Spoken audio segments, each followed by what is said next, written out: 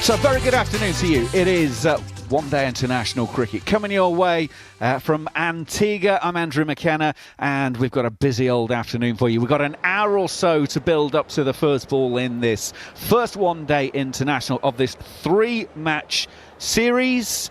Toss, therefore, will take place in about half an hour's time, which means we've got plenty of time to talk with the team. Let me take you through who the team are. Neil Manthorpe will be on commentary duty, along with Darren Gough, Steve Harmison, Mark Butcher, Phil O'Wallace and Michael Hewitt. So let's bring in the first pair and say good afternoon to Phil O'Wallace and Darren Gough. Good afternoon, gentlemen. Good afternoon, Andrew. I think you paired us well, an opening bowler against the opening batter. Very well done. I hope the pitch is a good one. It better be good because you're playing a few shots. Who got the better out of your skirmishes, out of interest? I think, how many games did we play against each other? Not many. But one or two, wasn't it? Yeah, but let's say if we play two, it's even 1-1. I'll give you that. There are no fans on this pitch today. 1-1. Call it a draw. There's no fans on the pitch. There's no fans in the stadium at the moment yet, because there's now hour to the first ball, and the Sir Vivian Richards Stadium is not really near anything, which means that there's very few people in the ground at the moment. We're hoping that we'll get a few more in by the time we get the first ball up and underway.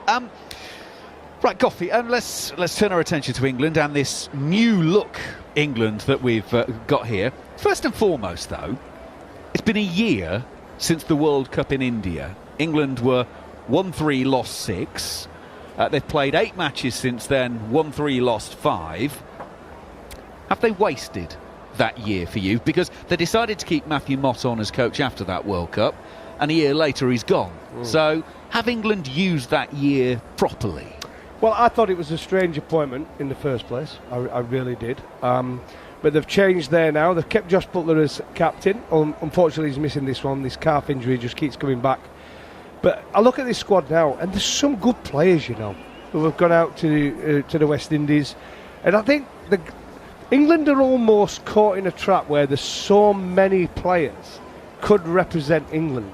Do they know their actual best 11? Because if you look at the guys who have been over in Pakistan who are now got on the way to New Zealand, there's probably, 3 or 4 from that team going to come into this one-day side as well.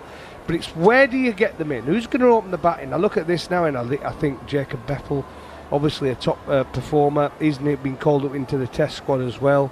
Saqib Mahmood, I think I've worked with him in the past. I really like Saqib. Reece Toppler, we know now he's a white ball specialist. You can tick him off. He's definitely in there. This John Turner has been picked in a few squads. Injuries always stopped him coming in. Michael Pepper's been brought in now. I mean, how many keepers do you want? We've got Pepper, we've got Butler to come back in as well. We've got Salt, we've got 3 keepers in there. And Cox, 4 keepers. And on the leggies, you've got Jaffa Shoano, I know obviously well. I was the guy who obviously was there when we brought him to Yorkshire to work alongside Adil Rashid. So it's an interesting squad. I think it's a good squad, but it's going to be interesting how it works out. I think they're all going to get a game. Let's just put it that way. They're all going to get a game during these 3 one-day internationals. As we're just talking about the squad, let's actually take you through the group that England have taken for this, because obviously there are some new faces. So Liam Livingstone is now the captain of this group due to Josh Butler's injury. So then it's in alphabetical order: Jofra Archer, Jacob Bethel, Jafar Chauhan, Jordan Cox, Sam Curran, Will Jacks, Saqib Mahmood, Dan Mousley, Jamie Overton, Michael Pepper, Adil Rashid, Rayan Ahmed, Phil Salt, Reece Topley and John Turner. There's a real mix of really young, talented players, but with not a great deal of experience behind them.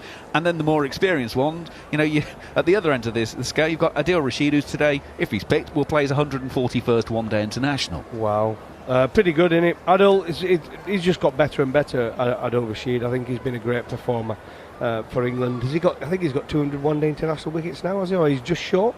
202. He's got that. He's on my tail, approaching. But you look at that. There's some very, very good young players. And Jaffa, it's a great opportunity for him to go out there, watch Adil at work. Adil's probably got another 2 years realistically. I know Adil say he's probably got another 5. He's got 2 years realistically. And they'll need someone to take over because he's been such an important part of England's success, Adil Rashid. And Jafar Shoam, is with white ball in a hand, is an handful. He varies his pace really, really well, bowls a lot of googlies, similar to Adil. And it'll be interesting. And he can bat. He plays a few shots as well. Jacob Beffel we know about. I think is one of the best fielders about. And he can play as well. And he bowls that left arm spin as well. The only one that surprises me a lot and that England has showed a lot of faith in him is Jamie Overton. Jamie Overton is playing as a batter. So just let me stop you there because I did some digging around on that. He is on a return to bowling programme at the moment. Quite what I've not been able to establish is where he is along that continuum, so I don't know yet whether he will be able to bowl in this or not. Now, if he's an all-rounder, I've always rated Jamie Overton. I would have had him in a heartbeat, definitely. If you're a coach of any county side out there and Jamie Overton's available and he's fit and he can bowl and bat, same as his brother Craig, right? Two fantastic cricketers, right? But he's playing as a batter. Now, the batter he is that guy that comes in 7 and 8, is a finisher, is a six-hitter, right? But if you look the way it's coaching now, it's not like it used to be in T20 cricket where the coach used to say to you, build a partnership, right? Get a partnership going. It is important, but if you say that as a coach, it sounds negative. It's not about that. You try and look at it and say, right, how many sixes do I need to hit to win this game? That's the way the game is played now. There's no such thing as partnerships, guys. Make sure you get a partnership between overs 5 and 10. Doesn't happen. Hit as many sixes as you can. Which is the West Indies philosophy. So let's bring you in at this stage. The West Indies, a week ago, were in Sri Lanka for 3 T20s and then 3 one-day internationals. They lost the ODI series 2-1. They took the final game of that series, although that last game was very heavily weather affected and DLS. It's essentially the same squad on duty for these matches, bar one change. Alec Athanaze hasn't made the cut, so Shimron Hetmeyer is back in. So their squad: Shai Hope, Alzari Joseph, captain and vice-captain. Then you've got Jewel Andrew, the 17-year-old phenom. He'll be 18 on the 7th of December. Casey Carty, Roston Chase, Matthew Ford, Shimron Hetmeyer, Shamar Joseph, who is in line for his one-day international debut if he plays today, Brandon King, Evan Lewis, Gudakesh Moti, Shafane Rutherford, Jaden Seals, Romario Shepherd and Hayden Walsh Jr. Philo, as I read those names out, how do you feel about this particular West Indies squad? Well, it's the same squad that went to Sri Lanka, barred Ale Antanaz, and they brought in Shemra Hetmeyer on the back of, I'm not too certain, but his last ODI was against England in 2023. So you can see that head coach Darren Sammy, who's also the lead in selection, he's decided he's going to stick with a squad and try to build a ODI squad for the future, for that World Cup that is fast approaching. But obviously they had a bad tour of Sri Lanka. They lost the T20. They also lost the ODI series 2-1. But the good thing about Sri Lanka is that they won the last ODI with the opening batter, Evan Lewis, who's back into ODI cricket after a long time, getting 100 not out, and Rutherford has continued to show consistency, which is good coming into this series against England. Now, Shamar Joseph is the one that bugs me because he left the tour before the final ODI for personal reasons. He's in Antigua now, and we're hoping that he will get to make his debut today, and he will obviously partner Alzari Joseph, who is at home and who's been given the vice captaincy tag yet again and has the responsibility, Alzari Joseph, to be what they now dub the leader of the attack. There's young Jaden Seal, and there we know he's very good at the test level. He's still new into ODI cricket, and he's feeling his way. So the makeup is we're going to try to get these guys to play more ODI cricket together and build a unit around Shea Hope and Darren Sammy's philosophies. Shea Hope had a poor series against Sri Lanka, so he will also be looking to get some runs against England in this three ODIs and try to bring some confidence back to his batting and also his leadership. When you're a captain and you're a wicket keeper and you're not scoring runs, you could end up like Josh Butler, down on confidence. You don't know if you're going to come left or go right.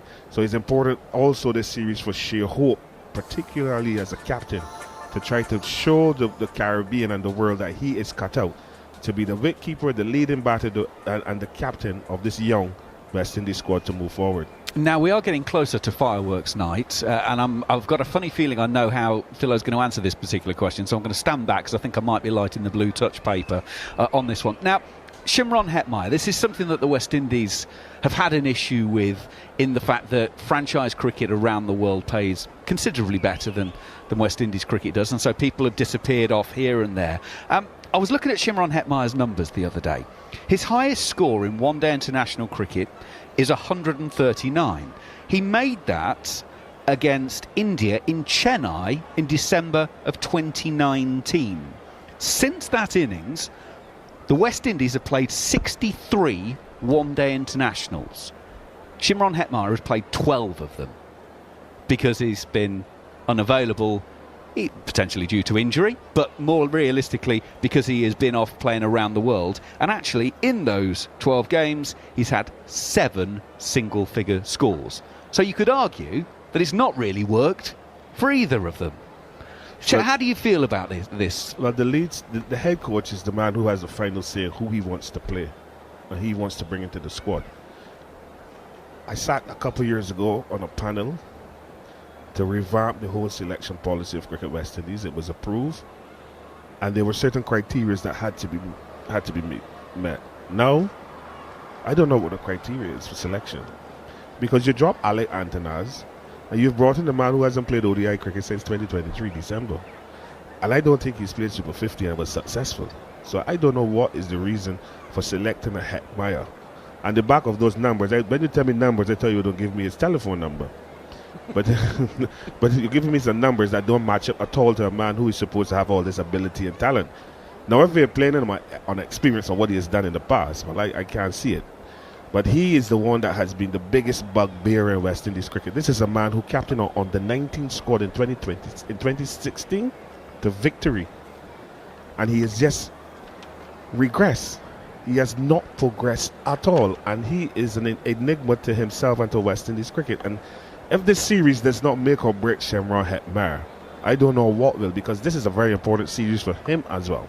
I'll tell you what, though, looking at him, I think he looks fitter than he has done for a long, long time. So whether that can play a part and he's back in line for a game for the West Indies, because he went through a period, didn't he, where he just lost control of his fitness and everything else. But if you look at his performances in the IPL, yes, T20, he was very impressive in that role, coming in at 5 and 6, that finisher.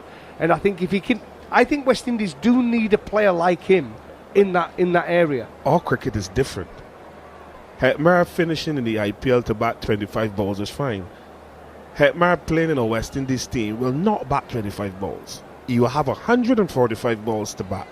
And that is the difference in West Indies cricket and franchise cricket. And these guys need to understand that even though they go to the IPL and they do well, they come back to West Indies. It requires a bit more skill and thought process. And obviously the fitness level has to be a lot higher. So to me, he's lost weight, he's fitter, but I want to see if he has anything between his ears that can show me that he's improved as a cricketer. Because he is important, he can bat, he can field, but we need him to produce consistently. If he plays today, you want him to go there and do wonderfully well for West Indies. Well, Philo, you touched on Darren Sammy. The West Indies head coach has been discussing what it's like managing players in the squad who have those franchise commitments. There's more communication happen, advanced communication. So then with advanced communication, there's planning that could happen. You know, we have our contracted players. We have guys like Nicholas Pooran, Hetmyer, Russell, who are not contracted. So you can't restrict. We cannot restrict the trade of players. We are competing against what is reality now. England could say, you know what, Josh Butler, you're not going to this tournament because your retainer contract is already X, Y, and Z. You know, Australia could say that. You know, India could stop all of the players from going to any other league because of what they are earning from their territorial boards. They earn enough so that the boards now could dictate where you play. Now, with us, the problem from since I started has always been finance. And in an environment and a region where the world now, cricket is a business now, it is hard, but I think what we've been able to do with this administration and the players is proper communication and a better understanding of how we go about things. Darren Sammy in conversation with our very own Neil Manthorpe as part of the TalkSport Cricket YouTube channel conversation, and Man as will, of course, be with you later on. We're 45 minutes or so away from the first ball in this first one-day international of the series. West Indies against England, getting it on in Antigua. First two games of this series are in Antigua. Then it's to Barbados for the final one-day international, and then the first two T20s before the final three T20s are played in St Lucia. So once again, Antigua, Barbados and St Lucia for England in the Caribbean. It seems that those are the only places that they tour nowadays when they go to the Caribbean. The announcement today that England now have 29, count them, 29 centrally contracted players. A mixture of 1 year and 2 year deals. Both captains, Ben Stokes and Jos Buttler, have got 2 year contracts. Will Jackson, Phil Salt, among those getting 1 year deals after missing out last time. Jamie Smith is straight in with a 2 year contract. First and foremost, Harmy and Goffey. Oh, for goodness sake, they've started early. Harmy and Goffey. First of all, 29 people on contracts, which, if you thought you were in with a remote chance of playing for England in the next year or so and you haven't got a contract, it kind of tells you where you are, doesn't it? Yeah, it does. I'm laughing. I mean, I don't want to be too disrespectful to go off on a different tangent here, but I'm watching Matt Walker give an England cap out. Matt Walker's never played cricket for England, so yeah, Matt Walker might have a chance in one of these 29 contracts. So no, I'm just joking there. Matt Walker, an excellent coach. He's working with the England group. I'm watching the England players get their caps. It looks like there's going to be at least 5 debutants that I've seen being presented with a cap, and it just shows you that the experienced Jacob Bethel is presenting a cap as well. So that tells you everything about what this group is and what this squad is all about. And it's a young group, it's a developing group. I look at the 29 contracts. I don't see any left fielders. I don't see any right fielders. 29's a lot, but I can understand from Rob Key's point of view with Brendan McCullum and the coaching team and the management staff that they have to protect themselves from franchise cricket. So because of that, that's why there's 29. I mean, there's nobody missed out. I don't think there's nobody who I think should have a contract. There's nobody sort of being left out of that group. I mean, Ollie Robinson's lost his, probably rightly so. Johnny Bairstow's got 1 year left, but he's part of that 29, but he had a 2 year contract, so they're just running that down. Yes, like they've done with Ollie's. It's important to say that not all of these are new deals, because obviously some of the guys had. Mark Wood had a 3 year deal, didn't he? So he's 1 year, 2 years left, which is why he's now on the 2 years. Yeah, 6 new deals. So let me just take you through then. So the 2 year contracts, or those who have got 2 years left on those: Gus Atkinson, Harry Brook, Jos Buttler, Joe Root, Jamie Smith, Ben Stokes and Mark Wood. And then the 1 year deals are Rayan Ahmed, Jofra Archer, Johnny Bairstow, Shoaib Bashir, Bryden Carse, Zach Crawley, Sam Curran, Ben Duckett, Will Jacks, Jack Leach, Liam Livingston, Ollie Pope. Sounds like I'm doing pick of the pops here with Alan Freeman. Matthew Potts. Interesting, Ollie Pope's only got 1 year, the England vice-captain. Let's come back to that in a second. Matthew Potts, Adil Rashid, Phil Salt, Ollie Stone, Josh Tongue, Reece Topley, Chris Wokes, and then there are also 3 development contracts: Jacob Bethel, Josh Hull and John Turner. Well, what I'll tell you, there'll be a lot of county CEOs absolutely rubbing their hands because they don't have to pay the salaries of any of those players on there. The development ones, they would have been hoping probably somebody like Josh Hull would have got a central contract, but it still goes a fair way to paying the salaries. So Yorkshire had Matthew Fisher. The last 2 years he's been on a development contract. That's now gone. So now he's gone to Surrey. Surrey are going to have to pay his full salary. That's how it works. They can afford it, by the way. It's not going to affect Surrey. But Will Jacks is getting, rightly so, Will Jacks is getting a full contract because he missed out in the last round of contracts. So the new contracts are Shoaib Bashir, correct. Will Jacks, I think they were worried. They were not worried. I think they were looking to see If he was the real deal, came around right at the very end of the last contract, so he probably felt hard done by not getting one last time. I think he's justifiably getting one this time because I think that lad is really, really talented. Phil Salt, he's been captain of England. Ollie Stone, back fit, I think is a benefit to English cricket when Ollie Stone is fit and firing. And Jacob Bethel is probably in a similar position to what Will Jacks was last year. You could argue that Jacob Bethel, now being into the New Zealand squad, added to the New Zealand squad, probably should be in that 1 year list, but I think they're in a similar position as what lies a similar position as Will Jacks and Josh Hall, exactly the same. So they're the new ones. Not surprising. I don't see too many players outside that 29 playing for England in red or white ball cricket over the course of the next 6 months until the counties can start challenging. And I think when you look at the development squads of under-19s, Lions trips that Andrew Flintoff and Graham Swan are taking away pre-Christmas and after Christmas, that's a very, very young group as well. So there's nobody on there where I think, well, they're missing out. They should be in this group. So I think now, since COVID, English cricket is on the rise because players can go off and tour, and England can do the under-19 stuff very, very well. I think the ducks are in the right way. I think they're in the right order now, and I think English cricket's moving forward. And like I said before, they have to be rewarded. Darren, you as a former director of cricket, they have to be rewarded because you know more than anybody else the lure of franchise towards a player now is massive. It's absolutely massive. So that's why there is that many contracts. The squad to go to New Zealand for the Test match series, which is, by the way, is going to be live and exclusive here on TalkSport 2 and the TalkSport Cricket YouTube channel as well. When it was announced, I did have a little look at the replies to the social media posts. Boy, you'd think Ollie Pope was the bogeyman, judging by some of the responses. But 3 Test matches ago, he was captaining England to a remarkable victory.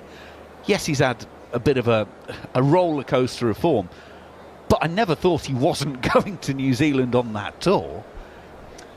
No, but you can understand the frustration, I think, with Ollie. I think he's another one of those players that's kind of lost in how England are trying to play. Yeah. And being vice-captain, he's trying to almost be Ben Stokes. I mean, this form's happened to Ben Stokes. When he was throwing his wicket away many times, I think he's came back a little bit, but he's just got done with huge spin, didn't he, in Pakistan? He got done when the ball started going sideways. On a flatter pitch, he might have got 100 the way Ben plays.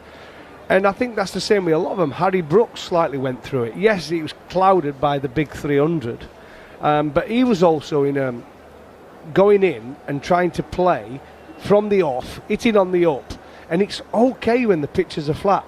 But soon as the ball starts going sideways, either seam or spin, these techniques and this style of play is tested. Why do you think Pakistan changed the way they went about from the first test? On flat pitches, these England players are great players, good players on those, to making the ball do something. And once it starts doing something, it becomes very difficult to still score at 5 and 6 and over. Yeah, I 100% agree. And I think that's always been England's challenge, that when the pitch is doing a bit and moving, we can't hit through the line of the ball. I don't want to go down the sort of Geoffrey Boycott where flat track bullies, but he's not far wrong. He's not far wrong in such a way where whenever we put under pressure, we're not very good at handling that pressure and handling that moment of pressure. And it's not a sustained period of pressure. It's just that moment of pressure, maybe 2 or 3 overs where they hide the ball starts moving, starts spinning, and then we can go quickly from 2 down to 5 down in no time at all. Or to the right, that concept of losing 3 wickets in no space of time. The Ollie Pope one is an interesting one. I agree with what Ben's saying when Ben says this is the best 6 batters we've got. And there might be people out there go, well, that's fine, but you have to look at form, and I do look at form. I think the vice captaincy is a burden around his neck, which I would take off him. We talk about not for anything other than let's not put any more undue pressure on him. He's batting at number 3, not a position I don't think he really wants to bat. I think if he is in, you look at Joe Root. Joe doesn't want to bat 3. He's our best player, so you leave him where he is at number 4. I don't think Harry Brook would have want to bat 3. So I think Ollie's taking one for the team at batting number 3. And then this is the thing for me. I looked at, me, John Norman, Nick Friend, and George DeBell do a county cricket show once a week throughout the summer, and we're well across the whole spectrum of county cricket. Darren has just come out of the county game, and Ben says this is the best 6 batters we've got, and I believe him. And it was such a way that these are the best players that played county championship cricket last season. From a batting point of view, for the numbers that's shown over the course of 14 championship matches, the openers were Rory Burns, Keaton Jennings, Adam Lyve, Dom Sibley, all had their chance. The middle order players. Jordan Cox, he's got a game. He's going to get in at New Zealand. James Bracey had a great season at Gloucester. Will Rhodes, now gone to Durham. They've had to go. Will hasn't, but then the next ones, Colin Ingram, David Bedingham, don't qualify for England. They smashed it out of the park. Like so Ryan Higgins, Liam Dawson, and then you've got the wicketkeeper batters of John Simpson, Alex Davies. Now, them there, all 12, 13 batters there, they're the only ones I think got over 1,000 runs in first-class cricket last season. When I look at England's top 6, none of them get into it. None of them get anywhere near it. Bedingham does, but he's South African. Ingram does, not qualified. They're good players. The English ones, I don't see them getting in, and that's my problem. And Goffey's going to come in, and that's my Jennings, problem. I think Jennings is Arshan Jennings. I think he's gone away, and I think he's become a better player. What I've seen on the circuit, and I've been around it as well, the last few years, Keaton Jennings. Yeah, I'll agree with that. He should have played in that last Test match in the summer. He's a proper player. He plays spin well. That's why I'm in Sri Lanka. We did the talk sport. Sweeps really well and hard. He should have come in instead of Dan Lawrence. I get that. I totally agree with that. His technique's better. He's looking to be aggressive and hit the ball harder. I think Dom Sibley is trying to up his game as well, and the way he plays, I think he's getting back to something that you want to see. But all these guys now know they have to play a certain way to get in this England side, so they're all changing. But I also look at it and think, well, when people say Rob Key has got no interest in county cricket, that list tells me why. Interesting stuff. Right, we are moments away from the toss for this first one-day international between England and the West Indies. Ian Bishop is going to be the man out there in the middle with the captains Liam Livingstone and Shai Hope. Stadium for the first of 3 CG United one-day internationals between the West Indies and England. Alongside me, the captain, Shai Hope, captain of the West Indies, Liam Livingstone, leading England today, and Rion Dane King in his sartorial splendor. Thank you for showing us up. Shai's got the coin. Tails call. Hands ahead. So Shai, just remind the viewing audience what you're going to do and why. We're going to bowl first. I think with this overhead that we have, just try to utilize as best as we can. And conditions can possibly change if it gets a bit wet as well, so we better be on the batting side at the end. It's a quick turnaround from the Sri Lankan series. What are you looking to be better at in this one?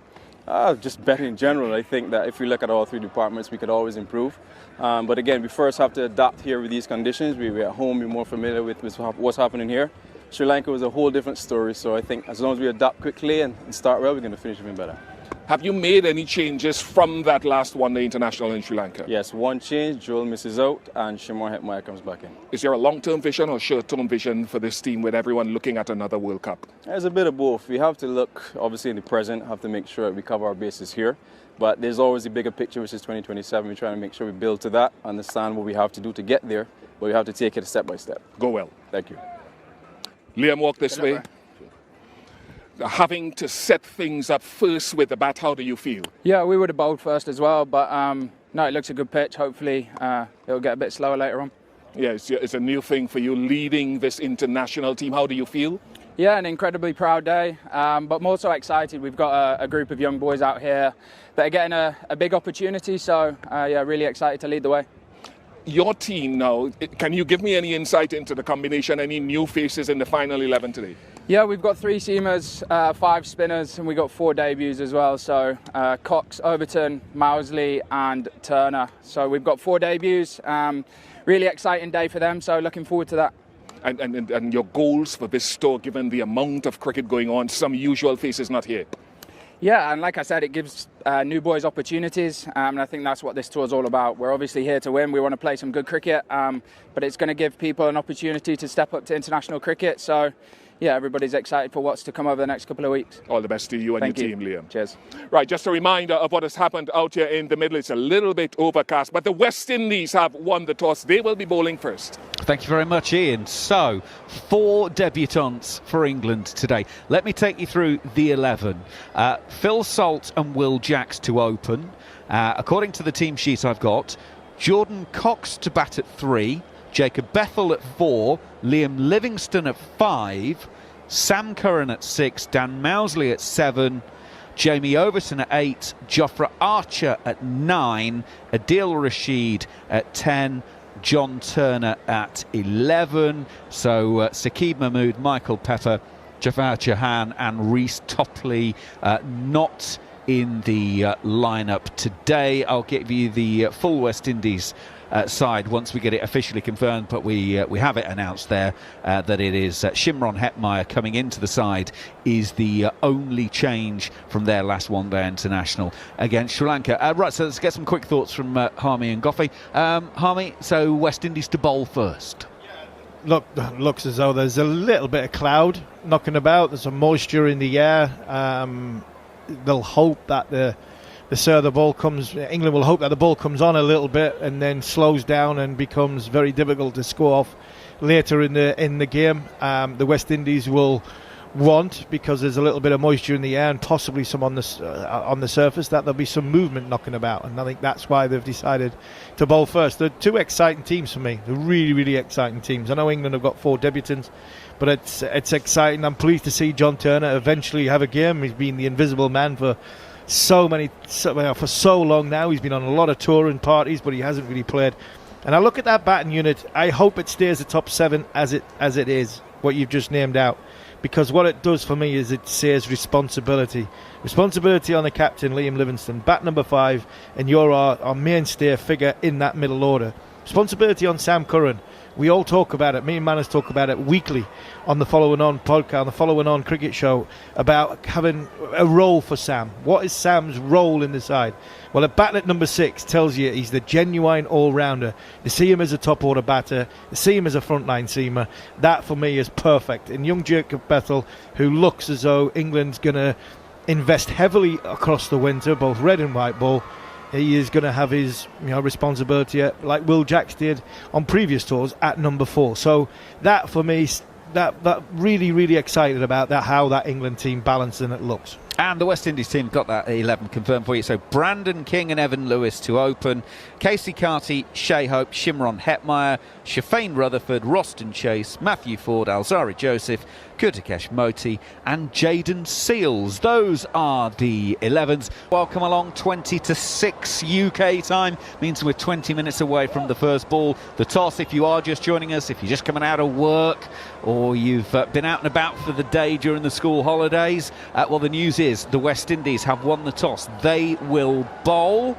So England batting first. 4 debutants, the England lineup: Phil Salt, Will Jacks, Jordan Cox, Jacob Bethell, Liam Livingstone, the captain, Sam Curran, Dan Mousley, Jamie Overton, Adil Rashid, Jofra Archer and John Turner. For the West Indies, it is 1 change for them, with Shimron Hetmeyer coming into the lineup, that from their last one-day international against Sri Lanka in Pellekele, what, a week or so ago. So it's Brandon King, Evan Lewis, Casey Carty, Shea Hope, Shafane Rutherford, Shimron Hetmeyer, Alzari Joseph, Roston Chase, Kurtikesh Moti, Matthew Ford and Jaden Seals. Let's introduce Machel Hewitt for the first time today. He's going to be part of the commentary team here on TalkSport 2. Match, welcome along for the first time, and it seems like it's a bit of a no-brainer, really. Win the toss and bowl if you could. Yeah, hi Andrew. Yeah, most definitely. I think this morning it was very much muggy, and as Shea Hope alluded to at the toss, it's overcast ahead as we look outside right now, and it just makes sense that you have to bowl first with those conditions. And I mean, in the days that I've been in Antigua thus far, rain will come at some point, you would think, in the day, and if that has an effect on shortening the match, then it will obviously favour the side that bats second. So, as you say, it was very much a no-brainer of a decision there by the West Indies once they'd won the toss. In terms of the West Indies, we had a slightly bizarre situation in the fact that they didn't actually name their squad until, well, it was within 48 hours of the first ball of the match. It got announced about 8:30 UK time on Tuesday evening. In fact, it was actually released after on the West Indies social media channels they'd shown footage of the players actually arriving at the airport. Do we know why it took them so long to actually announce it? Was there any sort of discussions going on, or was it just purely that they just didn't get round to doing it? Your guess is as good as mine. Okay, fair enough. It's one of those then. I think it's very much a case of the turnaround time from Sri Lanka to come into Antigua. I mean, they only got here, I think, on Monday evening, so the turnaround time's been really quick. The real question mark is when was the decision made that Shimron Hetmyer would replace Alec Athanaze, and I think that's really the answer that people are looking for. Philo is alongside us. You touched on that earlier on. So your thoughts on the team that they've actually put out then, Philo? Well, no surprises at all, actually. With Alec Athanaze out of the team, out of the squad, you would expect that once Hetmyer is in, he will start. And you have to remember that Hetmyer and Hope as well play for the Ghana Amazon Warriors in the CPL, so they have a good relationship and a good understanding of each other. And obviously Hetmyer is the one that they're looking for to help bring some solidity to that middle order, particularly when the slow bowlers are on. He's quite a good player of slow bowling, so they would obviously look to get him in as quickly as possible. My question is, how much cricket has Hetmyer been playing since the CPL? And what has he been doing to keep himself in readiness? I heard head coach Darren Sammy said there's a lot of communication between the players now, but I don't know how much communication would have gone out to Hetmyer to say, look, we're looking to bring you in against England, we need you to start practicing. And that should not even be said. He should be working on his game, thinking that he's going to get into the squad. So it's going to be interesting to see how he goes when they get to bat. Mash, as you look around the stadium, there was a sprinkling of supporters in about an hour or so ago, but actually there are a great deal more now starting to appear. For anyone who's not been to the Sir Vivian Richards Stadium in Antigua, it's a long way out the centre of town. You don't just walk past it by accident. You actually have to make a real effort to get there. Do we have an indication as to how many people are likely to rock up for this one, and therefore give us an indication as to whether the West Indian public are actually fully into this series? I think there's two ways to kind of approach that question. I think at the moment, as I look out on the ground, I'd say we're probably approaching somewhere in the region of half full once everyone goes to take their seats, and whether that will increase as the day goes on. Certainly the Caribbean public that come to watch, or the Antiguan public that come to watch, will probably turn up later on during the course of the day. But we have to remember as well that tomorrow is Antiguan Independence, and I think a lot of focus amongst the Antiguans will be what's going on tomorrow, because there's actually an event at the stadium tomorrow as well. But Cameron Ponsonby and I had a conversation about this earlier in the week, and I think numbers are down in general in terms of England fans travelling to or for this particular tour, given it's the third one in consecutive years. So I think that has an effect on the numbers we'll see as well.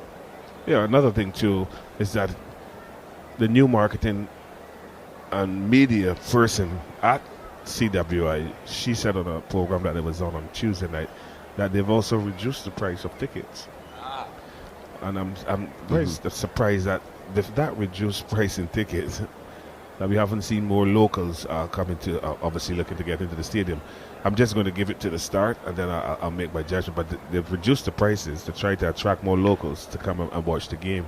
Because that what has been the knock, hasn't it, for the last 3 or 4 years, really. Whenever West Indies and England play in the West Indies, it always feels like an England home game because of the amount of people who actually travel. Yeah, and because of the packages that are offered to the English visitors. And also one change has been made as well, because Joel Andrew, who played in Sri Lanka in that last game, obviously he's not playing in this game. I thought that he would have been given the opportunity at home, obviously, but they've gone for experience. But it's quite sad that the locals again are not looking to come out to support West Indies cricket, despite having a reduction in price, and which is a big thing in the Caribbean, because they were saying that the prices were set a little too high, but the CWI decided to drop the prices. But you're still seeing more visitors than locals. But as the game goes, gets started and people start to see what's going on or hear what's going on, I believe they're going to come to the ground. Because West Indies cricket needs the supporters. Yeah, absolutely. Well, of course, it is a floodlit game, this one. It's going to be a day-night game. Saturday's game is a much earlier start. It's 1:30 UK time, so it's basically breakfast time in the Caribbean. And if they're all going to be partied out after Antigua Day tomorrow, it's going to be very interesting to see how many of them actually make it for the toss. I'll probably answer my own question there and say not very many at all. Mash, thank you very much for the time being. The news, we'll keep repeating it for people joining us all the time. The West Indies have won the toss. They will bowl. There are 4 England debutants going to be getting their first appearances when we get underway in about 13 minutes' time. So let's take a check on the odds with our friends at William Hill. In the Zone on TalkSport 2 with William Hill. 18 plus, gambleaware.org. And it's Ben Barrett who is joining us from William Hill. So I imagine it's a little bit trickier to price up some of these markets when you've got 4 debutants. You're never really sure what's going to happen. So, Ben, where are William Hill placing this one? Yeah, you're absolutely spot on. It is a tricky one to call. And actually, since the team news and the toss have happened, we've seen a little bit of immediate movement on the West Indies. They were a little bit bigger in price. They're still the outsiders of the 11 to 10 for a West Indies win. England are 8 to 11. Where I think we've seen the most shift, though, is in the run scorer and wicket taker market. It's here. Will Jacks, who of course will open up in a few moments' time with Phil Salt, is the favourite at 17 to 5. Phil Salt 18 to 5. Stand-in skipper Liam Livingstone 4 to 1 to top the run scoring for England in this first innings. In the bowling department, again, it's those that have got a little bit more in the way of solid experience that lead the market. Adil Rashid 7 to 4 to take the most wickets. Jofra Archer at 2 to 1. Interesting player in both markets, of course, Sam Curran. I think we expect him to bat at 6 and bowl first change. 7 to 1 top run scorer, 4 to 1 to be the top England wicket taker there. A word for some of those debutants. Jordan Cox is 4 to 1 to be the top England run scorer here. I think we're expecting him in at number 3. Whilst in the bowling department, Jamie Overton 24 to 5 to take the most wickets. John Turner 21 to 10 in that same market as well. It's an inexperienced England side, but the market at least still expects them to go 1-0 up. And thank you so much for that. The latest odds with William Hill. It is for over 18s only. BeGambleAware.org. In the Zone on TalkSport 2 with William Hill. 18 plus, gambleaware.org.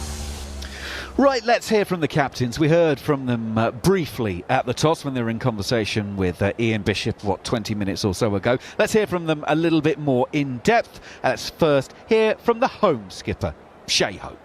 Shai, you've won the toss. What have you decided to do and why? We are going to bowl first. Obviously, with the conditions that we have here, it's important that we try to utilise it. We never know with the rain around. It could always be a pain whenever you have to bowl second with that wet ball. So. Quick turnaround from the Sri Lanka series. How are you guys looking to bounce back from that defeat? And, well, you always seem to beat England, so you've got high hopes for this series.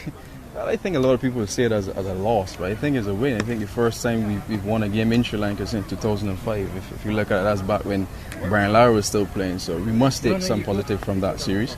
And yeah, we always have a different buzz and vibe when we play against England. So the guys are always ready and raring to go. I'm looking forward to this one. And just finally, have you made any changes from your team last week against Sri Lanka for today? Yeah, just one change. Joel Andrew misses out and Shamar Hetmeyer comes back in. Perfect. Shai, best of luck. Thank you very much. Cameron Ponsonby is the man putting the questions to Shai Hope, and he's also been putting them to Liam Livingstone. Liam, batting first, how do you feel about that? Yeah, we would have bowled first. But yeah, it is what it is. Hopefully the pitch gets a bit slower later on. But yeah, hopefully we can set a score and defend it. So a lot of caps being handed out. Who's making their debut for England today? Yeah, we got 4 debuts, Cox, Overton, Mousley and Turner. So incredibly special day for them.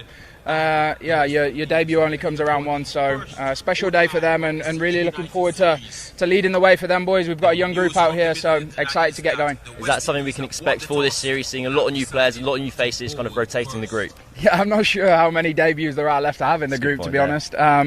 But yeah, like we said, we're going to give people opportunities, and that's the exciting part for me. Is over the next few weeks we're going to see some new cricketers for England, and hopefully today's the day that they start to show what they're all about. And finally, you knew today you were going to be captain, but now it's actually here, the moment's arrived. How are you feeling? Yeah, just excited. It's obviously an incredibly proud day for me, but yeah, I'm more so excited than anything else. It's a very big honour to be able to lead your country, but more so the younger group that we've got out here is it's kind of cool that I get to lead the way. So yeah, like I said, really excited.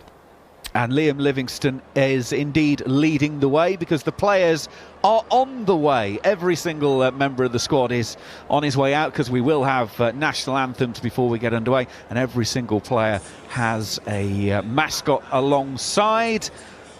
The umpires, Leslie Reefer and Rod Tucker, are the standing umpires for today. Alhuddin Pelika is the TV umpire.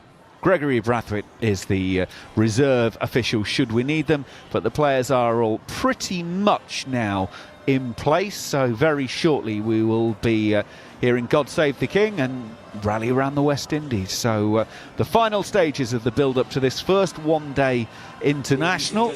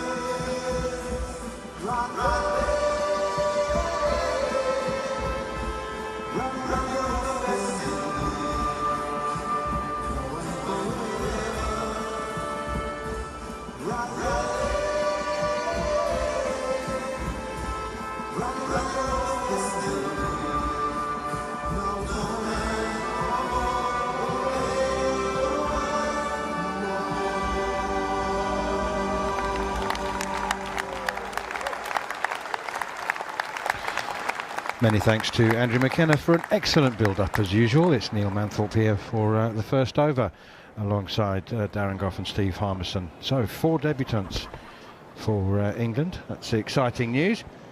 And I must say that the Caribbean is becoming a second home for England during the winter. This is the third tour in as many years to make up for the West Indies coming and touring or going and touring England during COVID. It's very much an honouring of a promise. I mean, the West Indies kept the lights on in that first torrid summer of COVID, and England promised to make good, and they're living up to that promise now.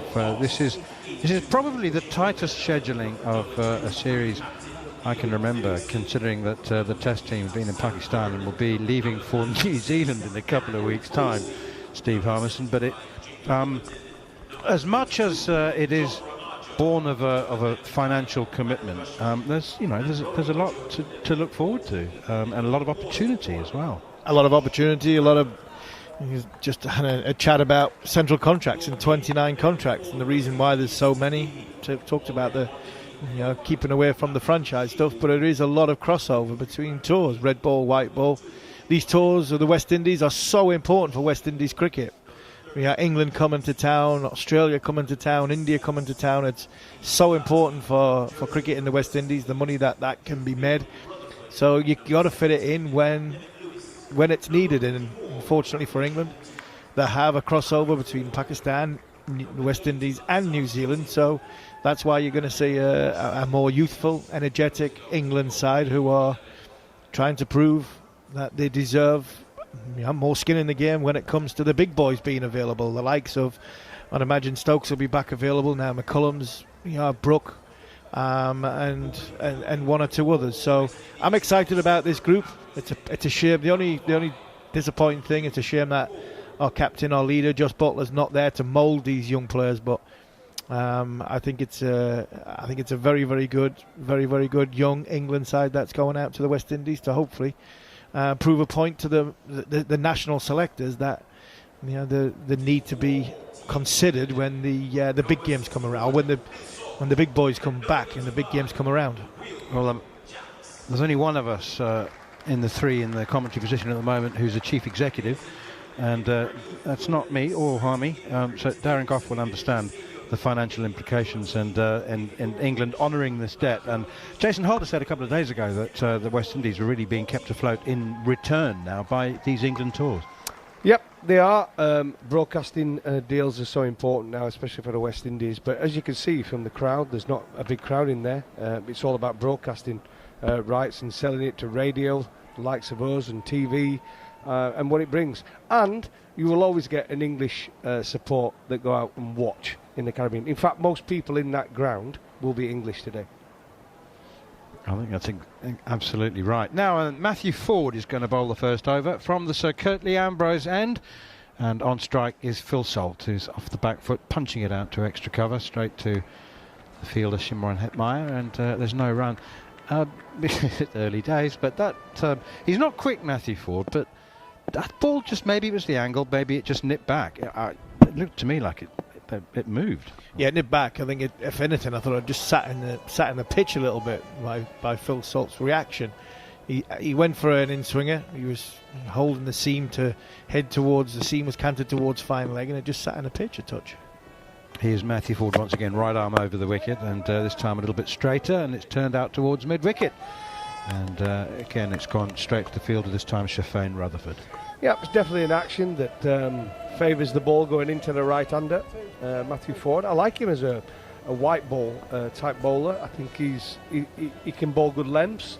He can swing the ball with a new ball, and he's playing a big part for the West Indies in white ball. So no shock to see him opening the bowling, and it's a decent start for him. 2 dot balls, especially when you're bowling at Phil Salt. Yeah, well, exactly. Yeah, there's a slip in place. Cover, extra cover, mid-off, mid-on, mid-wicket, square leg. Orthodox 3 and 3, saving 1. Slapped away, just slightly back of a length through extra cover by Phil Salt in the first runs.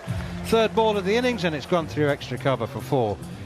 There's a good hearty chase out to the cover boundary by Shimron Hetmeyer, and but he wasn't able to get there. Good to see that the outfield looks to be holding firm. Those of you who played in that 2008 Test match, and those of us who watched it will never forget the beach. The beach, yeah, I got left out for it because it was a beach and the wicket was soft. 4 days later, I was back in the team when we went back to the rec round. Yeah, that Test match abandoned on the first day. Salt now plays defensively as Ford pitches it up, doesn't make the mistake of dropping short of a length on that occasion. 4 without loss. England losing the toss, asked to bat first in the first of 3 ODIs at the Sir Vivian Richards Stadium in North Sound, Antigua. And we're seeing very judiciously selected shots from the cameramen of the crowd, and as Darren Gough says, they're all English. I'm afraid the lack of love and affection for the Sir Vivian Richards Stadium hasn't changed a great deal in Antigua. Another in-swinger from Matthew Ford, driven firmly out towards mid-off, straight to the fielder, Alzari Joseph, and there's no run. He loves a flashy watch, doesn't he, Alzari? Always has bright, colourful watches on. Ever since he came onto the scene, good bowler. He's improved, hasn't he? He's upped his game over the last 2 or 3 years, Alzari. It's funny, I mean, many people didn't see him as leadership potential, but he's really taken to the role of vice-captain, and is obviously widely respected in the group. That's down the leg side. That'll be called a wide by umpire Leslie Reefer. He's definitely getting a bit of swing, isn't he? Yeah, there's definitely shape there. He's just not... When he's gone for the full one, that's when he's losing the shape. The shape's going more down the leg side. It's swinging more from a fuller length. When he bowls that sort of back of a length, he's getting some shape in towards the batter. Then the indifference of the surface of why probably the West Indies have decided to bowl first. That's helped, but there he's gone for probably the big booming in-swinging Yorker, and he's just got his starting line wrong, and it's gone down leg side. But there is some shape there. Good swing. Here is Ford up to the crease again and gets it just right this time. Starts on the line of 5th stump and swings back in towards 4th. Phil Salt plays it away defensively. So 5 without loss, a boundary and a wide. Salt has 4. Will Jacks has yet to face ball. I'll tell you what, just from watching as well, Army, it doesn't take you long to do it, assess the pitch. Straight away, you'd be looking at that now if you're the batters in the England camp and you Phil Salt and Will Jackson, you're having a chat. Immediately would say, might be staying in this pitch slightly. It's obviously had a bit of water on it and it's not got that pace in it. It looks pretty slow. Wait till the ball's right under your eye, and if you're going to hit, make sure you hit hard. Don't be playing half and half shots so you get caught in the ring. Yeah, I think it's a straight back wicket shot. I think the minute, because of the slowness of the pace, any sort of 45-degree angle, or even the horizontal bat shot early could be a little bit more of a challenge to control. So I think rotation of strike will be good from Salt and Jackson. No, they're big hitting players, but just till they get going, build their confidence. And I think the West Indies have seen that, because the fielders inside the circle are very, very close. It does look like a slow outfield, so I think the West Indies and Shai Hope will be looking to make sure that East fielders will be in the ring, tight on the one, and not giving England a chance to rotate the strike and potentially give one batter who is seeing the ball better than the other on a wicket which is sitting in the surface more chance of accessing the boundary and getting England off to a good start in a power play. 23-year-old Trinidadian Jaden Seals will bowl the second over from the Sir Andy Roberts end, which is, dare I suggest, the more illustrious of the two ends. It's there's a grandstand at the north and south end. The Sir Curtly Ambrose stand has where the ground staff are based, whereas the Sir Andy Roberts stand, it's a 5-story grandstand, and that's where the players' changing rooms are and the corporate suites. It's pushed away defensively by Will Jacks up to mid-on, straight to the fielder again. And there's no run. Casey Carty at mid-on. I think from what you're saying there, Darren, from a bowler's point of view, though, we'd be saying to each other, keep the stumps in play. Top of the stumps, bowl straight field, make them take a risk to hit the big shot if they want to play cross-batted. This has got something in it. If we started on the top of sort of middling off and get the ball together, go either way, then we're in the game and create pressure that way. Here's Seals again, back of a length in towards maybe not the rib cage but the waist, and pushed away by Jacks defensively on the onside. Yeah, looking at the weather, I don't think they're going to get much swing with the bowlers that are on point. And I like Seals. I think he's a fantastic. Another one I think seemed pretty well. He's come back after a promising start. He disappeared for a bit and then I think he's really stepped up this last 12 months. I really like him as a bowler. Strong, can hit the pitch hard, and I think he'll be the type of bowler that can make England batters work on this pitch. Hit that back of a length, look into it top of off and middle, and like Army says, it'll be difficult to get away. Here's Jaden Seals once again, full straight approach up to the crease now, and Jacks again pushes it straight to the same fielder, Kesey Carty, at mid-on, and there's no run. He's a nice young man, and Jaden Seals. We had him on the show early early last season when he came over to Sussex, and I think when we had him on, I think we had him on in April, didn't we? And he wasn't. I think he'd only been in the country about a week, 10 days, and the interview was delayed while he was taking off some of his sweaters. So he's cold running in the car. You could see the condensation of the windows in the car. It was freezing, the poor lad. But he was a brilliant sport. I mean, he gave us some great lines, and he loved his time in county cricket. Here is Seals again. Goes for the Yorker, and it's a little too straight and a little too leg side, and it's clipped away just for a single down to Matthew Ford at long leg. The great thing is that, I mean, let's be honest, he wasn't being paid a king's ransom by Sussex, and he was happy because he wanted to acclimatise for the Test match tour. Oh, great move for him. I think Sir Clive Lloyd, we were talking to him earlier on the phone, and he was talking about back in the day, a lot of West Indians cricketers came and played county cricket and learnt to play the game. They can't get in now because they're all wanting to play franchises, and they don't play enough 4-day stuff to come and get appointments at some of the counties. Here is Seals once again. Similar error, too little too full, little too straight. It's driven up to mid-on, but it's gone straight to Kesey Carty. I mean, there were several lines, as you said, that stuck out for me, but the one from a 23-year-old who's got all this earning potential, and he said quite kindly, just said, we asked him about T20 cricket, and he said it's not what you'll be remembered for. Which is exactly what you want to hear. You're remembered for the Test match wickets, Test match runs, how many times you played and beat Australia if you're an Englishman, or an Australian if you're playing against England, how many times you won the Ashes. That Test match is huge. Here's Jaden Seals once again, and that's clipped away through mid-wicket. Carty chases and slide tackles the ball. They'll come back for a second. I have to say that although the outfield is nice and firm, and there was no rupturing of the soil as they slid alongside that ball, it seems very slow. It's like the ball's rolling like a ball of wool across Velcro. Yeah, it does. It looks slow, but the pitch is slow as well, so there's nothing coming onto the bat, and a little clip through mid-wicket from Salt there, and then a June or a July balmy day in Trent Bridge, Edgbaston, Old Trafford, that flies away for 4.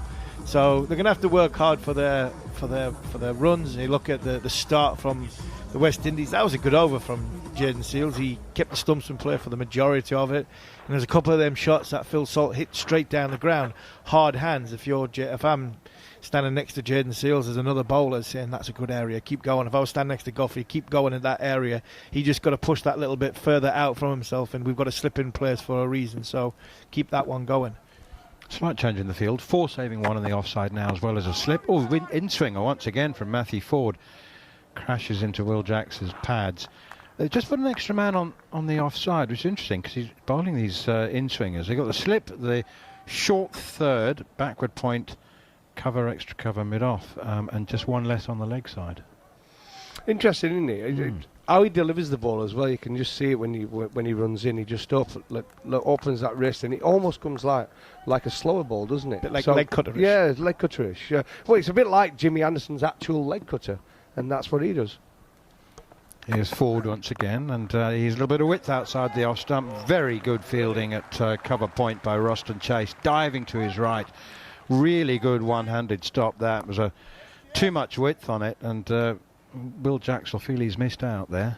Yeah, he's got away with one there. There's Matt Ford. Excellent bit of fielding from Chase, but that is width, and it's not something you want on this surface. See, he's tried everything in his might to try and get it to swing in. It's too obvious, to be fair. He's not looking at late. It's going everything from the wrist. Ford in again. Big in-swinger this time. That one swung more than anything, and it's counterproductive because it's been flicked away for 4. It was too full, but prolific swing there. It's too full, and Will Jacks didn't need to hit it at all. Just glanced it away. Yeah, I think as we said first of all, when you do try and get it fuller, it is going to swing more, but his action is that much made for early swing, isn't it? With the way he releases it from his hand. If he can just delay that a little bit, he'd be quicker and it would go later. But unfortunately for him, he doesn't get his line right. It's going to slip down the leg side. Forward, overcompensates, goes wide of the off stump. Jacks looks for the cover drive, but it was just probably a little bit too wide to drive with comfort, and he couldn't reach it. Salt 6, Jacks 5, 12 without loss. England asked to bat first. I'll give you their team. 4 debutants, so Phil Salt, Will Jacks, Jordan Cox, Jacob Bethel, Liam Livingston, beg your pardon.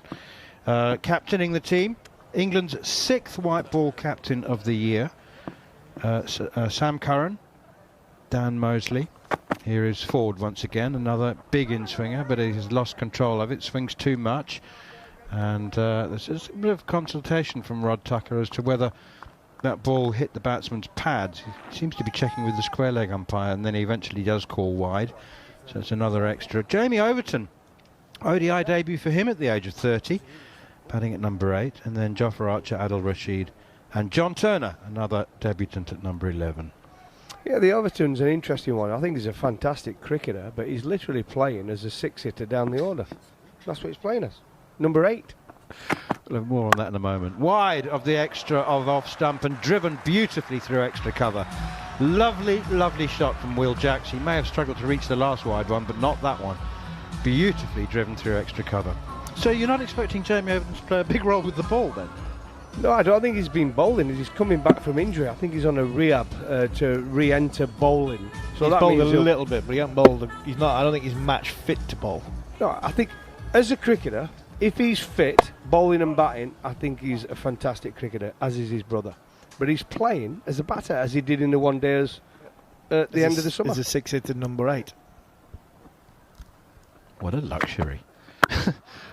Forward comes Will Jacks, pushing it up towards mid-off, fielded by Alzari Joseph. All right, okay, right, Jamie, we want you to make your debut, but we don't. You can take it easy. We're going to bat you 8. And just try and launch a few out the go. Don't worry about the bowling for now. Can you remember we had that 2004 series where we were in Guyana. The first ODI got rained off. Me and you were at the end. You at the winning runs. We needed 15 or 20. I walk out at number 10. We had Chris Reed batting at number 9. Everybody thought it was a masterstroke. That Reedy was because he hit low Yorkers and he was a finisher. He was a finisher, but he was only playing because we had 12 fit men, because we had 3 injuries on the rubber dinghies, on the jet skis the week before. Gilo got injured, Simon Jones got injured, somebody else got injured. We only had 12 fit players, didn't we? Just looking at the team list, I mean, there are 9 bowling options, 8 proper bowling options, so that's okay. Jamie Overton doesn't have to bowl. 8 bowling options. That driven now by Phil Salt as Jaden Seals goes a little too full and straight. Kesey Carty runs around from mid-on to field. Just, it's easier to mention the completely non-bowlers. Salt. Jordan Cox, he's a non-bowler. I know he does everything. Plays the guitar, keep wicket, writes his own music. We've got 2 all-rounders. Phil Salt, wicket-keeper as well. You've got Cox as a wicket-keeper as well. You've got Bethel, can bowl left-arm spin. Yeah, so actually it's only Salt and Cox who don't bowl. So there's 9 bowling options, 8 without Overton. And they're both bat and keep wicket. So we're playing 11 all-rounders. Yeah. Well, just John Turner bat. Here is Seals again, and it's driven by Salt, straight to cover. Well, he's born in South Africa, he must bat. I think we're only allowed 1 who can't bat in the side. I mean, we'd have been shot 15, 20 years ago, won't we? Gough and Caddick.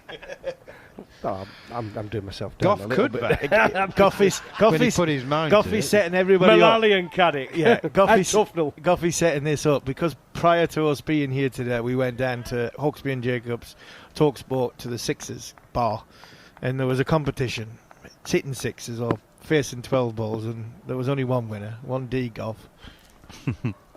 Here's Jaden Seals again, and it's back of a length and clipped out towards mid-wicket. There's no run. Mind you, second place was a centre forward from Aston Villa who played for England. So it didn't take much. Darren Bent was second. Where were you, Army? Fourth. I was behind Monty. That shows how much I can bat. Macker even tied with me. So it's been a long time since I picked a plastic bat up. Wow. We had good fun though. I was sober. That was the problem. Well, you had to be. I mean, that's not really the event, to limit yourself to half a lager shandy, is it? You've got to get into the spirit of things. 19 without loss. England put into bat as Jaden Seals was in again and going straight. There's a lot of straight bowling at the moment from Seals and Ford, which makes me sort of think that it's one of those... it's conditions that makes the bowler want to attack the stumps.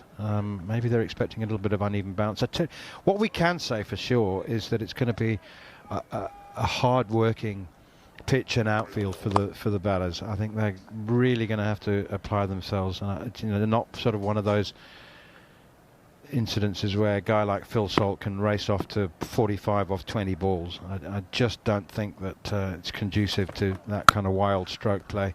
That's driven straight towards extra cover down into the ground. Salt remains 8 off 13. Jack's 9 off 10. It's 19 for none. I get where you're coming from, Manners. Absolutely. But I don't think that will come into the thinking of Salt and Jacks at all. I think they will go in and realise, hang on a minute, it might be harder when the slower bowlers come on and the medium pacers, bowling cross seam, slower balls. The best time to bat is now and score heavily in these opening 10, 15 overs.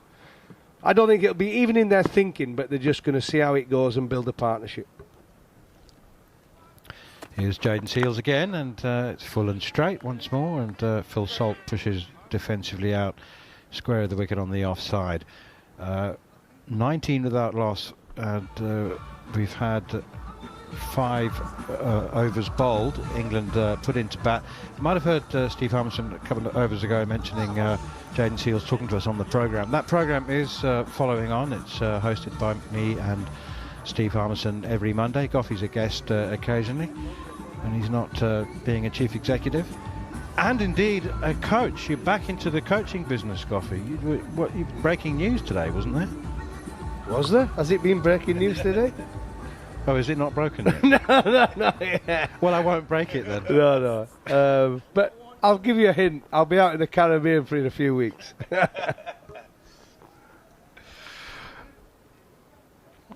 Welcome to our listeners on TalkSport. It's the first of 3 one-day internationals. The West Indies won the toss and asked England to bat first. They remain intact with Phil Salt and Will Jacks at the crease. Salt on 8, Jacks on 9. 19 without loss, England, outside the off stump here from Matthew Ford, the right arm medium pacer. A little bit of team news for those joining us on TalkSport. 4 debutants for England today in a very, very new look team. Jordan Cox will bat at 3 on the scorecard that we've been given. Dan Mosley. Jamie Overton, debut at the age of 30, batting at number 8. And John Turner, who's had a couple of false starts in his international career. Finally, he picked in a couple of squads and was injured in one of them and didn't get a game in the other, but finally makes his debut today. Matthew Ford in again, tucked away by Will Jacks, straight to mid-wicket again. And there's no run. 4.2 overs gone. England 19 for none. That's better from Ford. Just what you were talking about in the last over about getting off to a racing start. This is the best time to bat against the brand new ball, and the bowlers have got to be disciplined. They've got to be looking at in and around that 5.5 metre mark straight, and not giving the batter any chance to get his hand free. The one thing you can, when you're talking about it, man, is Salt get 40 off 25 balls. He could do if the bowler goes chasing. That's very wide, and it's driven in the air, and it just drops short. Malzari Joseph at mid-off. Did he take the pace off that? It was no timing at all from Will Jackson. It almost cost him his wicket.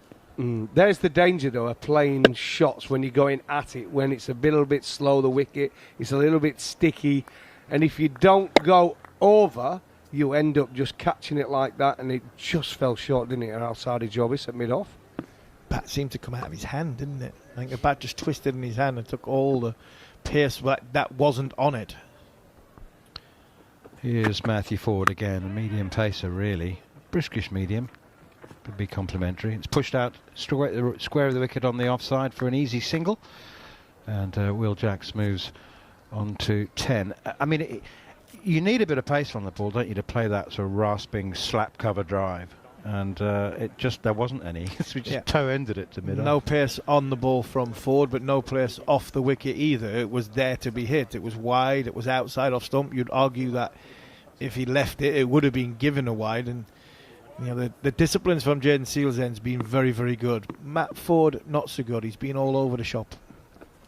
Here is Ford once again, and that's driven straight to cover. Roston Chase fields, and there's no run. His reputation and his reason he's in the team is he is regarded as particularly skillful, and subtle changes of pace. I mean, there's one. I'm not being facetious. So genuinely, I mean, if you bowl medium pace and you can vary it, but you know, even from 125 to 118 makes a difference if the batsman can't pick up the change in pace. I just think his wrist position, when he doesn't quite get it right, his natural variation with trying to, and him not knowing what he's doing.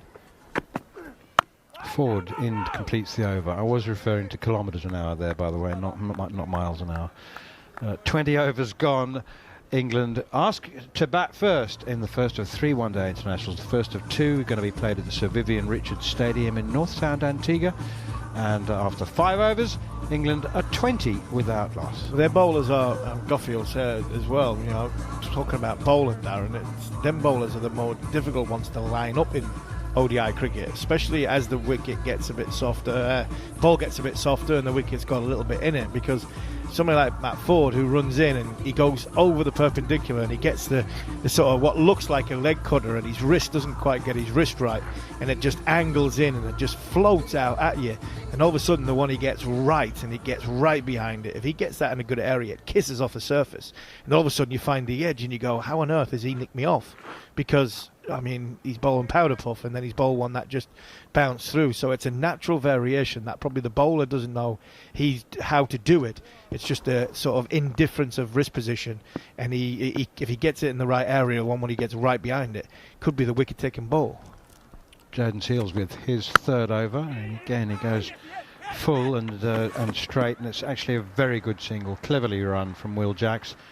I think Kesey Carty was slightly on his heels, was he? Maybe I'm being unkind. Maybe it was just good running. He's just dropped it, taken the pace off the ball and set off the single. He had to sprint it.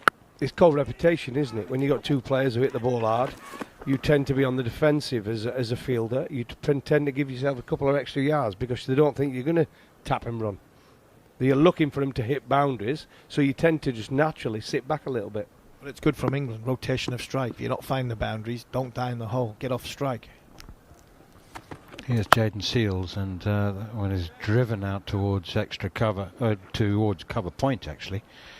There's been a change in the offside field, as I mentioned. That's Shimron Hetmyer.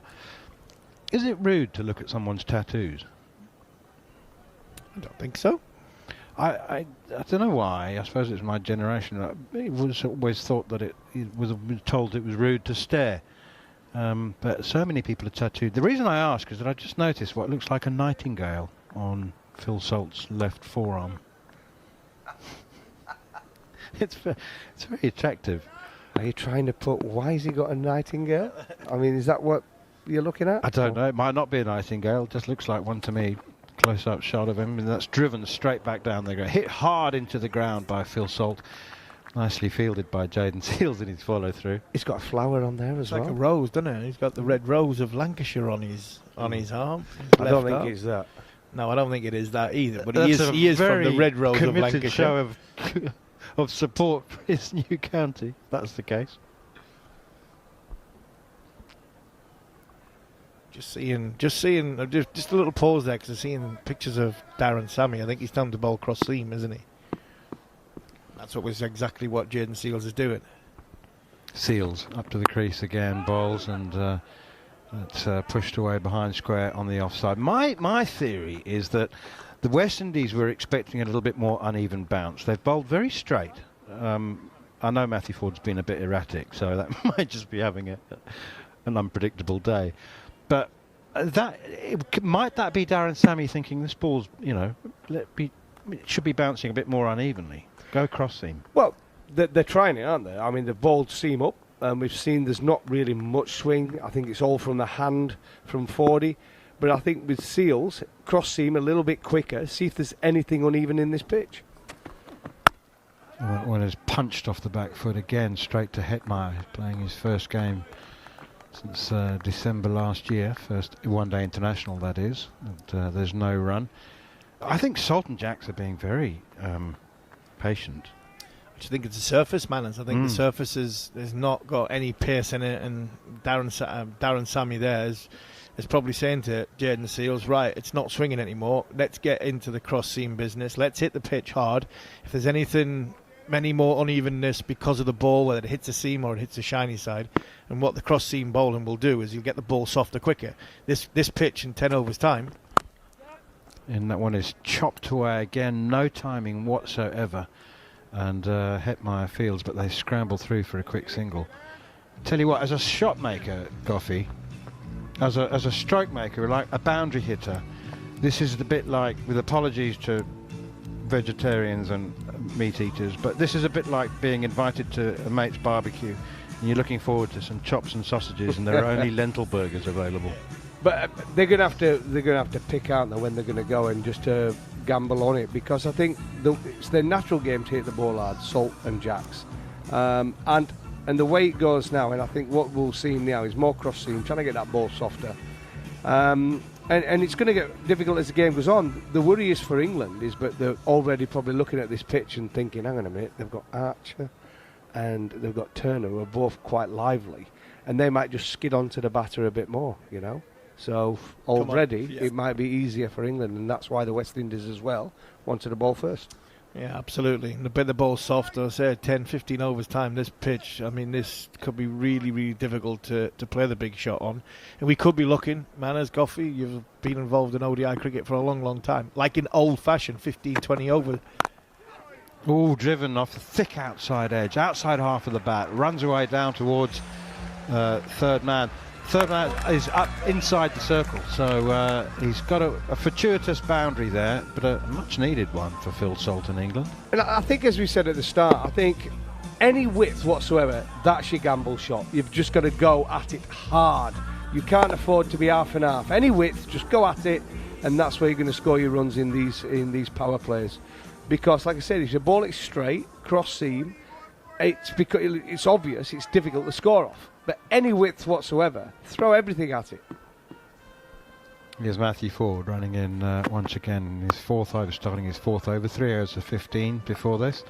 And that one is pushed out to extra cover. It could be one of those scenarios, Harmy, where people who haven't watched the game will hear about the half-time score and think, well, 240 for 7, that's not very good. Yeah. And then the West Indies could be bowled out for 90. Yeah, absolutely. That's what I was just about to say before the ball was bowled there, that this could be like a 15, 20 years ago game where 250 is going to be a good score. Yeah. I mean, it could be like an old-fashioned ODI. I'm prepared to say right now 250 would be a good score. That's pushed again out towards mid-wicket, no run. Well, if you said to England now, would you take 250, they'd probably say yes, right?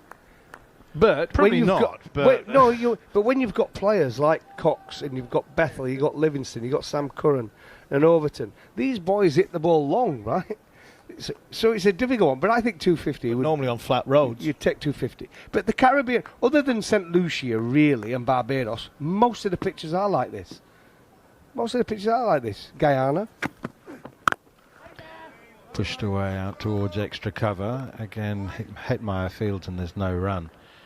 It's Trinidad, Antigua. Yeah. These pitches, this is what it's like when you tour there, especially in the one-day games. It's not all Barbados and St Lucia. But that's where we're playing, Barbados and St Lucia. Antigua, Barbados and St Lucia. That's where all the 8 games are. And I just think it's brilliant for them. I've talked about talk to England, young team up, but they're going to have to play on a surface they're not used to playing on, which is good. Ford in again, and it's driven up towards Alzari Joseph at mid-off. He's right on the edge of the circle. Phil Salt, he's just stared at his bat as if somebody's thinking, is this actually mine? Has it got a hole in?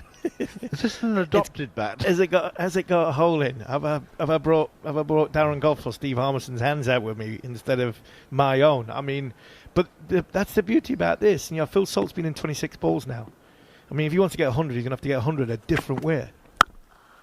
Driven and again, not beautifully timed, but he will get 4 through extra cover. The ball's just not locating the middle of the bat, or the middle of the bat's not locating and then even when it does, it's slowing up so quickly over the outfield. Anyway, well done Phil Salt, another boundary. It's only his second, would you believe? No, third. He drove one in the second over, he's outside edged one in the previous over, and now he's driven one through extra cover. And again, it's a very, very welcome one for Phil Salt. He's going to have to, excuse the pun, earn his salt today. He's just going to have to... Right now, Will Jackson, Phil Salt know this is not going to be an easy day. The thing is, though, there, just watching it now, you know, and I think 30, I think is still a decent score under the conditions we've had. And we're probably at that total because Ford has not got it right for the West Indies. I think Seals has bowled okay, but I think Ford has just given England batters too much width. He's already made a change. He's took Seals off now. He's brought on the experience of Alzarri Joseph. Anybody who knows Alzarri Joseph, he can bowl magic spells, but he also can fetch it. He can bowl half volley after half volley, down the leg side, wide. But when he gets it right, he's a superstar with a ball in hand. 100%. Absolutely. He's a fantastic talent. He bowls good wicket-taking balls. I'm surprised he didn't come on from the other end instead of Ford, unless Jaden Seals is going to go to that end, and this is Alzarri Joseph's end. Remember, Alzarri Joseph is from Antigua. Clipped away. First ball from Alzarri Joseph, and they think about a single. And Shimron Hetmeyer has had a shy at the stumps and has not made contact. In fact, it was Ruston Chase who had a shy at the stumps, and Shimron Hetmeyer has to chase it. And what should have been a dot ball, it was a run-out chance, I think. We'll know more from the replay, but Alzarri Joseph just thinks, what a great way to start. Thanks a lot. 4 off the first ball, and it should have been a dot.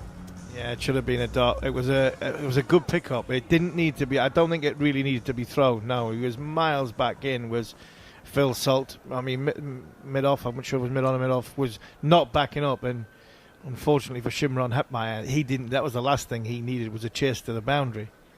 Kesey Carty was the man who threw it. Fuming. I'd have been fuming. Alzarri Joseph was. You could tell. Trying hard to control his emotions and his frustration.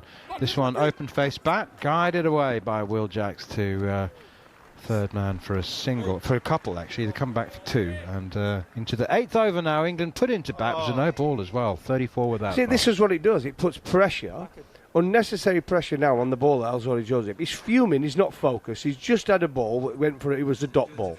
Ended up going for 4 overthrows, and then he's bowled a no ball. Now they've got a free hit. So immediately now the momentum's changed. The pressure now is all on Joseph, the bowler, and it should be on the batter. 7 off the first ball, and I don't know if you noticed there looked as though a marked difference with a little bit more pace that Alzarri Joseph's got coming onto the bat. So watch this space. It might be easier with more pace on the ball for Jackson, for Salt to score. Will Jacks finally gets a piece of sausage now. He can tuck into this one. Free hit. Here's Joseph. Well bowled. Beautiful. Wide Yorker delivered from wide of the crease. Hand almost above his head there. He fired that one in. Really, really good response and a good comeback from Alzarri Joseph. And it's only a single. And Will Jacks discovers that it was, in fact, lentil sausage. You couldn't get stuck into that one. Manners, you must be hungry. I mean, I am. You are hungry, are you? I am. That marathon run you went for this afternoon has made you very, very hungry. I'm frustrated for Phil Salt and Will Jacks, but I'm not just frustrated. I'm admiring their patience and their self-discipline. Again, open face bat steered away by Phil Salt down towards backward point for another single. You and I discussed on the Following On podcast a couple of weeks ago that Phil Salt's record in T20 cricket is in stark contrast to his record in 50-over cricket, and we did ask the question about whether there are different skills required and whether you need to be actually it's more skillful, the right thing to play 50-over cricket, and it's really good to see Phil Salt actually recognising the situation. Yeah, and I think that's a good thing. It's a different way to make big runs on this surface. Sorry, Josephine again. Jack steers it towards cover point. You've got to be more than a hitter. I also think, Darren, that's probably why he was overlooked for that. I know Jamie Smith is a ridiculous talent, and we've seen that. But I would say 3 months before Jamie Smith got the nod, I thought Phil Salt was pole position to take over from Ben Foakes. And I just wonder if that 2020 contrast to 50 overs was why Rob Key, Luke Wright and Brendan McCullum went, no, we don't think he's ready for Test match cricket. Sorry, Joseph up to the crease again. Rolls wide once more. And he sets off for a single, does Jacks, from the non-striker's end. Salt. And Will Jacks wasn't interested, turned his back on him. Yeah, you look at it now, and he's bowled 5 balls, he's gone for 9. The pressure on here, and it does happen. Look, I've been in this position. You're thinking, right, I'm just going to get out of this here. Maximum I want off this ball is a 1. And you've still gone for 10 in the over. That's a great over. Look, the bowler is already frustrated. He's still affected by that first delivery that got overthrows for 4. It affects individuals. I think he's come back very well. I mean, he has gone for 9, but he's come back very well in the over, and he finishes it with a dot ball as it's pushed out towards extra cover, and there's no run. But certainly, Alzari Joseph was just letting off a bit of steam, venting a bit of frustration, and good on him. Fair enough. I mean, he deserves to. We've had 8 overs. England asked to bat first in the first of 3 ODIs. Phil Salt and Will Jacks both have 18 off 28 and 21 balls respectively. 8 overs gone, 39 without loss. And time for a change in the commentary. Let's head over to North Sound, where Michelle St Patrick Hewitt and Mark Butcher are standing by. And welcome, and you join us at North Sound. And I am Mashal St Patrick Hewitt, and with me is Mark Butcher. The score currently stands at 39 without loss after 8 overs. Jayden Seales will continue from the Kirtley Ambrose end. Mark Butcher, how you doing?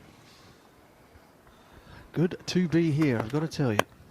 And that ball catches. Phil Salt goes for the big shot. Is it going to be taken? And it is taken. Mark Butcher has just, he's given a wicket. It's Alzari Joseph running backwards from mid-off, and he takes a very good catch over his head.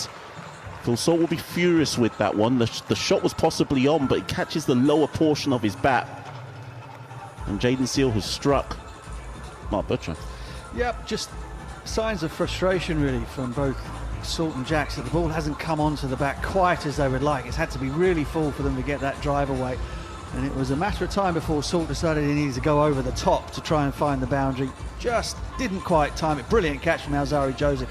Joseph, who was spewing about the overthrows in his previous over, turned, sprinted and took it as it dropped over his right shoulder. It was a brilliant catch. Excellent piece of cricket from him. And the West Indies have their first breakthrough. Excellent pressure from them in this power play. Yeah, I think that's an excellent point there, Mark Butcher, that it could have been easy for the West Indies themselves, and there's an element of it in the previous over from Alzari Joseph to get frustrated that they hadn't got a breakthrough as yet. But it's the bowling has been patient. It's been on a relatively correct spot, and as you said there with Phil Salt is the one who's actually given in to the frustration that he couldn't get his innings going at the rate he wanted it to get going at. Yeah, we've seen here in the last 5 ODIs here at the Sir Vivian Richards Stadium, 261 has been the average score for teams batting first, and on none of those 5 occasions has that number been enough. And you can see why. The pitch, although it looks good, the ball seems to be going through to the keeper quite nicely. It lacks a little bit of pace, and every once in a while the ball will just hold up a little bit. West Indies have gone cross seam from time to time in order to accentuate that unevenness in the bounce, and the pressure is told. So the new batter is Jordan Cox on debut, and that first one is fielded by Matthew Ford at cover. There's no run. Yeah, big moment this for Jordan Cox. Been travelling around with England, been down there in Pakistan on the Test match tour. Only played 4 List A games in his professional career. Quite extraordinary. Is that you in favour of the of his selection? What? No, it's got nothing to do with that. It's just players as we go forward, and as the players get younger, those coming through, the better ones aren't going to play any 50-over cricket. Seals in again to Jordan Cox. That one's defended, and Seals will field that off his own bowling. No run. No, Matthew Pepper is also in the squad. Has only played 7 List A games for Essex. Jaffa Chowan, who's also in the squad, the leg spinner of Yorkshire, has played none. Yep. So, you know, these players, the new players coming into the team, are having to learn very much on the job. I mean, Adil Rashid has 140. This is his 141st cap. The next best is Sam Curran with 32. So England are very inexperienced. Seals in again. That one's a genuine, beats the outside edge. Shea Hope likes the look of that one. Just moved away from Jordan Cox an inch. Doesn't catch the outside edge, there's no run. Yeah, excellent delivery. Really good seam position, just late movement. Seam just bites a little and goes away from Jordan Cox. He had a brilliant county championship summer for Essex. Played superbly in the 100 as well for the Oval Invincibles. And in case people are wondering, why are they not playing any List A cricket? Well, it's because of the 100. Yeah.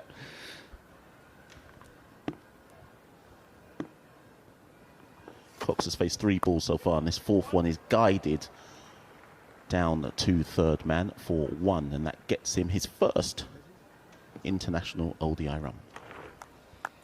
Yeah, and a pitch with a tiny bit more pace in it might have found himself in a bit of trouble there. Another delivery that just left him off the pitch from Jayden Seals.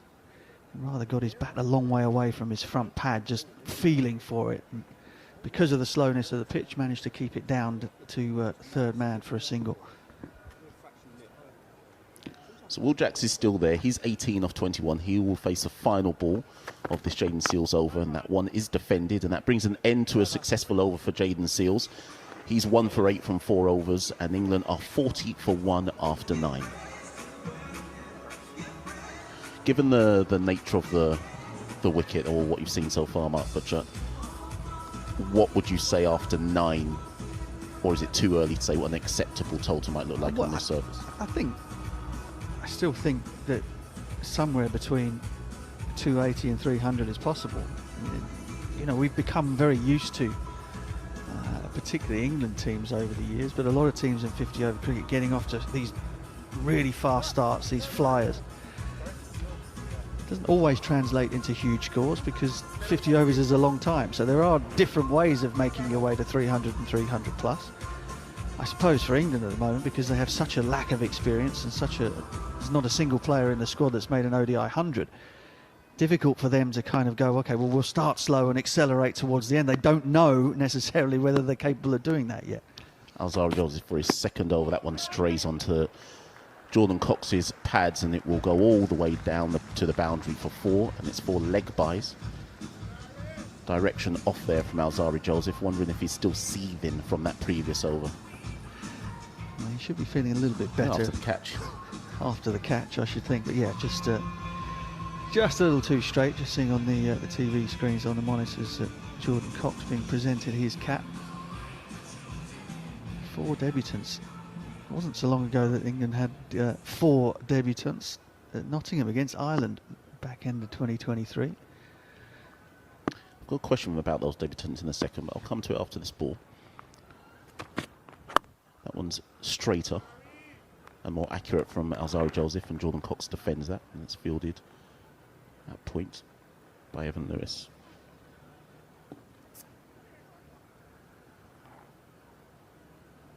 Go on then. Oh, sorry. I was still looking out of the field. You're right. I thought you'd fallen asleep on me there, Matt. You were mashing it up last night or something. So the question, of the 4 debutants, who is the one you would say is most likely, if you had to kind of make a prediction, to still be in the team a year from now? Joseph in to Cox. And that's well fielded by Shimron Hetmeyer in at cover. Cox will run through for 1. Well, I wish you'd kept quiet now. That's a tough question to answer. I mean, the position the position that England perhaps are looking to fill, or there are a couple of positions that they might be looking to fill from what would be their first choice 50 over side for the Champions Trophy, is perhaps an upper middle order batter, or a seam bowling, hard hitting number 8. Joseph in to Jackson. He defends that on his follow through, no run. So you've got, obviously, England have got a plethora of batting all-rounders who bowl spin of different types, in Bethel and Mosley. Got Cox, who's a keeper batter. Jamie Overton, I think, is an interesting one. Okay. Because at the moment he's not able to bowl, but there were signs before his last back injury that the bowling was starting to come back, bowling quickly and accurately. A quick run, or quick single there, I should say, from Jax, fielded by Gudikesh Multi at point. And we saw in his Test match debut at Headingley against New Zealand, where he made 97. What a terrific hitter he is of the cricket ball, and I just wonder if that is a position perhaps England don't have a lot of options in what would be their first choice 50 over team. So he might not be the obvious one, but he might be the guy that could still be there in a year's time. Final ball of the 10th over, and that will be a dot, and that brings an end to the power play, first power play, and England are 46 for 1. Jordan Cox is on 2, Will Jacks is on 19. So think about Jamie Cox's role as a keeper batter. Well, England would be very keen to have Jamie Smith in that role, I think, going forward. So there's not an obvious route in for somebody like Jordan Cox. Dan Mousley, maybe, but obviously Liam Livingstone has just got a lower order, bowls off spin, bowls leg spin. He's kind of got that role sorted out as a utility bowler who is a powerful hitter. So that the route into the team is not quite as obvious for the likes of Mosley and Cox. Turner, who knows? I mean, with the injuries to fast bowlers, it might just be a case of who the last men standing are when you come to a year's time. So perhaps too early to say about him. But I do wonder if the role they're looking for is the one that Overton might be able to employ. Seals into Jackson. There'll be no run there. Jaden Seals, this is a very good start for Jaden Seals. He had a bit of a difficult time in Sri Lanka. He's still feeling his way into 50 over cricket. Obviously, his exploits in the Test format don't need any explanation. But actually, and I'll come to you about that, Mark. How difficult is it for a bowler to go from Test to ODIs? Jaden Seals is still finding it hard to translate that form across, but I'll come back to you after this delivery from Jaden Seals to Will Jacks. Again, defended, no run. Yeah, I mean his numbers in ODI cricket are nothing to write home about at all. This is his 14th one-day international. He's got 6 wickets at 90, and economy rate of over 6. But I think the West Indies selectors see in him somebody that has so much natural talent and ability that they're quite happy, or they're willing to give him as much rope as possible to try and crack it, to try and work out how the best way to get wickets in one-day international cricket might be. Seals in again to Jacks, and this may well be another wicket. Jacks has skewed his shot, and it's taken at the second attempt by Gudikesh Multi. And Jaden Seals, we were just speaking about him, and he's got his second wicket of the day. Will Jacks goes for 19, and Mark Butcher, I don't know if that's another frustrated shot there by Will Jacks. Either way, he's got to go for 19, and Jaden Seals is 2 for 8. Yeah, Will Jacks is extremely strong on the pickup, and he got a delivery that was the right sort of length, perhaps not quite leg side enough, particularly not on a pitch that's lacking in pace such as this one. Once again, the ball just held a bit in the surface, just seemed away from him a tiny bit, and as he tried to pick it up over mid-wicket for 6 downwind, the ball just held on him, came off the leading edge, went straight up in the air, and Moti ran around and caught it from mid-on. So another England opener who's got a start, not a free-flowing, free-wheeling start, albeit, has headed back, and that means that Jacob Bethel, another one of these extremely talented but extremely inexperienced players, comes out for England at number 4. Indeed, indeed. I mean, neither Phil Saw or Will Jacks got off to the starts that we're used to seeing them get off to. And as Mark Butcher alludes to, the surface is just holding up just slightly. And you're having to work to get true value for your shots on this wicket. Yeah, absolutely. I saw it was probably about 3 or 4 overs ago towards the back end of the power play. Darren Sammy was holding up a water bottle and putting his fingers across it, rather than sort of from top to bottom across the water bottle, and sending out a signal for the bowlers to go cross seam so that the seam might bite and stand up a little bit on the surface. And they've done that with great success. Taken the slips out by and large to the set batters, put a ring field in so that they had to go over the top in order to breach the field. And twice they've tried to go over the top, and twice they've been dismissed. So Jaden Seals into the new batter, Jacob Bethel. And Bethel is unable to force that one. I think he was looking to go through the covers. Either way, catches the inner portion of his bat. There's no run there. This will be Jacob Bethel's first... Well, I was about to say his first game in the Caribbean. Of course it's not, but it's his first game in the Caribbean against the West Indies. I'm sure when we get to Barbados, there will be plenty of interested observers. Yeah, he and Jofra Archer both. Archer playing his first ODI series in the Caribbean. Seals in against Bethel, and he leaves that one alone outside the off stump. No run. Extraordinary, isn't it? Jofra has only played 10 one-day internationals since the World Cup final, this being the 11th. So injury plagued has he been since a moment where you thought that he had the world at his feet. But it's been his elbows and his back that has have been the problem. Well, England will be hoping that this will be an injury-free period for him leading up into that Champions Trophy. At his best, he's still one of the world's elite bowlers. Seals, final ball of the 11th over to Bethel.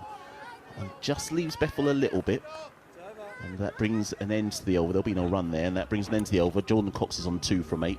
Jacob Bethel yet to score, and England are 46 for 2 after 11. It's an interesting conundrum England find themselves in now. The two openers were watchful, didn't try to take too many liberties during that power play, which is all well and good if one of them or both of them then go on to make big scores. They both get out as soon as the power play is done. You've got 2 new batters coming in. Fielding restrictions have gone. West Indies can now think about going to somebody like Gudakesh Moti, who has got an extraordinary record in ODI cricket. 26 wickets at 20, economy rate of 3.9. Yeah.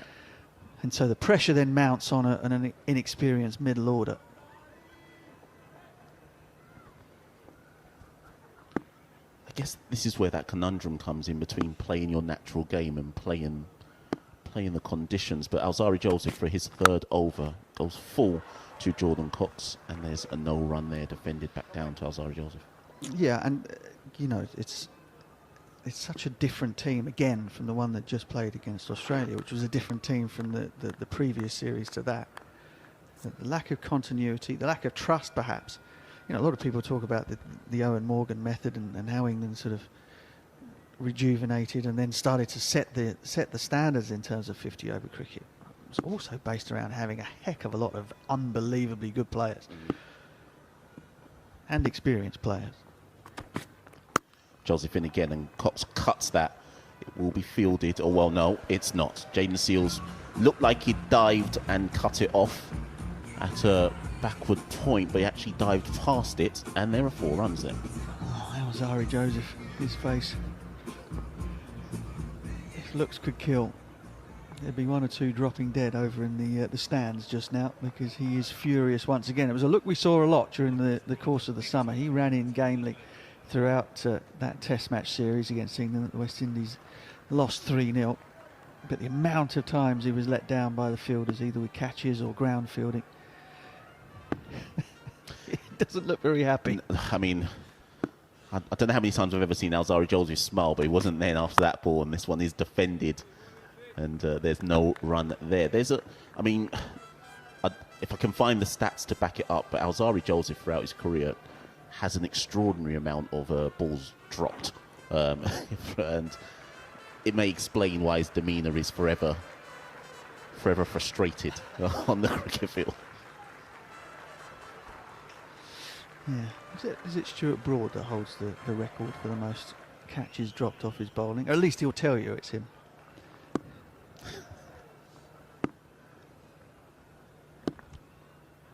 Joseph in again to Cox. And this one's just guided down to third man for 1. And that will bring Jacob Beffel onto strike, who's yet to get off the mark, but will have an opportunity to do so. England 51 for 2. 2 balls left of the 12th over. Yeah, plenty of England fans in the ground and staying at the hotel where we are stationed. Yes, nearly all of them looking forward to coming to the cricket. I was in the lift with a slightly older lady who said she was being dragged along. She sounded like she was expecting the worst day possible. I tried to assure her that even if she doesn't enjoy the cricket, there's plenty of atmosphere and vibe to get involved in that doesn't involve the cricket, and who knows, it might bleed into your blood. Could well be converted afterwards. Joseph into Beffel. Beffel tucks that into leg side, no run.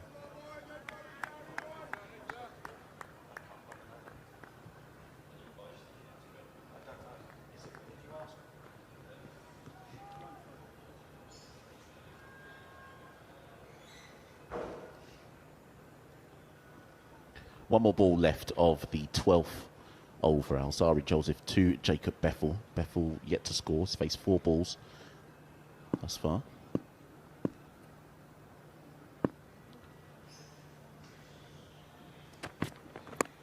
And Beffel kind of pulls that one round the corner, and this time it is fielded by Jaden Seals, and that will bring an end to the 12th over, and England are 52 for 2.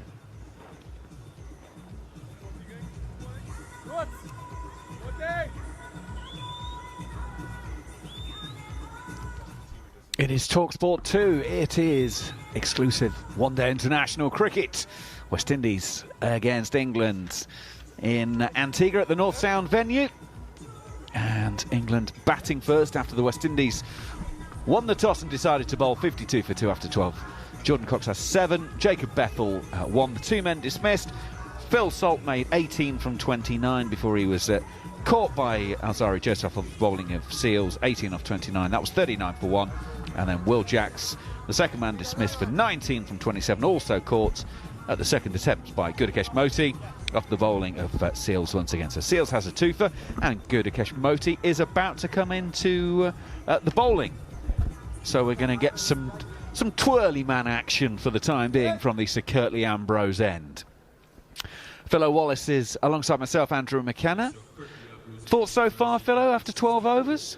Well, the West Indies will feel quite happy to be in the position that they're in, to have 2 English batters back in the pavilion, and Phil Salt be a 1.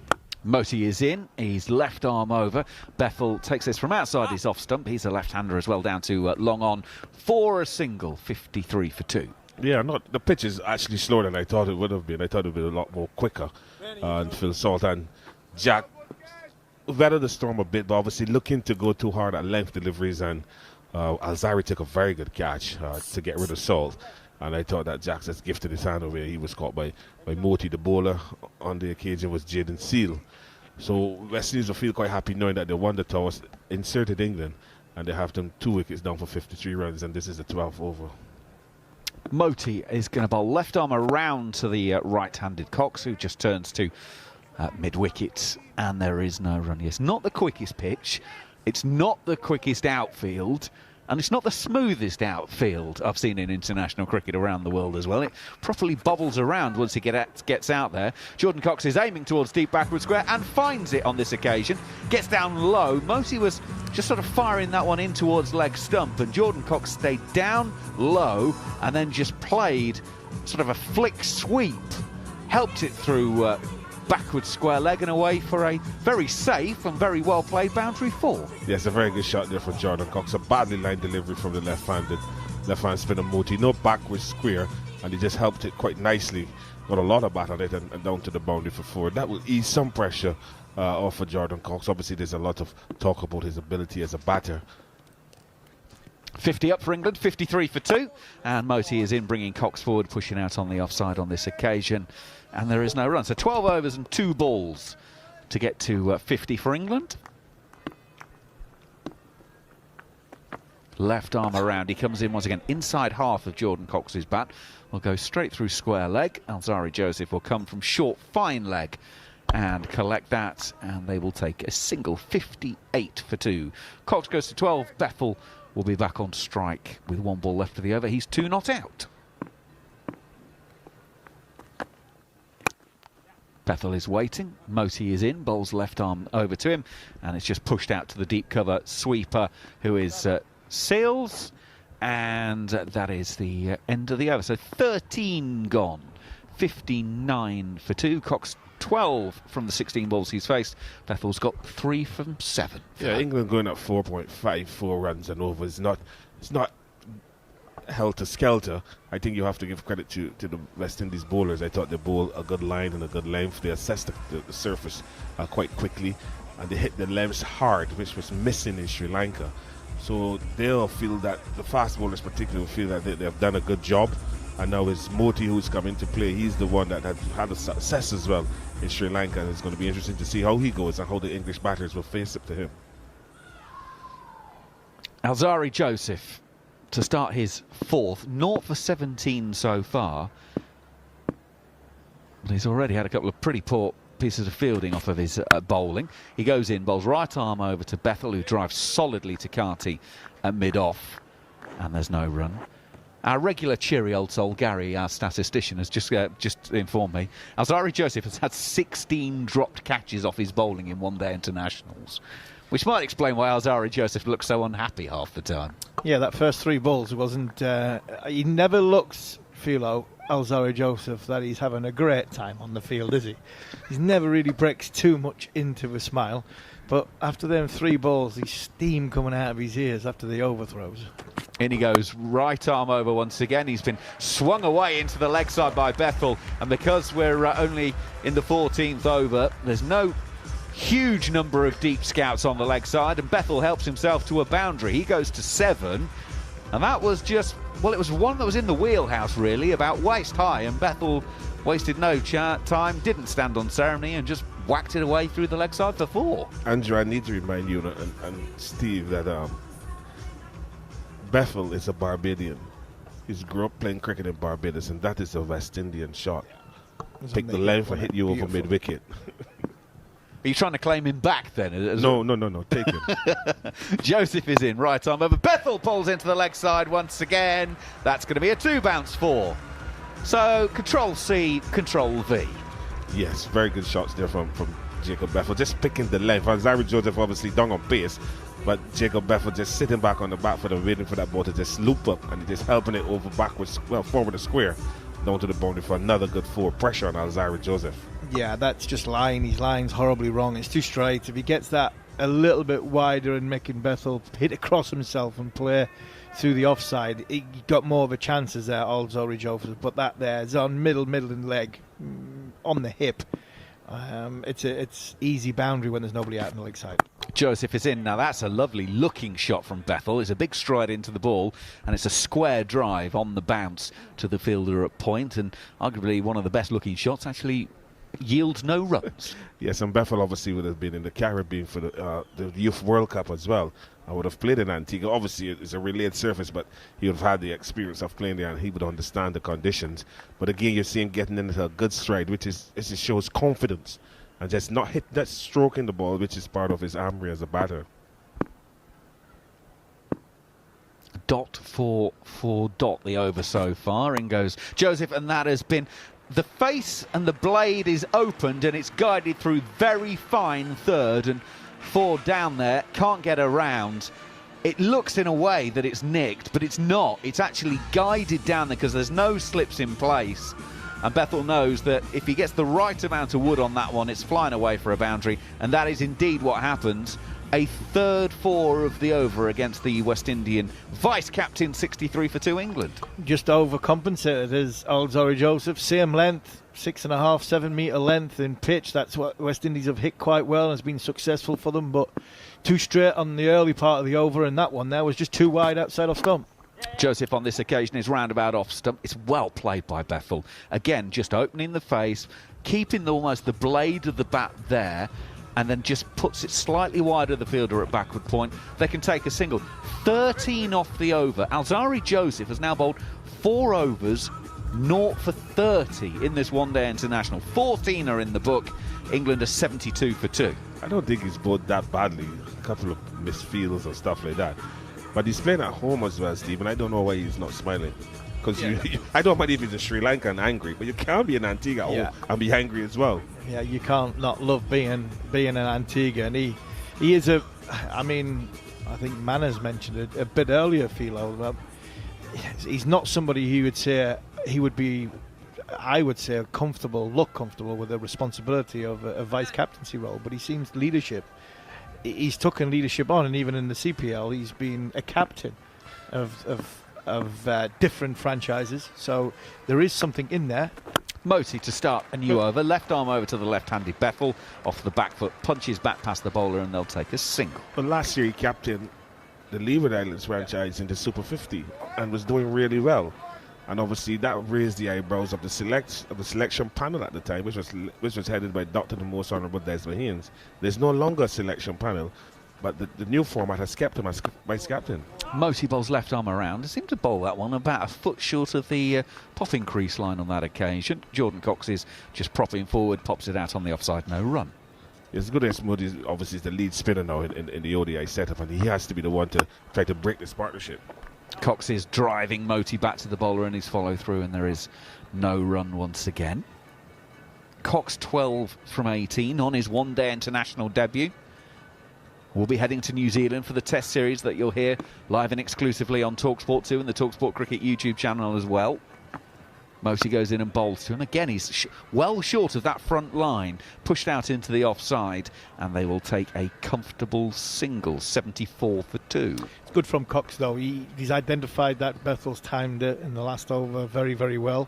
And he's looking just to rotate the strike there till he gets into a position where he's timing it better. A good over so far from Moti. In he goes. Gives that one a little bit of air. Bethel is forward, pushing into the onside to mid-wicket. There is no run. Bethel and Cox, two of these players picked to have a look. Potential future. Deep in his crease is Bethel on this occasion as Moti hurries this one through to end the over. And that will be the drinks break as we hit 15 overs, 74 for 2. Jacob Bethel, 21 years of age. This is his 6th one-day international. He's only played 21 List A games of cricket.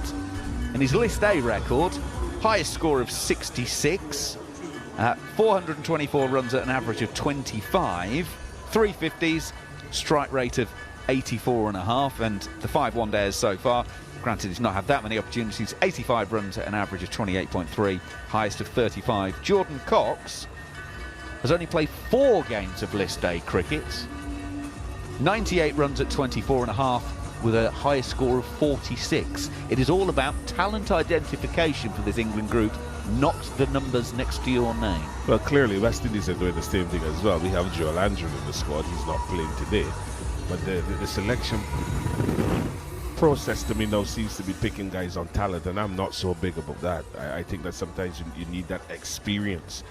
When you score runs, you come into this international setup. Runs is a continuation. Jacob obviously and Cox, the selection panel for the ECB have realized that yes, these guys have talent and they throw them in at the deep end. But sometimes you have to give a player enough time to mature. In international cricket, as it is, it's not easy. They leave from the West Indies, they go into New Zealand for a Test series. So it can be a hit or miss, but you have to give credit for them for the foresight. But I think down the road is not going to be a long-term process that can work successfully. You still need to fall back on those experienced players who have scored runs. I think it also boils down to Macca, and that's what Philo's saying there, and to sort of continue what Philo's saying there. It's when it goes wrong. when a player, I mean, he's not always going to be sweetness and light. I mean, the sun's not always going to be shining. You are going to get a patch that Ollie Pope is going on at this minute in time, and you have to have something to fall back on. And the numbers that suggest there tells you that it's not their fault that they've got no numbers to fall back on, because they've been identified from a talent point of view. And I haven't got too much of a problem with it, as long as there's experience around them and they understand that, you know, the good eggs inside the dressing room is helping the group and helping the team. So I have less problems with players coming in and being identified as talent and not by numbers. My only worry is if they come into a group where they are struggling, then all of a sudden instead of the sink or swim time, it's constantly sinking. And I think that is always something to drag it back from. When you're in a team where things aren't going quite well and you haven't got that backup plan to fall to, then you're basically swimming against the tide. So while it's like this, and I think England have got some good senior players in that group, and Liam Livingstone, another one who is a senior player who needs to stand up, giving him responsibility earlier in the summer with a higher place in the order, seemed to work. Now we've got him as captaincy. Let's see how that goes. Sam Curran, another one, a lot of experience of IPL and stuff like that. Joffre's played a lot of cricket, and so has Adil Rashid. So there are players in there, good eggs in there, as well as Marcus Trescothick, that some of these young players, if they do have a little bit of an indifferent time, they will have, I think, a comforting arm and experience of them times to try and help them through it. I was going to ask you this before the game, but we didn't get time to. Liam Livingstone as captain. When you've watched Liam Livingstone down the years, did you think there was a captain, or has he got the job to replace Josh Butler because he is by far and away the most experienced player, if you like, in the group? There was really only, I suppose you could say, Sam Curran potentially as the only other option. Yeah, Sam Curran's done something wrong, I think, because he's probably the head and shoulders option. Well, Roston Chase is going to bowl some off spin, and he goes right arm over to Jordan Cox, turn to short, fine leg, no run. It's also a challenge for Liam as well. I think the captaincy's come at the right time for Liam. I think you look at Liam as a cricketer. He's got a very, very good headpiece on him. He's got a good cricket brain. He identifies leg spin, off spin when he's bowling. Chase in short, and it's able to be punched off the back foot by Jordan Cox to long on to Ford, and they'll take a single, 75 for 2. So you can see when he's bowling, you can see there's a cricketer, a thinking cricketer in there. So that is a tick in the box. Not always convinced that's apparent when he's batting. I think he's a bit hit or miss and hit or out, and but he's so talented. Has he fulfilled the talent that he's been given? I think some will argue he hasn't, because I believe when I first seen Liam Livingstone, I thought he was a Test cricketer for many, many years to come, but that sort of hasn't flourished. But he is an unbelievable white ball cricketer. Roston Chase around the wicket to Jacob Bethel. All that's short, with no real pace on it, and Bethel really sort of cloth that out to the cover sweep, and there he will take a single. 3 balls of the over gone from Roston Chase, 2 singles so far, and 76 for 2. This is the test for Liam, and this is probably the ultimate test. Has he got leadership qualities in there? Because there is a good cricketer in there, there's a fantastic cricketer in there, but I think at the minute we've only seen really bits and pieces. Roston Chase, that's well down the leg side, well taken by Shea Hope. It's a wide, so 1 more to the total. You have to bowl it again. Roston Chase has got the job of trying to pull things back from the Sir Andy Roberts end, because before this over, the 7 overs from this end had conceded 41.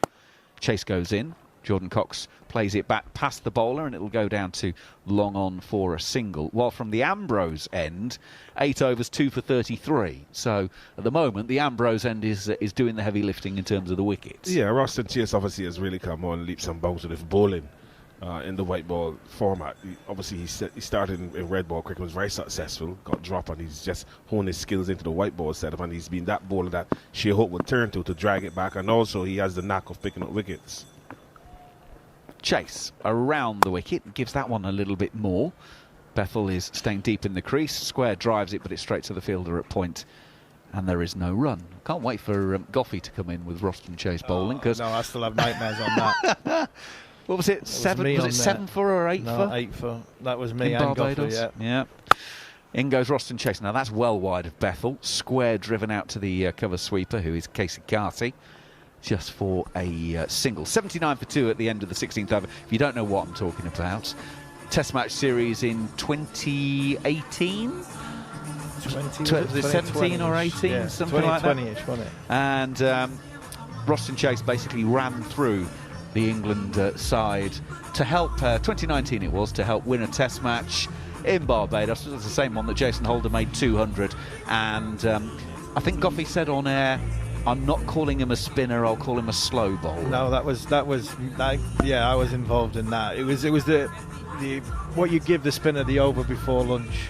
And Manners, I think Manners was on, and Manners says, well, usual over before lunch, off spinner. And we both looked at each other, me and Darren, and went, he's not a spinner, he's a part-time bowler. 4.5 hours later, he had 8 for in Test match cricket. Wow. Moti to start a new over. Oh, Jacob Bethel's just flicked him over the keeper's head. Got well outside of off stump, got low, and just helped it on its way. And they will take a couple. 81 for 2. Bethel goes to 21 from 20 balls faced. The fortune favours the brave.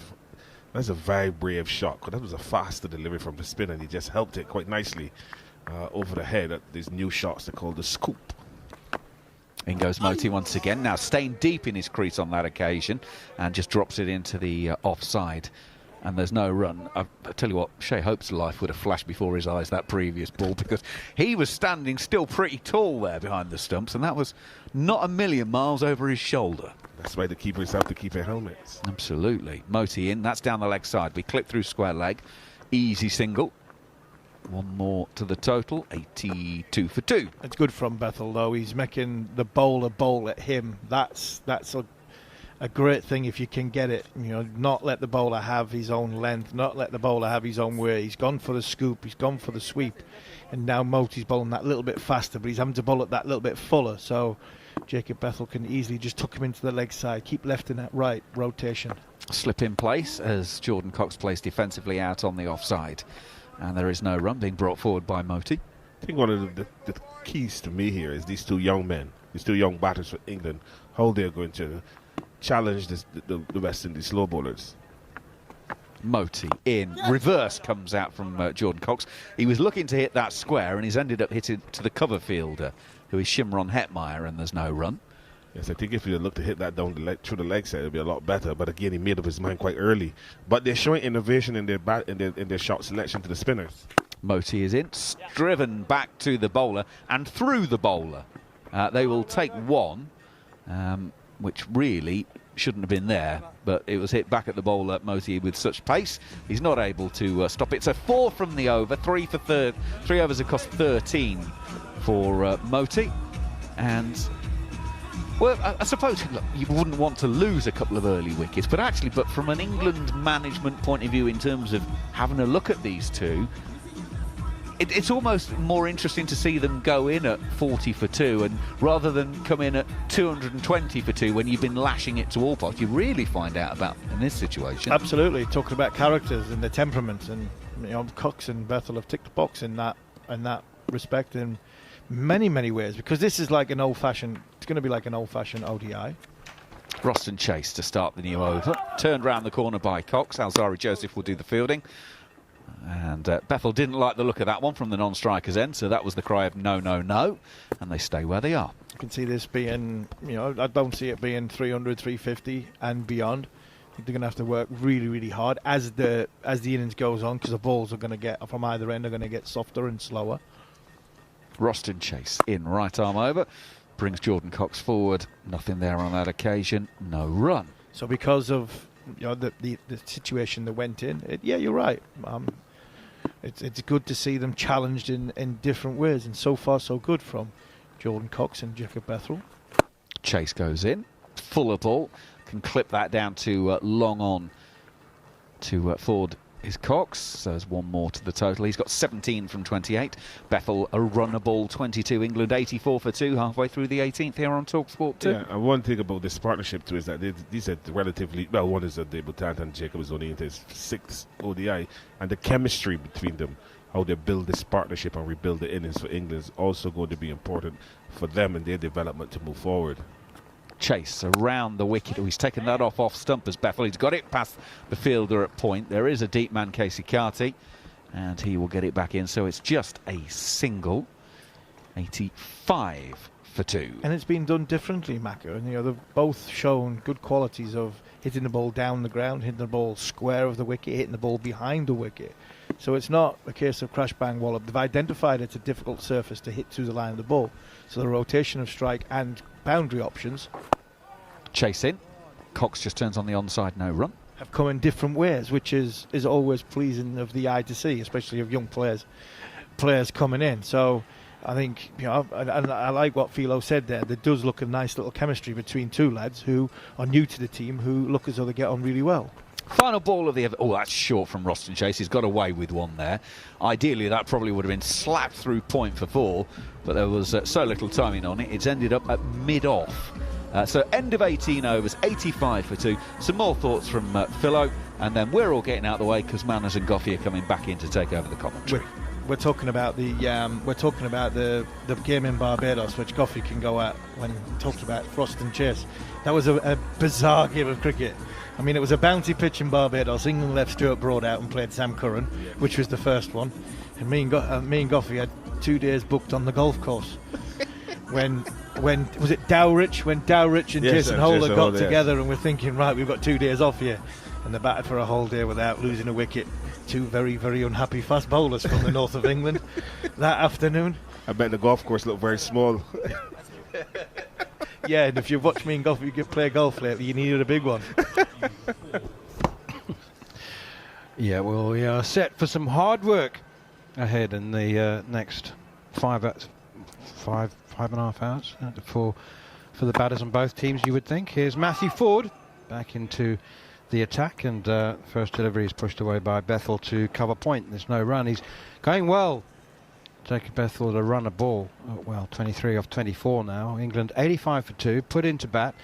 If you are joining us late, it's a very new look England team, as it is always bound to be, with so many new faces. 4 debutants today.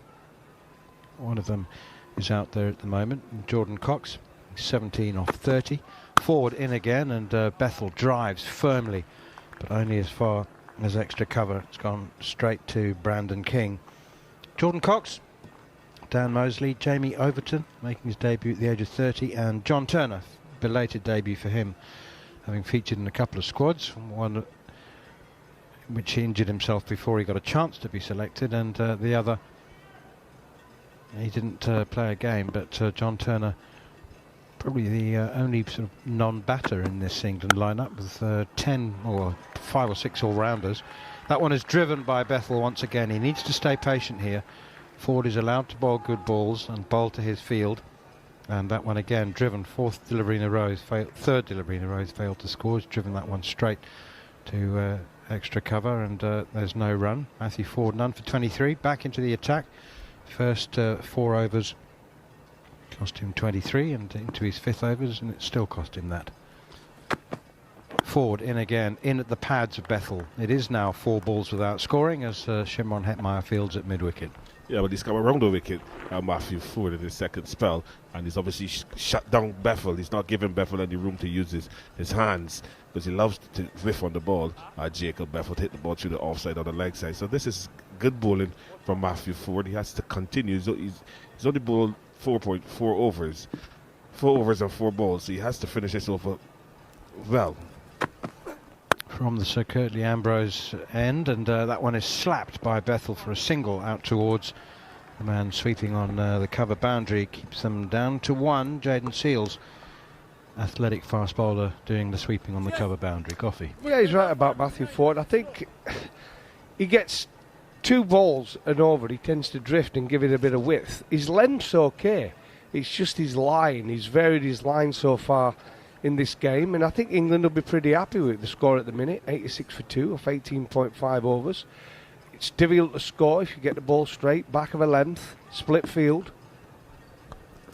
Here is Ford again. Oh, he's top edge to pull, and it's gone straight up in the air. Third man runs around. Good catch from Kisikati, running in from the third man boundary. Just lost patience there, Jordan Cox, or maybe it was just a genuine misread of the length. But they do say that Matthew Ford's strength is his change of pace, his subtle change of pace. Didn't look like there was anything particularly obvious that it was a slower ball, but I don't know. Most people will say that's a batting error, but I tend to think that bowlers deserve a little bit of success every now and then. Yeah, I will give credit to Matthew Ford. It's the ball of a short of length, not fast, just the length is what undo Jordan Cox. Looking for more pace and bounce, didn't get it, and the ball just came off the face of the bat and flew down to third man, and Casey Carty, who's not known to be a very good fielder, took a reasonably easy catch in the end. Because in Sri Lanka, they had a lot of problems fielding, although those games are played at night. So it's very good to see Casey Carty actually taking a catch. But you have to give credit to Matthew Ford. Yeah, you have to. I mean, I think the problem there was the shot selection. I think we've seen on this pitch where it's a little bit too paced, slow in nature. Hitting cross-shot bats is not going to be easy. And as you saw there, the way he bowls it, he has it like comes out of his hands almost like a leg cutter. It did shape back into him, tied him up a little bit, tried to pull it through the leg side and got that top edge, and it carried to a comfortable catch really in the deep at third man. Not a position you used to seeing the ball caught on a slow track. Yeah. But the bats nowadays are phenomenal. They hit the batters use these blades are balls to go very, very far. But a good catch from Casey Carty, and Matthew Ford is saying, yes, come on, give me some credit. Well bowled to him. Again, maybe shot selection by Jordan Cox. He would look back and said maybe he should have punched that ball through the offside rather than look to pull it. Now then, Roston Chase continues the 20th over, and Bethel drives it down towards long off, where it's safely and comfortably fielded by Matthew Ford. I have to say that it does feel and look like a straight back wicket. You know, keep the bat straight, but guys like Jordan Cox, who, you know, he's 23 years old, he's played a lot of cricket, but he is still relatively inexperienced. Now he's kind of thinking, how limiting is that on my scoring options? You know, he doesn't get to play on too many straight back wickets that you wouldn't have thought. That's pushed away by Livingston behind square on the offside, no run. Yeah, and 17 off 31 balls. Not too bad on this pitch, but he's probably at scoreboard pressure. He's probably thinking, hang on a minute, Bethel's knocking it around nicely, a run a ball, I'm going to have to hit a boundary. And he probably was looking for that boundary shot. Roston Chase in again, shaven-headed, bowling off spin, and as he always does, pushed out to Hetmeyer at mid-wicket, no run. Yeah, this is the whole passage of international cricket, the pressure. One guy is going, the other is holding, and the other guy that is holding decides, look, I think I need to hit a boundary, and gets out. It's driven down the ground by Livingston. He's off the mark with a single. I mean, for a shot maker like Jordan Cox, a guy with a big reputation, one of those young sportsmen who's sort of borderline confident, arrogant, and knows it. I mean, he knows that he comes across sometimes, his confidence comes across as arrogant, so he wants to make a big impression on debut. He wants to make a and suddenly he finds conditions completely unconducive to shot making. Roston Chase in again. Bethel comes forward and plays defensively. So I've no doubt that he would have been feeling the pressure. He wants to make a big impression. Yeah, absolutely. And you've seen there's 29 contracted players. He's not one of them. He wants to get a place in this side, and he realises, but he's got to get runs. Roston Chase in again. Bethel drives down the ground to long on. He now is understandably perhaps going to give himself the luxury of a quiet few overs. 20 overs gone. England put into bat 89 for 3 in slow conditions, pitch and outfield. Yes, the pitch obviously is quite slow. I'm surprised it's that slow, but the outfield obviously looks a little tacky, knowing that this series is just around the corner. But you have to give credit to Jacob Bethel. He's 26 and 31 balls. He will be the batter now that England will be looking to bat deep into the 50 overs. He's picked up the pace of the pitch. He's working the ball quite nicely around. He knows the bowlers as well inside out, and it's a good opportunity for him and Captain Liam Livingston to obviously look now to try and forge a big partnership here if England is supposed to get it to a reasonable target, a total that they can defend. But Bethel is going to be the key for England if they're going to get a big total. Here is Matthew Ford continuing. Bethel drives, slaps it straight to Jayden Seales, again patrolling on the cover boundary. And it's just a single. What is a big score, Philo Wallace? Well, I think on a surface like this, you're looking at 270. Oh, really? I thought 250 might be a big score. No, I think that England got depth in their batting, and 270 is capable. They're capable of getting 270 because the West Indian bowlers don't finish well. Huh? They give a lot in the bottom. Alzari Joseph is one of the culprits who give a lot of runs in the bottom, and you got guys who can bat in the bottom. So you still got the cushion there, and these two will understand that they need to bat deep. I don't think that Liam Livingstone will be looking to go helter-skelter too early. Straight drive, lovely shot that from Liam Livingstone. It was pitched up, it was full and it's straight, and there's just an illustration again of how slow this outfield is. I mean, really, that was out of the middle of the bat from Liam Livingstone, and he's only managed to scamper back for 2. I think that's been the obvious thing for me. How slow? Well, the pitch is slow, the outfield is slow. It's all set for a very difficult situation, but it's very difficult these days, the way teams play, to work out actually what a good score is. I think what we go from our experience, you look at it, and it's around that mark, isn't it? Around 250 to 270. But anything can change. Forward in again, another straight delivery in at the pads of Livingstone, and punches it to mid-on. I mean, you used to look at 30 overs as your benchmark, and you used to say, right, say the score's 120, let's double it and add 30 or 40, right? And that's what you're trying to get. You still kind of work on that theory. Yeah. But anything can happen in that last 5 overs now. So that's when it blows out the water. But realistically, I think you double it and add 30 or 40, don't you? Agree. Livingstone, captain. Short, and he's pulled it, and he's got away with it. He got away with it. I mean, it was a pull ball. It was short from Matthew Ford, but and it just didn't bounce as much as he thought, and it came off the bottom of the bat, just a single. And one of the things that the England batters have to understand as well is that value for runs. They'll play a lovely drive or a lovely flick, and they have to run. In England, you hit the ball, you time it well through the gap, it runs across the outfield for 4. In the Caribbean, you don't get that, so you'll have to hit the ball a bit harder. And the English batters will have to understand that when they hit the ball, they'll need to run a bit more. And the only way to get bonkers is if they really middle it. Short, pulled up into the air, he's gone, he's caught an extra cover. Jacob Bethel's gone. It was a straightforward, simple catch for Brandon King. Matthew Ford, I don't know, they talk about the subtlety of his change of pace. If it is that, it's just too subtle for me to pick up. But I mean, maybe it's just the pitch, but Bethel's gone for the pull shot. Darren Goff said a few minutes ago, it's a straight back pitch. He played the cross bat shots at your peril, and now England are a spot above her, 4 down. Yep, trying to hit across the line. I think at that situation, it might have been better off just trying to use that pace of Ford hitting him through the offside, you know. But trying to hit it across the line, where there's a little bit of uneven bounce. The West Indies bowlers have been clever. They're using cross seam quite a lot as well. Orders from the coach, Darren Sammy, on the sideline. And we've seen now where when you're trying to be the aggressor and you're trying to hit across the line, we've seen 2 wickets now just pop up in the air. Yeah, lack of pace on 4, cross seam delivery, slow wicket, can't pull. And he's pulling from a high level rather than a low level. So that is the problem. Obviously, the ball just came off to end the bat, an easy catch. So therefore, when he was going off the field, he was telling Sam Curran that the pitch is slow. So it's going to be interesting to see how Curran, when he obviously faces deliveries and get in it, how he approaches it. It's going to be, he's a left-hander, so the left-hand, right-hand combination is still there. But England now have 2 new batters at the crease. So this is going to be pressure on Sam Curran and also Liam Livingstone.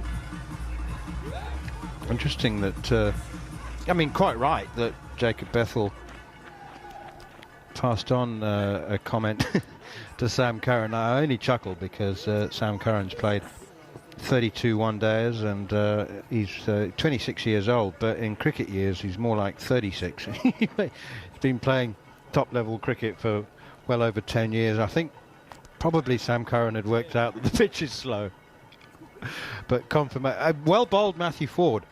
I mean, his first 4 overs were a little bit erratic, I thought. He was bowling in-swingers, actually, with the new ball. But he's come back beautifully now, and as I say that, he bowls a wide to Sam Curran first up.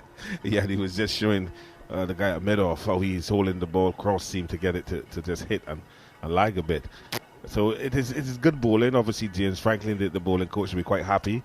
He had a torrid time in Sri Lanka. He'll be happy to see that they've picked up 4 wickets for 94 runs in 20 overs and 5 balls. So it's good from the bowler's point of view that they're getting those wickets so early in this ODI. 94 for 4. England put into bat. Sam Curran is forward and drives that one up towards mid-off Kudukashmoti fields, and there's no run. 21 overs gone, 94 for 4. I'm just going to quickly run through this England team again for those of you joining us the first time. Salt, Jacks, Cox and Bethel have all gone. Livingston and Curran at the crease. Dan Mosley, it's interesting, he bats like 5 for Warwickshire, or has done. He's due to come in at 7. Jamie Overton at 8. And then Adil Rashid, Jofra Archer and John Turner. So whilst we looked at the batting lineup before the game and thought, oh, there's a bit of batting there, now suddenly you're thinking Rashid, Archer, Turner, 9, 10, 11. Yeah, I mean, England's strongest team wouldn't have those 3 at the end. You've probably got Archer and Adel, but you've probably got one more person who can get a good amount of runs in there, unless they play Wood and Archer together. But Woody can hit a long ball, by the way. Woody can hit big sixes and fours. Roston Chase continues with his off-spin, and forward comes Liam Livingstone, trying to work it away on the leg side. Chase gets across and does his own fielding. I mean, at this stage, you would assume that in the England change room they've decided on what their target is. Some time ago, probably, actually, as Roston Chase is in again, and Livingstone pushes it towards mid-on again. And I would, or at least, if they haven't decided on a number, they would have decided on how many, that they still want 6 wickets down, or at least 5 left by a certain number of overs. Here comes Roston Chase again. Livingstone whips it away through mid-wicket for another single. Once again, the ball rolls away like a squash ball on a cold winter's morning. And that's just tomorrow morning, you mean? No, obviously England will have their targets set up, at end of 10, at the end of 20, and at 30. They want to be XYZ with how many wickets down. So they want to go into maybe the last 15 overs, last 20 overs with at least 4 wickets in hand. They have 6 wickets in hand. So these two still have a rebuilding process to do. It's not out. They're not out of the woods yet, but once Curran and Livingston can set up a partnership, they'll be okay. Curran comes forward to Roston Chase and pushes that one into the gap on the offside, nicely placed. There are lots of analogies you can use, but it's like taking a group of sprinters who turn up expecting to do some training on the track, and the coach takes them down to the beach, makes them sprint on the beach. They can't expect to clock 10 seconds for the 100. But Neil, the pitch is going to get slower. Is it? On West Indies, they're going to bat last. Yeah. So who are the workers? Who's going to be, apart from Shea Hope, who's brilliant? Who is prepared to graft and score in ones and twos? Rutherford has just came back from Sri Lanka as the most consistent batter with 3 half centuries in the 3 ODIs. So he'll be the one that they'll be looking to continue that mold. And Evan Lewis has just finished on 100.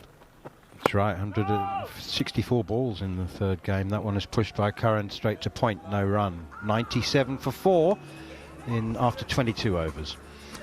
Do you know, man, I think realistically on this pitch, I think England would have looked at it and been looking at around that 20 overs mark, around where they're at 20. But they wouldn't have wanted to have lost the 4 wickets. Agreed. Because if you want to up the tempo and score big at the back 10 overs, you need wickets in hand. Mm-hmm. You've just seen, we just talked about at 9, 10 and 11 there, although Archer can hit a ball and although Rashid can hit a ball, on this sort of pitch, you need a few balls to get in. Yeah. You need to adapt to the pace, the slower balls, the 2 pace of the pitch, the outfield. You need to adapt. No matter how good you are, you do need to adapt. If it was just flat and it were a Barbados wicket where you look at the score, you think, yeah, 330, 350. But this is not. This is hard to score on. Yeah, there's a pitch where you have to work on. You've got to work for your runs here. And you have to be smart as a batter. Matthew Forward comes Livingstone, pushes it up towards mid-off. The point is, that, a guy like Matthew Forward is absolutely perfect, isn't he? Pace off. He's perfect for this. He's not going to fight the pitch. He's going to play with the pitch, not against it. Yeah, he has common sense, Matthew Forward. He's a common sense bowler. England have got a few of them as well who are good on these sort of pitches, bowling lots of mixing up their pace. So they've got those in the lineup as well. Driven away by Livingstone and straight up to mid-off. Well, there are 9 bowling options in that England team. There's a question about whether Jamie Overton has is up to more than 3 or 4, maybe a spell if he's even needed. They've got 9 bowling options. It's a lot of options. Sometimes 9 is too much, you know, and it confuses the captain. But again, the captain is out there batting. He spent some time. He's only 12 balls, but he would get a feel of what the pitch is like and what is required from his bowlers. Forward in again. Livingston tries to run it down to third man, opens the face of the bat, only succeeds in nudging it to backward point. Roston Chase does the fielding. One thing I hope I don't see is Livingston gets frustrated and looks to hit against the run of play. He needs to console himself and look and say, look, I can stay here and bat deep along with Sam. Because the longer he bats, the more familiar he becomes with the surface, and then he can express himself. It's going to be a little difficult, but he has to fight through a difficult period.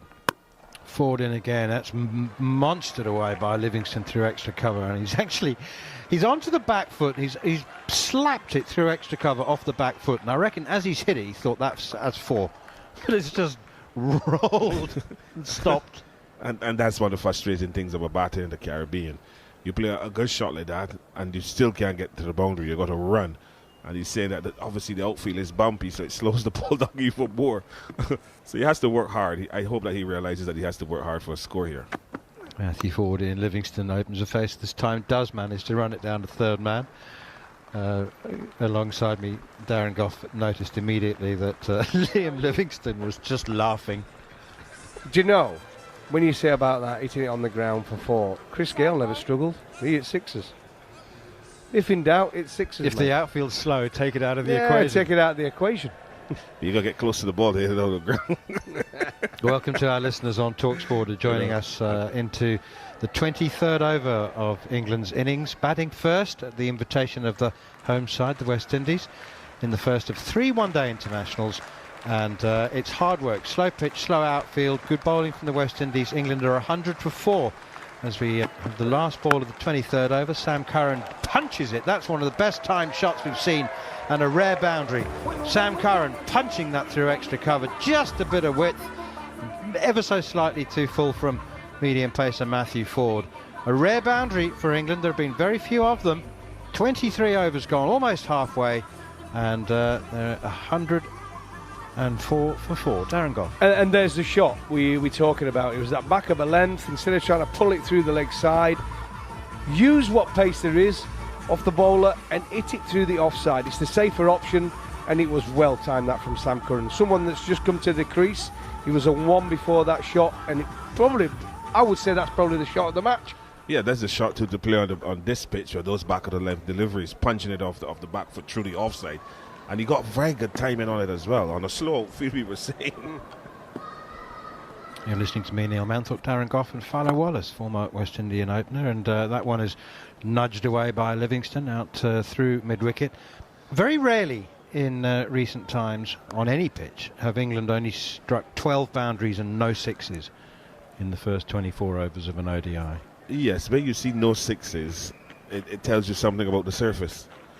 The surface is not as true as they would have expected, so they've realised, look, we have to try and look to hit more 4s than 6s, and that is what they've done so far. And not a lot of bad deliveries from the West Indian bowlers. West Indies got a slip in now for Roston Chase bowling off spin, and it's pushed away by Curran out towards extra cover. Liam Livingston captaining the team, the 6th white ball captain for England this year in T20 and ODI cricket. 6 different captains. Here is Roston Chase once again, short pulled, punched away, to backward point. 3 of the 4 England dismissals have been out to pull shots, and the one who wasn't, Will Jacks, was also victim of the pitch, trying to work it on the leg side, leading edge. So pitch playing a big role in all 4 dismissals, and I'll tell you who they were in a moment. Here's Roston Chase, punched by Curran, straight to cover, no run. Phil Salt made 18, Will Jacks 19, both out. Jacks, got leading edge. Phil Salt 18, Jordan Cox on debut 17, and Jacob Bethel 27, all out attempting to pull, and no pace on the ball, splicing or edging the ball up into the air, and all well caught. That one is pushed out towards mid-on, and a pick-up and a shy at the stumps, and I suspect that Livingston was struggling to make it at the non-striker's end there. That was a very, very tight single, and I think England may just have got away with one. Yeah, I think he's pretty quick though, Sam Curran, but he's well fielded for the West Indies. I think he would have got in. Good choice of run. But I think when you talk about the scores there, you've talked about 18, 19, 17, 27. That is also an idea of the pitch because players are getting in. It's taking them time to get in and then they're getting frustrated and getting out. Here's Roston Chase. Liam Livingstone comes forward. Happy to defend that one. No run. 106 for 4. And the best players in the world would realise that and just make sure they're there for that last 5, 6, 7 overs and end up with 90 or 100 not out. The best players, the real elite. That's all from us in the commentary box at the moment. It's time to head over to North Sound, Antigua, where Mark Butcher and Michelle St Patrick Hewitt standing by to take up the next 25 minutes.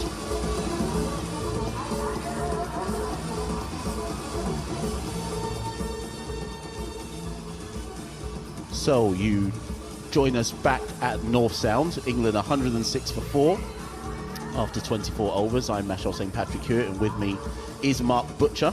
We're roughly at the halfway stage. Mark Butcher, how do you see this game so far? Well, it's a struggle. That's how it is at the moment. England have struggled to come to terms with the slowness of the surface.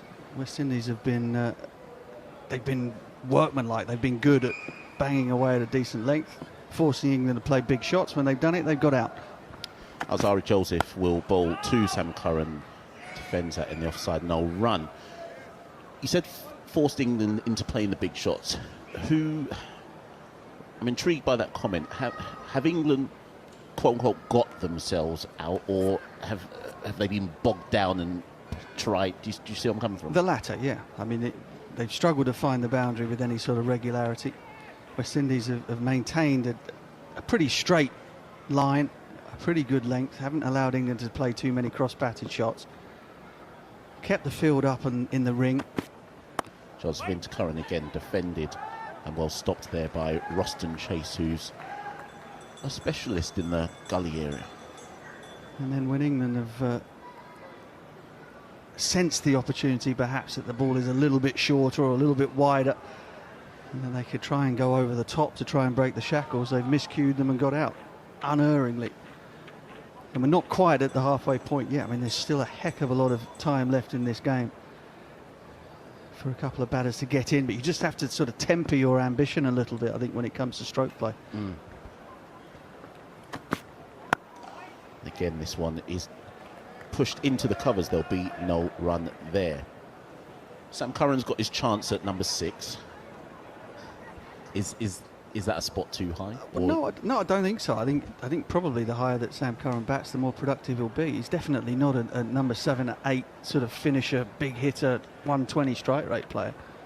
I think the higher he is, the better off he is. But whether or not England at full strength can fit him in at a position that will suit him better is another thing. This one is pushed down the ground. They'll go for the quick single, and it's well run there by Sam Curran, and that will take him to 7 and bring Liam Livingstone onto strike. A similar talking point really about Sam Curran as a bowler in the England lineup. In the power play with the new ball, very, very strong numbers indeed. 25 wickets at 23 in the power play. Outside the power play, 18 wickets at 54. And in the previous World Cup in Australia, he was used sort of more as a middle overs to end overs bowler, and it didn't go well. Liam Livingstone, once a quick single, is called back by Sam Curran. There'll be no run there. Is he coming then off the back of that point that you're making about Sam? I mean, he's one of the more senior players in this team. He's the second most senior player in the team. But arguably, he has as much, I don't want to say to prove, but his position's not as secure as some of the debutants, even in a weird kind of way. Joseph to Livingstone. Tries to force that one off the back foot, no run. Well, I suppose it depends on what you mean. It's the end of the 25th over. We are at the halfway point now, 107 for 4. Livingstone is 10, Curran is 7. you know, in this squad, he plays every game. It's when you break it down to a 15 for the Champions Trophy, for example. Pretty sure he'll probably make that 15s. Then, whether or not there is a position available for his particular strengths and skills, and they are very strong. The stuff that he's good at, he's very good at. And then it becomes a case of whether or not you can fit him in around other players who are comprising your best 11. How would you fit him in then? Well, I mean, it depends on what you're asking me to speculate as to what the 11 is that they're going to have. Yeah. Which I'm not going to do. But, you know, if Sam Curran plays, and this was the argument that I had with one or two people during that World Cup, if he plays, then if he bowls, he's got to bowl when the ball is new, or at the death, but you don't want him in the middle overs at all. And as a batter, he's better off above number 7 than he is at 7 or below, which is what throws up the conundrum. Are there then better players in those positions than him at one suit or the other? I'm like a dog with a bone with this point. I'm not letting you off that easy. But first, Roston Chase is going to bowl his 6th over. He's been miserly, gone for 15 off his 5, and he's into Sam Curran. Forces Sam back, and there'll be no run there. Which of the two suits, I'm sure you're going to say both, but which of the two suits is more likely to get him in, wickets or runs? Both. He's an all-rounder. Forced through the covers there by Sam Curran. And I mean, that's the point. One. These guys are, you know, he and Liam Livingstone are balancers, aren't they? Of any 11. They allow the team to bat deep, and they allow you to have a captain to have plenty of bowling options. And so you need them to be firing on both ends, on both fronts. I mean, that's just, unfortunately, that's the nature of the beast. That's the job. Are you done now? Yeah, I'll let you off. Okay.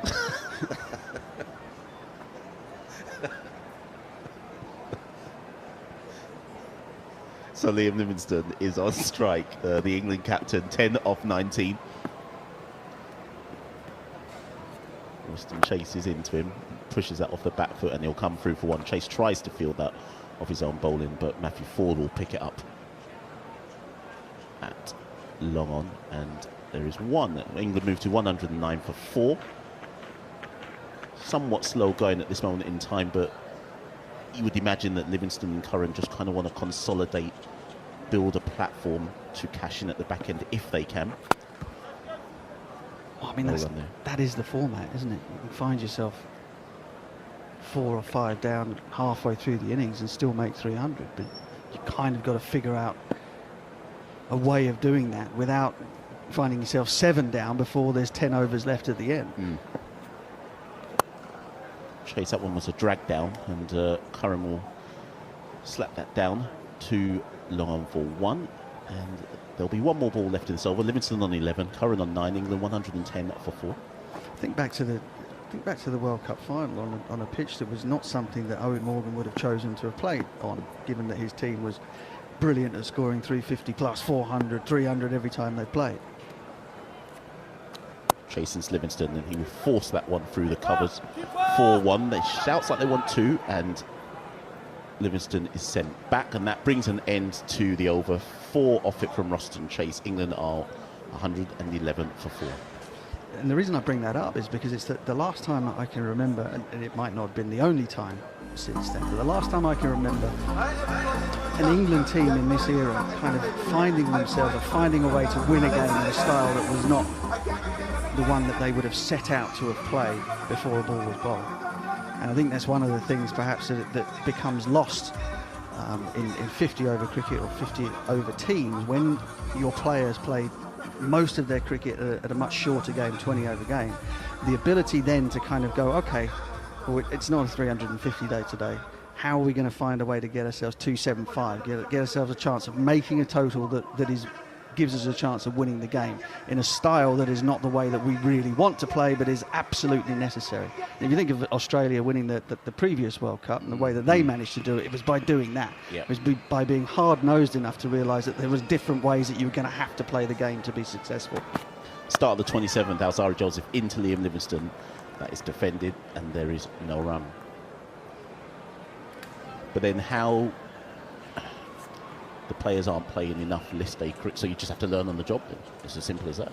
Pretty much. I mean, you know, there's an enormous amount of skill when you look out on the ground on both teams. But the amount of thought and calculation that needs to go into a 50-over game as opposed to a 20-over game is something that perhaps is lacking. That's where the experience comes in. Livingstone this time comes down the wicket and is able to force that through the mid-wicket region for 4. I think he'd had enough of defending and nudging and nurdling. That one was short enough for him to run down the wicket at, and it's a welcome boundary for England.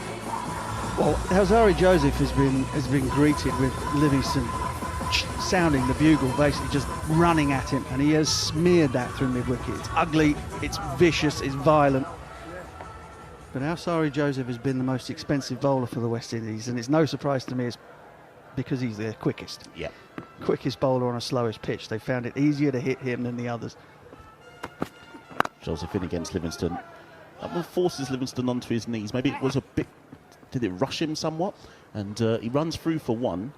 Did he misjudge that one, or did it just rush him? It might have just been a touch fuller than he was expecting. I wonder if he calculated that Joseph was going to bump him after he ran at him the ball before. And Joseph just pushed that one up there. And as it was, Livingstone was camped on the back foot, and he played it as though it stayed down. It didn't. It just was much fuller than he expected it to be. So that brings Sam Curran on to strike. Livingstone's on 17 from 24. Sam Curran's on 9 from 16. Joseph into Curran. Curran's able to guide that down to third man for 1. It's interesting the way that sort of stats and modelling colours always the modern game. You would think, given their numbers, that Moti and Chase would be bowling for West Indies at the moment in this middle period, but they know that Curran is unbelievably good against left arm spin. Great numbers against left arm spin. Livingstone great numbers against off spin. So the spinners have gone. They've been removed. Joseph in again to Livingstone. Livingstone plays that on the leg side for 1. Relatively good over, well, not even relatively, a good over for England this one so far. 7 off it with 1 ball to go. Liam Livingstone on to 18. Yeah, they've definitely both enjoyed having a bit more pace on the ball from Alzari Joseph. Roston Chase, as you said before, Misley, none for 19 from 6. He'll probably continue from Sir Andy Robertson, so spin hasn't totally been removed, but they've been reluctant to keep Moti on while Curran is at the crease. Final ball of the 27th over. Joseph into Curran. That is pushed onto the leg side. There'll be no run there. And that brings the end of that brings an end to the 27th. England 118 for 4. Sam Curran is on 10 from 18. Liam Livingstone is 18 from 25. And England slowly but surely trying to establish this foundation. It's been the sort of danger point of partnerships, hasn't it? Bethel and Cox kind of got themselves moving, going, got to 40 between the two of them, and then the wicket fell as they tried to accelerate. 25 from 38 from Livingstone and Curran, and England need these guys to be there for at least another 10 to 15 overs. Really give themselves a chance to accelerate at the end. It'll be Roston Chase who will continue from the Sir Andy Roberts end. So far, West Indies will be happy that they haven't had to look at a 6th bowling option. They may well get it done with the 5 that bowled so far: Ford, Seals, Joseph, Moti and Chase. Ramara Shepherd surprisingly left out. Roston Chase in to Liam Livingstone. Again, Livingstone forces that down the ground to long on for 1. Yes, so West Indies were just in Sri Lanka. Shamar Joseph didn't play any games there. He had to come home early for personal reasons. So there was possibly, I mean, based on how this game has gone, pace on wouldn't possibly have been the best thing for this game. But surprised that Romaro Shepherd didn't get a goal, given he has the ability to swing the ball as well and bowl cutters. Chase, bit full of that one, no run, fielded by Shimon Hetmeyer. He was a real thorn in England's side in the last series here back in December 23. Finished a couple of games with the bat, took wickets with the ball. And again, no run there by Sam Curran. Looks like he wants to attack Roston Chase, but tempering the urge somewhat. Yeah, Roston Chase, the off spinner, it's another matchup, good matchup against Sam Curran, his off spin. Feels like he's looping it up there, trying to tempt Curran. This time Curran forces it off the back foot through cover for 1 to bring Liam Livingstone back on strike.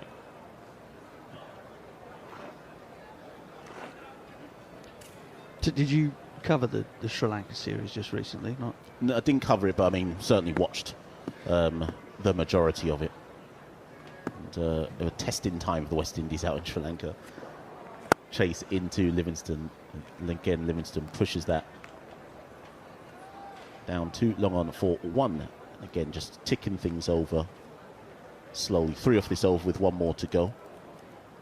Roston Chase largely in 50-over cricket is, and I say this respectfully, so I then say something disrespectful, is a defensive bowler. But there's a place and time for that. And this last ball is pushed again by Sam Curran down 2 long on for 1. And that brings an end of another quiet Roston Chase over. 4 off it, none for 23 from 7. And the reason why I make that point, Mark Butcher, about Roston Chase is somebody will watch someone like Roston Chase and go, how's he gone none for 23 off 7? Why don't England go after him? But there is an art form. I think he's a defensive bowler. I don't think he's there to, well, everyone's there to take wickets, but I don't think that's his role. It's to limit the basic bowler as low an economy as you possibly can. If you take wickets, it's a bonus. Yeah, I think West Indies bowling attack, by and large, is that anyway. I think it's pretty. It reminds me of a lot of the 50-over cricket that you used to play back in the 90s, whereby wickets weren't, because batting teams didn't come out and put the foot down, and 240 was often a winning score, etc., etc. Bowling attacks were basically set up to be very, very defensive. And it's only been sort of latterly, perhaps, or if you're talking about the brilliance of a team like Pakistan back through that sort of era with reverse swing, etc., that teams have come out specifically with wicket-taking bowlers in 50-over cricket.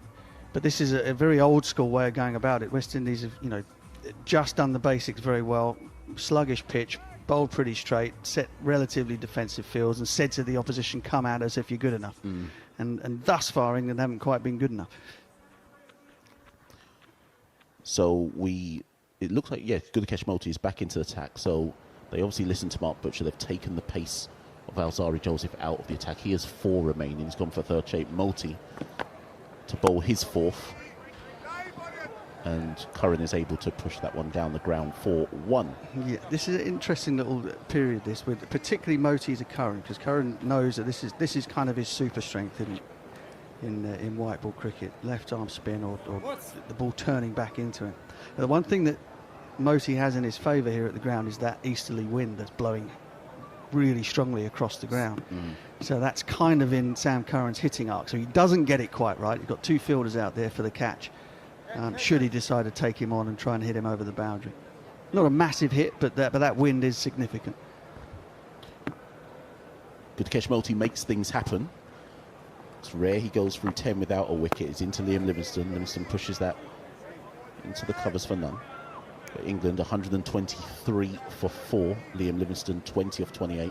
Sam Curran 13 from 23. Again, Moti 4, and Livingstone can't do anything with that. There's no run there as well.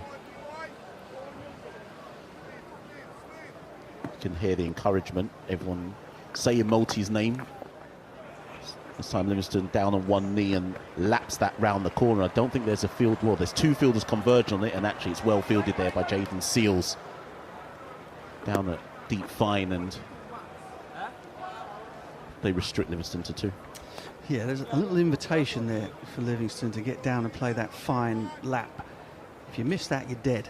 And I think Moti is calculating that it's worth perhaps giving away maybe the odd boundary, the odd 2 to that fine sweep, because the wicket taking opportunity might come from it. This one's wider to Livingston. Livingston, his eyes lit up a bit there, but he wasn't able to get full purchase on that and just actually dabs it down into the ground. A rueful smile there from Liam Livingston. No run though. Final ball of the 29th. Stop it. And this time it's pushed. Long on is deep. And there's 1 run there to end the over. England 126 for 4 from 29. Liam Livingston 23. Sam Curran 13.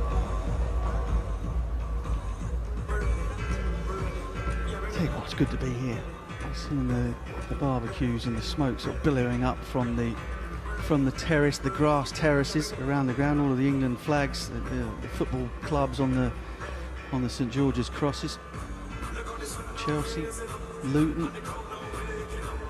Yeah, I went out earlier on looking around, and I must say actually, compared to what it was like at the start of the game, it has filled up as the game has gone on. And there are actually a number of locals here.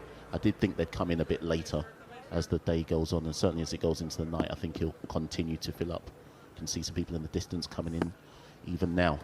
Ruston Chase started the 30th over into Liam Livingston, and again he pushes that to long off for 1. There's been a lot of pushing down the ground for 1. Yep. England just trying to play the conditions, play the situation as you find it rather than as you wish it to be. Chase to Curran. Curran slaps that one. Too long off for 1. Brings Liam Livingston back onto strike again. Yep, still a bit more than a 20 over game to go, so plenty of balls left. Should England have the wickets in hand to try and take toll at the back end. Chasing again, Livingston turns into leg side. Big shout of wait, no run. Where do you stand on the 6th bowler option in, I mean, you could say T20 cricket, this happens to be the ODI format. Should you entrust it in your 5 to get it done? Or, and I'll come back to that, Chase to Livingston. Turns that one a bit finer. Liam Livingston will get 1 for that. Moves him on to 25, England 129 for 4. West Indies tend to be a team that will always play a 6th bowling option, which doesn't necessarily balance out the side, but it's because they tend to not have faith in their 5. Do you think you need a 6th? It's always nice to have as a captain, going back to my... That one's left alone by Sam Curran, no run. Going back to my captaincy days, it's just nice to have that option. Should one of your bowlers go bust on the day, I mean, not necessarily get injured, but just have a bad day, which can happen. Just being able to share that 5th set of 10 overs around. Chase again, pushing that one a bit wider. Sam Curran takes the invite and pushes that through the covers for 1, and that's the end of an over. Ruston Chase's over go by so quickly, you forget that they've ended. Another 4 off it, 8 overs, none for 27. England 130 for 4 at the end of 30. Liam Livingston on 25, Sam Curran on 15. But there's one thing as a captain that I do recall, and I've seen it happen with captains in the modern day games. You can have too many options, and it kind of confuses you, and you don't, you walk off at the end of it and look down at the bowlers that you've used, and one of your guys has only bowled 6, has bowled magnificently, and somehow didn't get through the whole 10, and you've used 6 or 7, maybe sometimes even 8 bowlers. So it can confuse the issue a little bit, but I think generally speaking, most teams would prefer to make sure that they've got a 6th somewhere, and even better if he happens to be somebody that bats. That's why England are so very keen to have batters in the top 6 who can also bowl. Yes. Moti in to Sam Curran, who greets that with a slap of disdain down the ground. And the boundaries have been hard to come by, but that one was inviting Sam Curran to take on Moti, as Mark Butcher has alluded to. Favourable matchup, and he greets that with a boundary. Yeah, mid-off was up inside the circle, and Sam Curran has just slapped it. Not quite dead straight, but just straight enough to beat that mid-off and flash away to mid-off for 4. Multi in again to Curran. This time the more conventional push. Too long on for one. These two, Curran and Livingston, got a bit of stick, or at least felt that they got a bit of stick for some of England's performances in that 2023 World Cup. And in truth, it wasn't their fault. I think perhaps the team selection and the way that they were used made it so that they couldn't give of the best of themselves. First time they've ever batted together in ODIs, these two. Multi into Livingston, pushes it off the back foot. Quick single, should have been fielded there at point by Casey Carty. And they'll come through for 1. Livingston moves on to 26 and Curran on 20. I know they're very close. They get on really well, and they were both sort of a little bit stung and kind of circled the wagons a bit. So they'll be incredibly keen, the pair of them, to put on a real good show here, put England into a position of strength in partnership. Multi to Curran, defended by Multi. Remember, you're listening live and exclusive on TalkSport 2 and the TalkSport Cricket YouTube channel. Exclusive listening to the West Indies and England series. That one is another dot ball. Yeah, the partnership between Livingston and Curran is currently 43 from 61. One of those partnerships which you're looking like, oh, they've got to 40 already between the two of them. It's playing the situation well at the moment, Curran and Livingston. This one again pushed down to Lon. 4-1, and that brings an end to the 31st over England, 137 for 4. The Livingston move is on 26 and Sam Curran is on 21. 7 off that over from Gudakesh Multi. Yep, highest partnership of the match so far. Matthew Ford, 2 for 36. Got his career best figures against England here in December of 2023 of 3 for 29. Jaden Seals has his career best figures in all ODI cricket in his 14th game, 2 for 8. Joseph has been expensive. The man with that little bit more pace on show has actually been dealt with by England in a much more comfortable fashion than the guys who have bowled slower or bowled spin. Moti with none for 24 and Chase with none for 27. And it will be said Roston Chase who will bowl his 9th. Sam Curran is on strike, and that's fielded by Shimron Hetmeyer. Extra covered, and there'll be a no run there.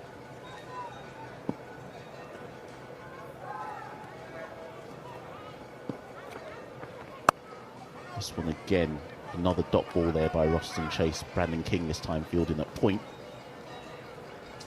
Yeah, we got Goffey back there in the studio. Spent a few days with him golfing last week in Portugal. Just remind him that he's been showing everybody his brilliant Yorkers on Instagram these last couple of days. Blowing people's pads and shoes off with his Yorkers. All our yesterday's coming out. That ball is again fielded by Shimron Hetmeyer. There's no run there for Sam Curran.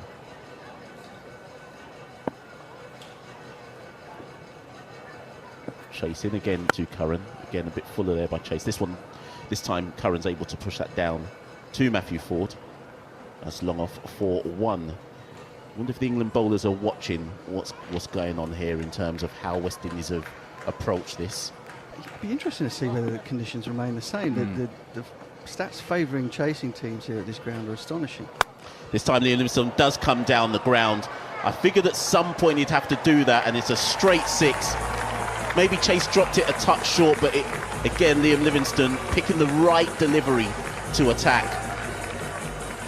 And it's the first 6 of the innings. I hadn't realised until I just looked at my monitor here. First 6 of the innings by England, and Liam Livingstone moves to 32. He was very, very quick there. Roston Chase wouldn't have had the chance to see him coming. Didn't have a chance to sort of change his mind in terms of the trajectory of the delivery. And Livingstone, as he does, gave it everything. 6. Last ball of the 32nd over. And Livingstone defends that one. That brings an end to the over. We're going to hand back to Andrew McKenna. And England are 144 for 4. Liam Livingstone's on 32. Sam Curran is on 22.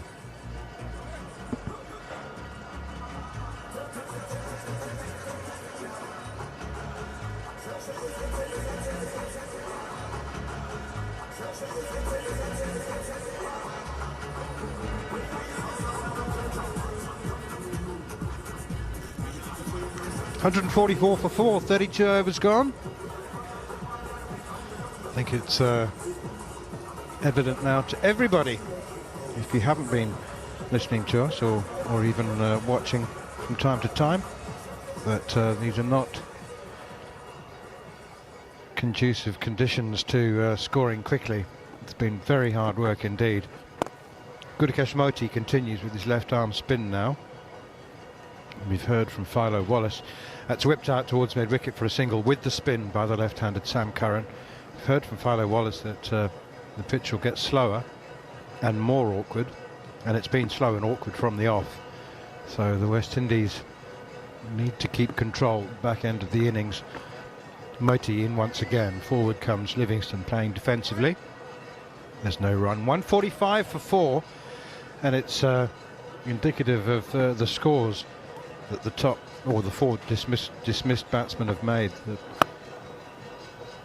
it's one of those pitches and situations where you're never really in, and when you think you are in and you try and play a big shot, you're out. Liam Livingstone has hit the one and only 6, but there's been precious few shots threatening the boundary, and that's punched again off the back foot by Livingstone down towards long off for a single.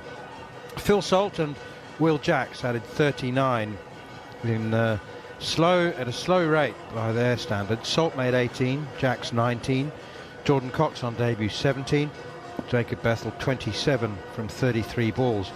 Probably one of the most free-flowing innings that we've had so far, although Liam Livingstone is now getting nicely into his work. That one driven by Curran, again straight to the fielder. 146 for 4. Livingstone 33, England's 6th white ball captain of the year. Sam Curran on 23. Batting to come though. Curran nudged this one down towards Shimron Hetmeyer.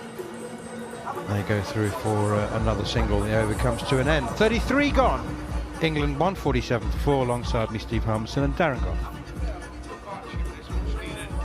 From England, if we're going to be honest, and they're at that danger mark now. They're at that time where both of them have got in, they've got used to the pace of the pitch, and you get the temptation now is to hit the boundary.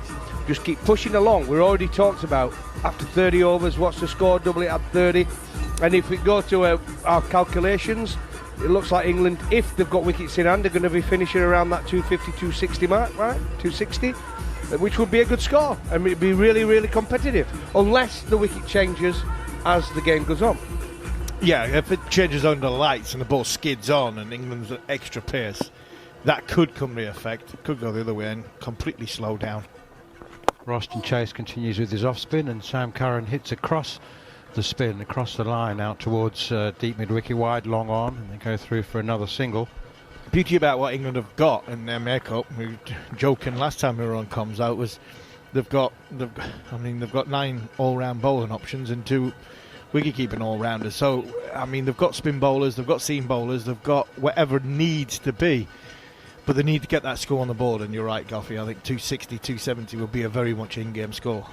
Roston Chase into Livingstone, and that's pushed away out towards long on again. However, I would put it to both of you that given it's very difficult to get in and make a start on this pitch, and batters who do come in now at the back end of the innings might be just, because they've got to push the pace a little bit more anyway. Short and pulled away by Curran out towards deep mid-wicket. Again, it's gone straight to the fielder. What I was about to say was you can see England being bowled out for 210. Oh, absolutely, but this is why it's important for Livingstone and Curran now. They've done the hard work. They've got in. They've adapted to the pace of the pitch and where to score. They've got to keep it going. Don't go too early. Get to 44 overs, then go. Driven, smashed away by Livingstone over deep mid-wicket. Second 6 of the innings, second 6 to Liam Livingstone. And boy, oh boy, I tell you, well, like as Darren Goff said a little earlier, if the outfield is slow, which this is, take it out of the equation. What a shot. And nothing wrong with this shot whatsoever, because it's a normal shot you would play against an off-spinner. The guy's coming in, he's been consistent on his pace and his line and his length, and you hit to the area that you would hit an off-spinner. And there's nothing wrong with that shot. Calculated shot. Yeah, playing the right shot. Yeah, good percentage of batting. He's come out towards the ball. He knows the ball, if it is going to turn, it's going to turn back into him. He knows the field, where the fielders are when they are square of the wicket, so he's gone for the straighter hit. I think he was well controlled of that, was Liam Livingstone.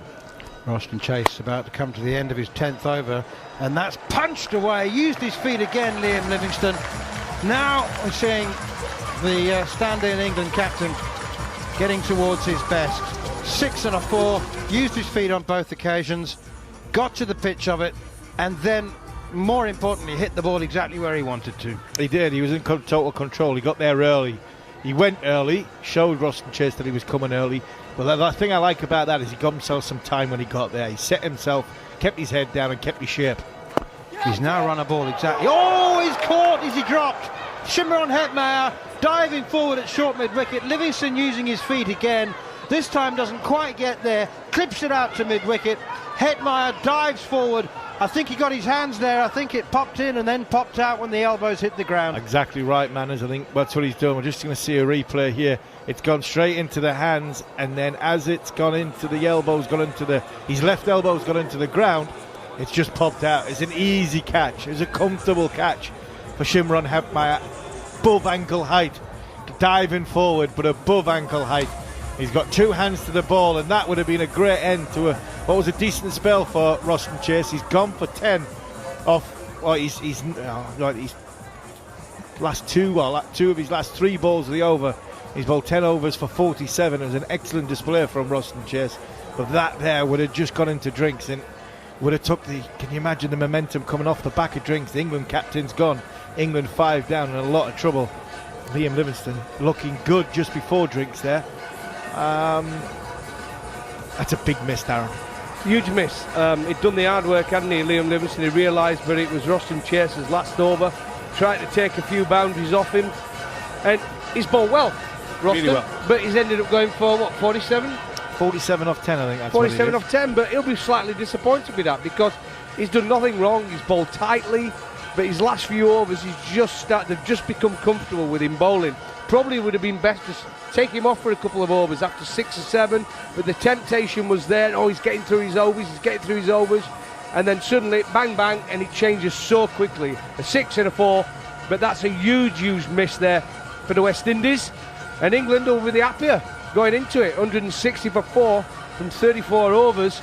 Still got the power to come down that order, but this partnership has been excellent. We don't often talk in these days about partnership and the importance.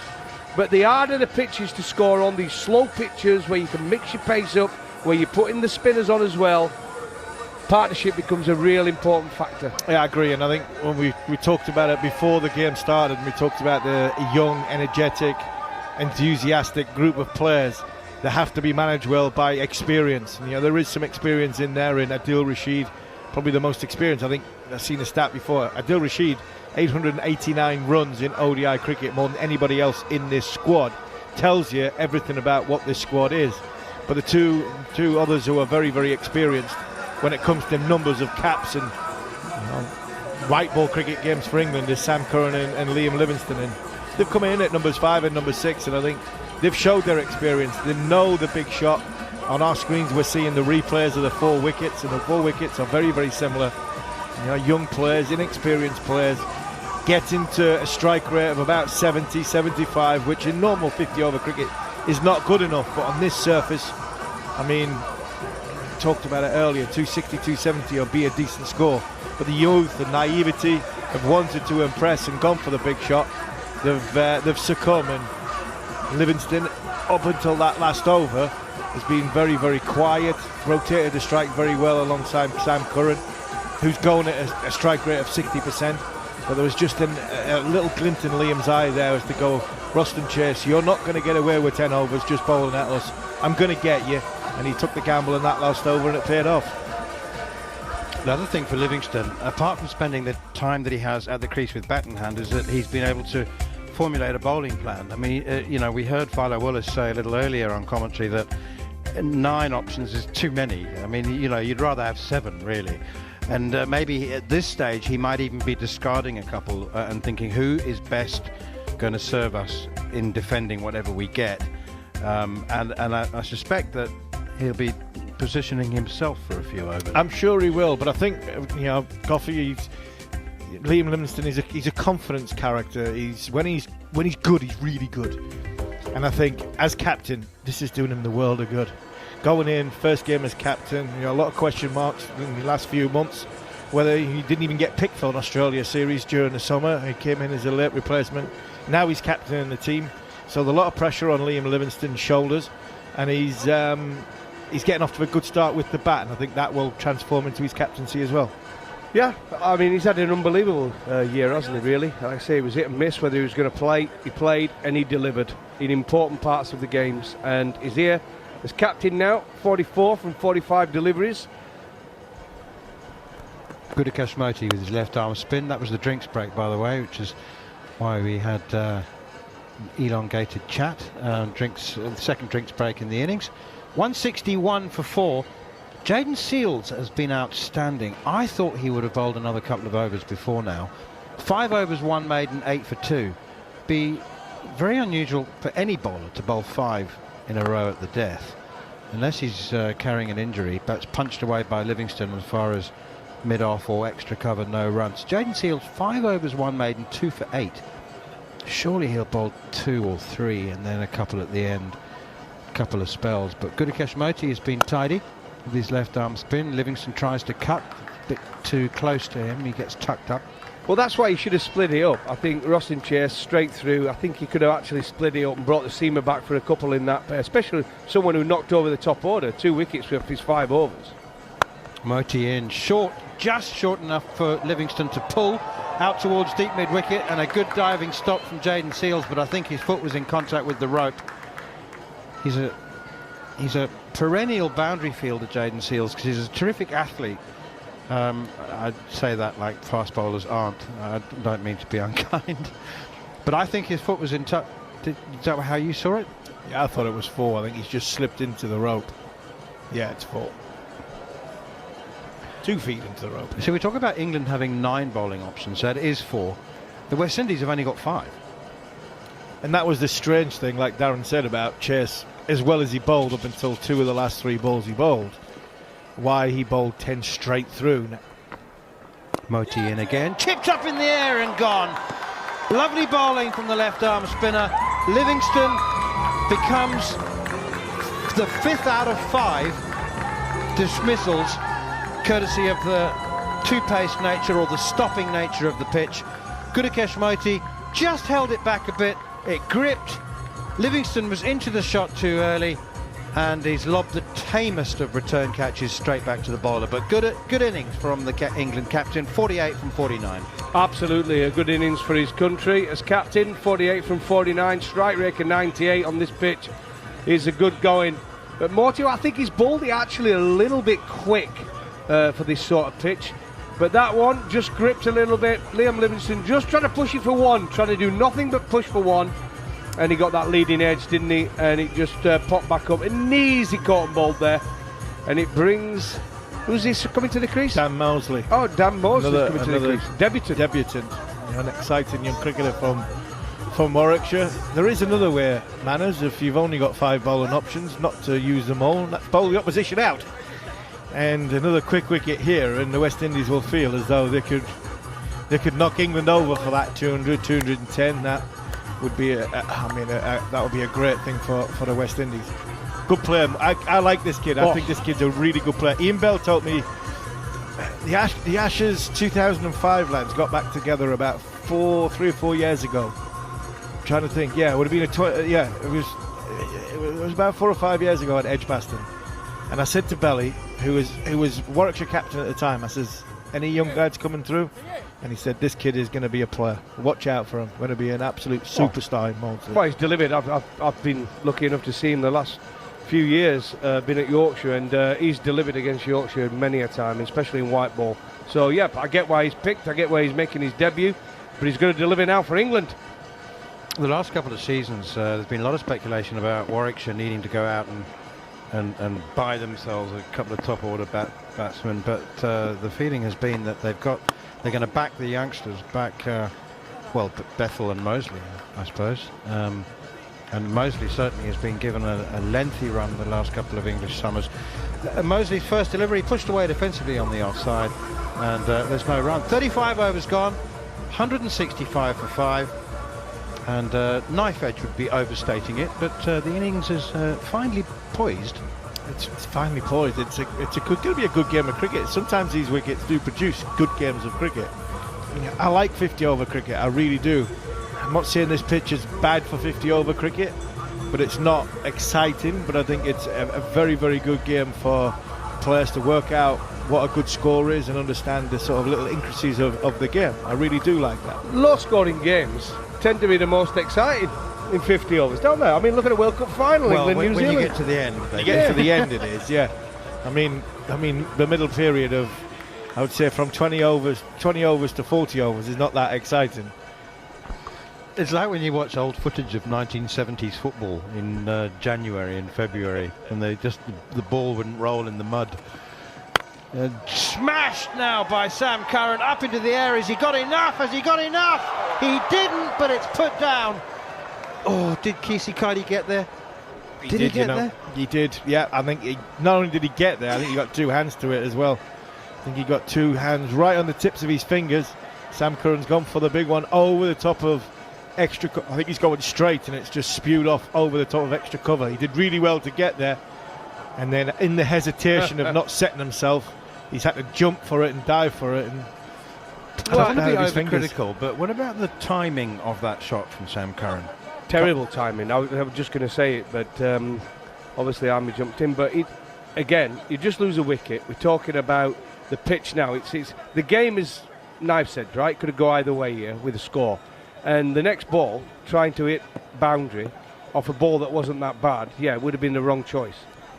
Jaden Seals it is, who's back into the attack. So my hunch was right. He's not going to bowl 5 in a row at the end. He's going to bowl 2 or 3 now, and then I suspect 2 at the end. It's the way this team plays. It's like, I'm not bothered about what happens at the other end. It's about me. It's about my role, and it's about very blinkered. I think that came from the Owen Morgan days of, well, the next cab comes in, the next man comes in, he has to play his way, irrespective of the last ball's being a wicket or 6 or 4. Some people will say that's a good thing, some people will say that's a bad thing. Some people will say it's a brainless thing. Jaden Seals in again, short and wide to Curran, who cuts it out to Kesey Kidey again at extra cover. To me, one of the cornerstones of successful cricket is thinking about what's happening at the other end, whether you've got a bat or a ball in your hand. But it was Owen Morgan. Owen Morgan was big on your role, play the game, see the game as you hit it, you see it, and don't have negative doubts and thoughts about slowing down or worrying about what's happening at the other end. You play your own game, and if Sam Curran sees it, he goes for it, even if Liam Livingston's just got out. Seals in again to Sam Curran, who drives this one out to cover point, deep cover point, sweeping on the boundary. Dan Mosley's blowing bubbles. Got the bubble gum rather than the chewing gum, and he looks very relaxed. He's a different sort of character, as I understand it, to Jake Bethel. Dan Mosley, not exactly reserved, but not the overstated, confident character like a Jordan Cox, for example. Dan Mosley sort of keeps himself to himself. That's driven firmly out towards extra cover. Carty once again does the fielding, and England remain 168 for 5. You can still see, you really can see 250, 260 or 200. Yeah, absolutely. It's that part of the game, isn't it? A couple of quick wickets here and then the game changes. It becomes very hard for the batters coming in, the lower order, to get the ball around. So they end up panicking, hitting cross-bat shots, and you end up getting skittled for 200. Exactly. And this is why I think they've got to assess the conditions of the pitch in the game and get that partnership going. Seals to complete the over, and they're steered away by Mosley to backward point, straight to the fielder. And there's no run. 36 overs gone. Mosley has 1, Sam Curran has 29. It's 168 for 5. How would you rate that bubble there? He blew with his chewing gum. Good bubble, wasn't it? If it burst, it would have gone on the side of his nose. 5 or 6 out of 10, wasn't it? It was a really good one. That. It wasn't Hubba Bubba. No, I don't think it is Hubba Bubba, but it was a good one. I think it was a good hot air balloon. Dan Mosley he must have a few in there. When I said Dan Mosley is blowing bubbles, it occurred to me that some people might think that I was saying that he was puffing. No, he's got bubble gum in his he's got chewing gum in his mouth bubbles. and he's blowing bubbles as he's trying to relax in the middle, which is good for him. He's on debut. Congratulations to him on that. And whenever you feel as though trying to get yourself relaxed, Sam Curran looks steely-eyed. He looks as though he means business. You know, sweat pouring off him, shirt sticking to him. It's a big innings now for Sam Curran. England need him to at least another 7 or 8 overs.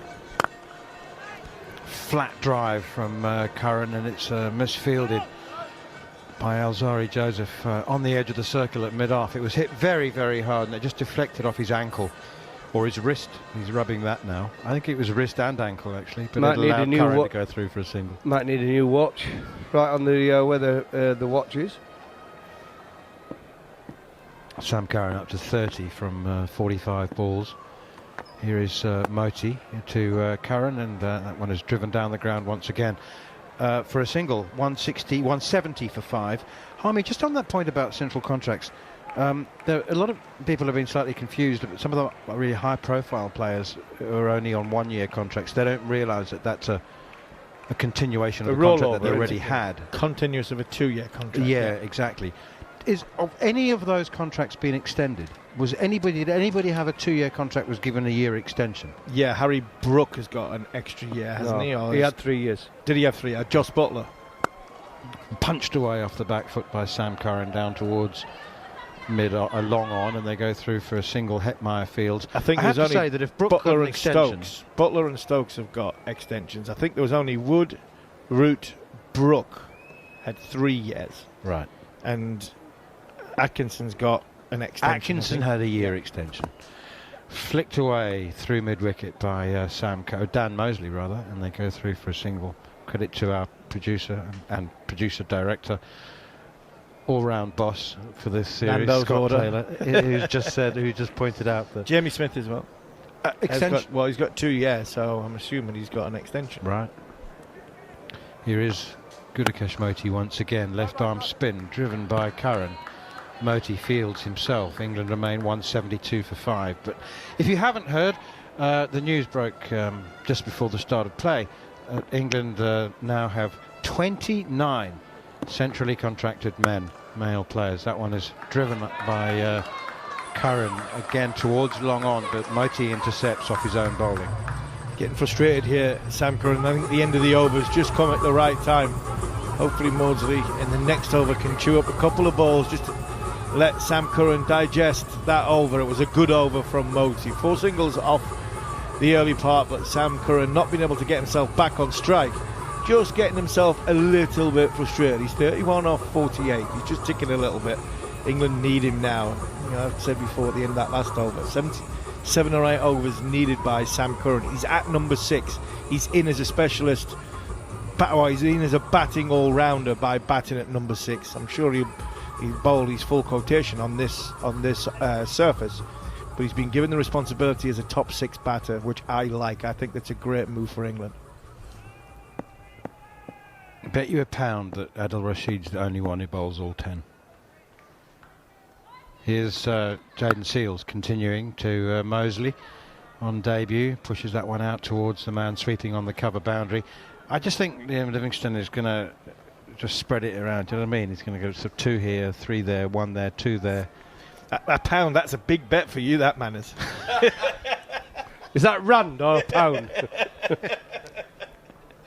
You know you can get a pint of lager in South Africa for that, don't you?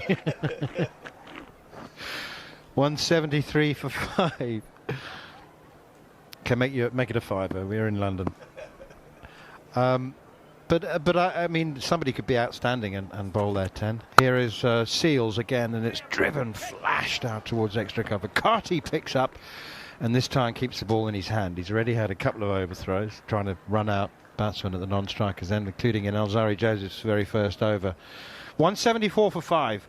England asked to bat first by the West Indies.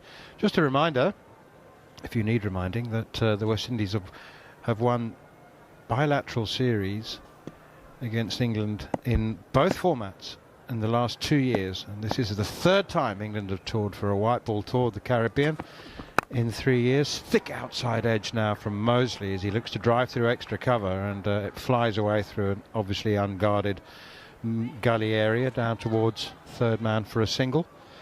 And the West Indies have won all of those series. It's been unproductive times for England in the Caribbean for over 2 decades. In red ball cricket as well, they haven't won a test series since 2004. Late 60s before that as well. I think England only won once one tour in the Caribbean Test match since the late 60s. Here is Jaden Seals. He's been very, very impressive today, and concedes a single as Sam Curran flashes it away out towards the cover boundary. Another single. 37.4 overs gone. Dozen left after this one. And a reminder that even if England do, if they finish with 260, I think it's a really good score. And you know, they'd be hoping for 6, 7 and over in the last 12. I tell you what, we were talking about Sam Curran. If he could ask any pitch to bowl on, this would be it for Sam Curran. This is the perfect pitch for him. Bouncer. And Dan Mosley ducks underneath it. Good bouncer as well from Jaden Seals. Because this is why when he goes into the IPL and he gets picked up on the slower pitches and he bowls cross seam, he bowls cutters, and he becomes hard to face. We've seen him though try to do that in English conditions, and he's fetched it, right? But I think this pitch, after his last few games as a bowler for England, is the ideal pitch for him. If he gets it right, I'm sure he will be. He'll be mixing it up from the off. Yeah, I agree. Dan Mosley on strike, on debut. Seals into him again. The left-hander drives off the back foot. Firm push, really, out towards the sweeper on the cover boundary. End of the over. 38 overs gone. 177 for 5. Dan Mosley 6. Sam Curran 33. Men out so far. Phil Salt 18. Will Jacks 19. Jordan Cox 17. Jacob Bethel 27. And the captain Liam Livingstone a very fine 48 of 48 deliveries. 177 for 5. I can hear listeners, I'm imagining it, but I'm saying, get Harmy to talk about 2004. I remember it. It was that long. It was that long ago. 20 years. 20 years. Time flies, eh? Yeah. Seen on our screen the outgoing CEO, Johnny Graves. Actually, that injury, that Rod Bramsgrove's on our screen as well, who's out there, Hampshire's chairman. He'll be over the moon that John Turner's getting a game for England. Gudakesh Moti in, reverse sweep from Dan Mosley, turns himself from a right-hander, left-hander into a right-hander, and he got something on it, didn't run away very quickly. Was that a leg by? I think he got some bottom edge maybe. A couple of runs, yes, he's on to 8. He'll be a lot happier, even happier, that he's sold a percentage of Hampshire County England to GMR. Because you're also in negotiations with them. Yes, I was part of them negotiations over in Dubai. It was his boat we got injured on. Yeah, and he got injured on his boat as well. Moti in again, and he's pitched it up full, and it's slog swept straight to deep mid-wicket. And Dan Mosley has gone. I have to say it's a long boundary out towards deep mid-wicket. And Evan Lewis takes the catch, and very coolly and very calmly. I don't think he was more than a yard in from the rope. It pitched well outside Bethel's off stump. He went for the slog sweep. It turned. He was hitting with the spin. No question about the choice of shot. No criticism, just didn't hit it quite far enough. No, he didn't hit it quite far enough or hard enough. He hit it flat enough, which managed to get Lewis. A good catch from Lewis, about eye level. He was about a step in from the boundary. He got enough on it, did Maudsley. He was just, there was a good bit of bowling by Moti. He's seen that he was, and in the last few balls that Maudsley's looking for the sweep or the slog sweep or the reverse sweep. He played the reverse sweep, didn't really play it properly and connect with it the way he wanted. So he's gone for the big slog sweep, and Moti's just got it underneath him. He didn't quite, he got the line right, did Maudsley, from an angle point of view of where you'd want the ball, but it was just a little bit too full for him to get fully underneath it, to get it into the air, to get it over the boundary, and because of that he's hit it flat. And a good catch from Evan Lewis. Yeah, good catch from Lewis, pretty calm. Moti actually, after average start really, has come into this game, got his length right, got his speed right, And that's a good, comfortable catch on the boundary. Well, made it look comfortable. Captain's happy. And there we go. West Indies are definitely in this game now. A bit of work still to do from England. And we'll be glad now they have got a batter coming in at number 8, Jamie Overton. Big, strong player. I've seen him play some destructive innings at the back end when he plays for Surrey. Can he do it for England? It is Gudakesh Moti bowling to Jamie Overton, goes for the sweep. That's going to be very close. My word. Bottom edge? Well, it's just, that was very, they'd called for the review. All three of us thought I think it's out. hit pad first. I think it's hit his glove, but I think it's his pad first. I think this has gone pad onto arm. Director, we have a play review for LBW. The original decision is not out. I've checked it's the not feet his and glove, it's it's a stone delivery. dead. Yeah. Can we go to front on, please? Well, the West Indies just sort of nonchalantly said, yeah, of course we're reviewing it. Moti into Overton. We're having a look at the replay now. Yeah, pitched in line. Oh, it's his Okay, arm. ball is close to the pad. Can we just go to ultra edge, please? It's out. I think that's Copy. out. I think it's hit his arm. It's not It's part of the his glove. forearm. It's his glove, it's his arm. It's hit his arm. It's Yeah. his forearm. So It looks out. This Looks this out to looks me. close. Stand by for ultra edge. Harmy. It looks, as you just said, stone dead. It doesn't Stone look dead, close. yeah. We could be wrong. I mean, it's turning. The ball's Well, turning that's more. out. Jamie Overton's looking at the big screen and he knows where he's going. Unfortunately, Still waiting for ultra he knows edge. where he's going. I mean, I don't want to be critical, but he has spent almost 40 overs watching Yeah. Just keep rolling that through. and Keep rolling seeing that that through. it's a straight back wicket. Keep and rolling. It's a you gap between need bat to and be ball. Just in. keep rolling that through. Before, I think, before you Especially start to Moti. sweeping. To Moti as well, who's Keep bowled rolling. it quite quickly, hasn't he? It's not like he's bowled it slow. Keep rolling, right? He's bowled it Missed the glove quickly. and then made contact with the Difficult arm. shot when you and first bat. come in. I'm satisfied. No bat involved. Can we go to ball Tell tracking you when what's ready? interesting. The third umpire is Alahuddin Palakar from South Africa. if you're Original wondering decision is about- not out. Oh dear Pitching me. in line, impact in line, Oh yeah. and wicket Smashing hitting. into the It's in top. middle and I'm middle. asked you to overturn your decision of not out to out. You're on screen. Signal now. I mean, that's it. That's it in middle and middle. It was a sweep shot which was not controlled. He looked totally off balance. He's a big man, is Jamie Overton, well over 6'4". He's brought in the side as a number 8, a big 6 hitting number 8, hitting it down the ground, playing at the Oval, playing at Taunton on these flat pitches, and he's a big hitting, big shot player. And making your debut to get out with a half attempted sweep shot. I mean, It was very gone full with- for the sweep anyway, It wasn't is, it? but I mean, you've been picked in the side because you're a 6-hitter and you've played a half-hearted sweep. And I think it just shows you that this game, Well, the you're way at a this loss game's for played words. in Scoffy's mind. shaking his head. I'm really struggling to understand that. I'm How with he him. come to that decision going out to bat. It's hard, you know. I was a very, very good number 11, borderline number 10, and I played some horrendous sweep shots in my time first ball. But when you come in the team as your big hitting 6-hitter and you get out like that, I'm sorry, hat-trick ball. Hat-trick ball, Gudakesh Moti in to Adil Rashid, and he turns it out to mid-wicket. Could be a run out. Oh, team hat-trick was on there for a second, but Shafane Rutherford didn't gather it cleanly. And England move on to 180 for 7. The way I look at it, he's coming. If England are going to use him in that role, would you see Pollard getting out like that? No. Would you see Pollard? No. Would you see some of those big hitters the Australian side have got coming in at 6, 7, 8? They all hit down the ground. That's the safest place to hit.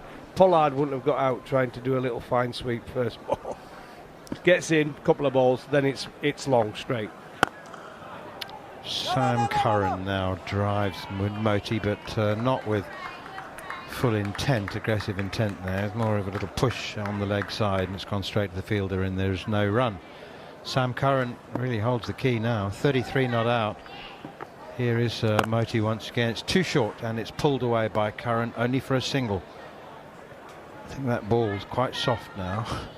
quite roughed up. There's a lot of cross-seam bowling from the quicker bowlers earlier on, but Gudakesh Moti has bowled beautifully. 9 overs, 3 for 40. I mean, you know what your strength is as a batsman. I'm going to leave the the comments to you, but it did look curious, particularly as we are led to believe that Jamie Overton's really nowhere near full bowling fitness, so he's been included as a luxury item in the batting order. Yeah, because of the all-rounders England have possess, you have the luxury of having somebody like, and Jim, I'm sure Jamie Overton would have been a floater if England are playing an absolute shirt front, a belter, and 150 for one at the end of the sort of, the 18th, 20th over. He comes in at number 4, number 5. He comes in up the order because he is a luxury. He's somebody that but it just looked ungainly. It looked as though he was so out of kilter and so off balance when the ball made contact with him, because he didn't make contact with the ball. The ball made contact with him. It looked as though he was playing that game twister. Really did look ungainly from a big man. Jayden Seales, he's been outstanding for me. That's just short enough for Sam Curran to pull out towards deep mid-wicket for a singles. Shimron Hetmyer does the fielding. Coincidence or not that all 7 wickets have fallen from the Sir Curtly Ambrose end? It's amazing how that happens. I think it's a coincidence. A coincidence, yeah, absolute coincidence. All the poor shots have been that end. There you go. All the pressure, all the pressure's been from that end. I mean, all the pressure's been from that end. Alzari didn't bowl well from either end. Neither did Ford, and so Moti and Seales has bowled brilliant. Seales is in again, and just as you say that, bang on cue, he gets one to. Is that reverse? Gosh. Anyway, it just swung a bit down the leg side past Adil Rashid, and it's a wide. So not many people will know this, but Adil Rashid, when he first came on the scene, used to bat 4 and 5 and 6. 6, yeah. Right? And get loads of runs. He's got hundreds. He was a good batter. And I think he's got 1100s, hasn't he? Yeah, he's become so frustrated over the years how he's gradually slipped down the order. And he ended up playing because that's what happens. You slip down to 10, you play like a number 10, right? If he had more responsibility, I promise you, he's such a skillful batter. Here's Seales again, and that's down the leg side once more, and may have been a contact with the pad, so it won't be called wide. Does it work the other way, Harmy? If you were shoved up to number 5, would you play like a number 5? I'd try to. I'd think I could. Coffee used to bat 3 in one-day cricket. He used to come in swinging, block the first few, and whoosh, here we go again. I batted 3 for 3 years. You were the Jamie Overton of Can you believe it? He was the Jamie Overton of Yorkshire and Essex, wasn't he? Yeah. A night watcher as well. Who was captain? Ronnie. I just wonder whether Jayden Seales has. He's got 2 for 18. It's the 8th over. It's brilliant bowling. But that's nudged away by Adil Rashid for a single. He just wants to get Sam Curran on strike now, and that's very good cricket. I'm just assuming that it's some kind of reverse swing. I mean, it's a rough outfield. A lot of throws, a lot of cross-seam bowling, as I said, and I mean, he's not bowling in swingers with conventional swing, is he? There's got to be reverse swing.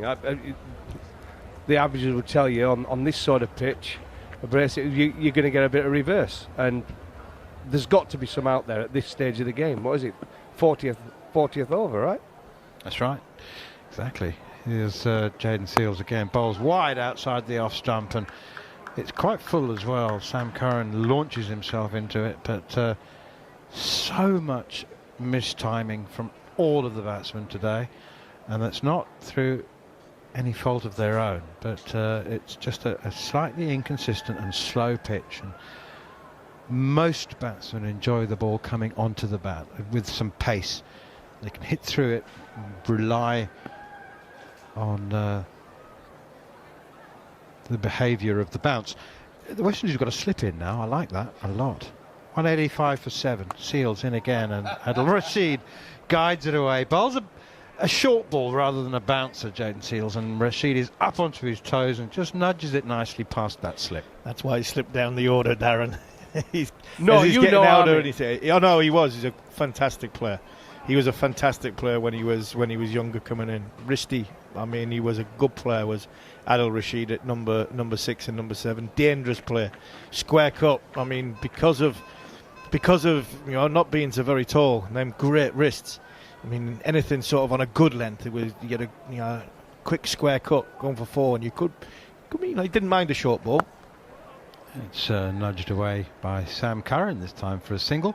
It is the end of the over, so he wants to keep the strike. 40 gone. He moves on to 37. Do you know, you were chuckling there because Adil Rashid looked uncomfortable, you know, but I'm not a believer in aesthetics. I don't care if he looks like he's uncomfortable against short ball. I just like the fact that he got everything that could hurt out of the way and then just opened the face and guided it to third And man. by the way, Manners, sometimes when you're facing a fast bowler on a slower pitch, it is harder. It's harder on a slower pitch, yeah. When it comes quicker, I know it sounds daft, but stay with me. Yeah. When you see it short, you know it's short and you're out of the way, right? And get out of the way. But when it's like this and it's too paced or it's slow and it's short, you're in two minds. Shall I play it? Shall I can't don't? go underneath it. And that's when you get in trouble. Floodlights are on in North Sound, Antigua, as the last of the natural daylight disappears quite quickly. Slogged down the wicket by Sam Curran. He's given it away. Now England aren't going to get 250. Gudikash Moti in his last over, first ball of his 10th over. Sam Curran's gone for it. And here we have the same conversation that we've had so many times before. Choice of shot, match situation, match management, and Sam Curran has hoiked that one straight down to long on. England's last hope of 240, 250, and he's gone for 37. And as we've been saying, for 41 overs, conditions are very difficult. But as Darren Cough and Steve Harmison said, leave it till the last 5 overs. He knows it as well. He knows that was a poor shot. The situation of the game, Moti's last over. You only have to look at that. Yeah, Moti's last over. He's already just picked up 3 wickets in no time. He knows, but he is the guy who can get him up to that 250 mark. And it's just a poor shot. And you see his reaction. He stayed at the crease, didn't he, for 5-10 seconds. He knows that's a poor shot. Everything about it, the execution of it, the situation of the game, and England now in trouble at 187 for 8. Couldn't agree more, Darren. I think, especially Manners, you've got the bowling figures in front of you, and you can tell us more. But you look at your Moti's in his last over. You've got Seals, who's nearly finished. You've got Alzari Joseph for 4 overs left. There's 10 overs left in this contest. They've only got 5 options, and I mean, Alzari Joseph is being kept out of the attack because he's the one that's going around the park. The only person on that field at the time can capitalise that was Sam Curran. Gudikash Moti's got 4 for 40. Brilliant bowling. That one is pushed away by Jofra Archer out towards cover. Doesn't even think about the single. Funny thing is that Sam Curran is like, ooh, like a 10-foot putter just lipped out, and he'd hit the. I mean, he's caught 5 yards inside the boundary. Here's Moti once again, and it was just the wrong choice of shot. And yes, I would have said that even if we'd hit it for 6.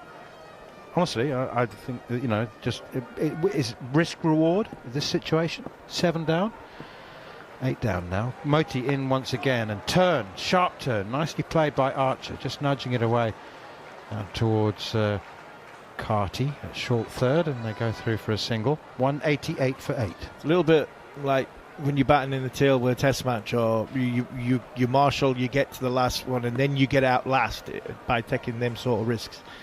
He's still got 60 balls left in the first innings. Sam Curran batting with numbers 9, 10, 11. Had to be there till the end. Moti in again, turns sharply. Adil Rashid backing away, give himself some room to hit through the line. Couldn't do it, too short, and he nudges it to point, no run. That's the difference between getting 230, 240 or getting bowled out for under 200.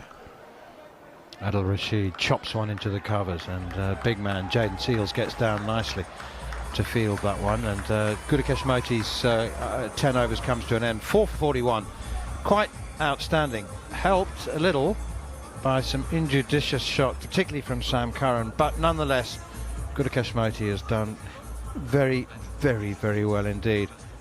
Just run through the England spin options. There's 4 by my reckoning. Rashid, Maudsley, Bethel, Livingston and Bethel. So yeah. 4 spinners, mate. I think it'll all be Jacks. used. 5. Jacks 5. They bowled 10 overs, 20 overs, 4 for 88. Well, Jacks might open, might bowl 1 or 2 overs at the Possibly, start. yeah. Does it in T20, different 50, but assessing the pitch, they might think, let's just have a look at Archer from one end and let's have a look at spin at the other and split it up that way. And then he's got them options. And then he's got Mosley, who obviously mixes it up, and he bowls quick spin, really. I've seen him bowl spinning T20 for Warwickshire on numerous occasions. Yeah, the invisible man John Turner might get a game but not get a bowl. They're desperate to give him a game, and now he might not bowl. Alzari Joseph, he's got 4 overs left. He might not need to bowl them all, but he bowls a short one to Archer, pushes it out towards mid-on. Can you imagine? John Turner selected in his 3rd squad for England, and he finally gets a game. Not bowl. He's playing on the beach. Yeah. Number 11. Maybe he scores some runs. The Thanks for Coming award. Plenty of them. Army won that loads of time. A hell of a lot more times than you think, Darren. 188 for 8 into the 42nd over. Here's Alzari Joseph again, and Jofra Archer's playing nicely, sensibly pushes that one out towards cover. Doesn't matter about dot balls now, as Steve Harmison just said. You know, there's still 52 balls remaining. Get what you can. Yeah. Get what you can now. I mean, you look at that now. I think if they can get to 220, it'd be amazing. It really would. 220 gives them a chance. Oh, yeah, real chance. I think they've got a chance with 200, but not as good a chance as 225, 230. Here's Alzari Joseph once again. It depends how the West Indies go about it. If they're prepared to put the hard work in, they should win. As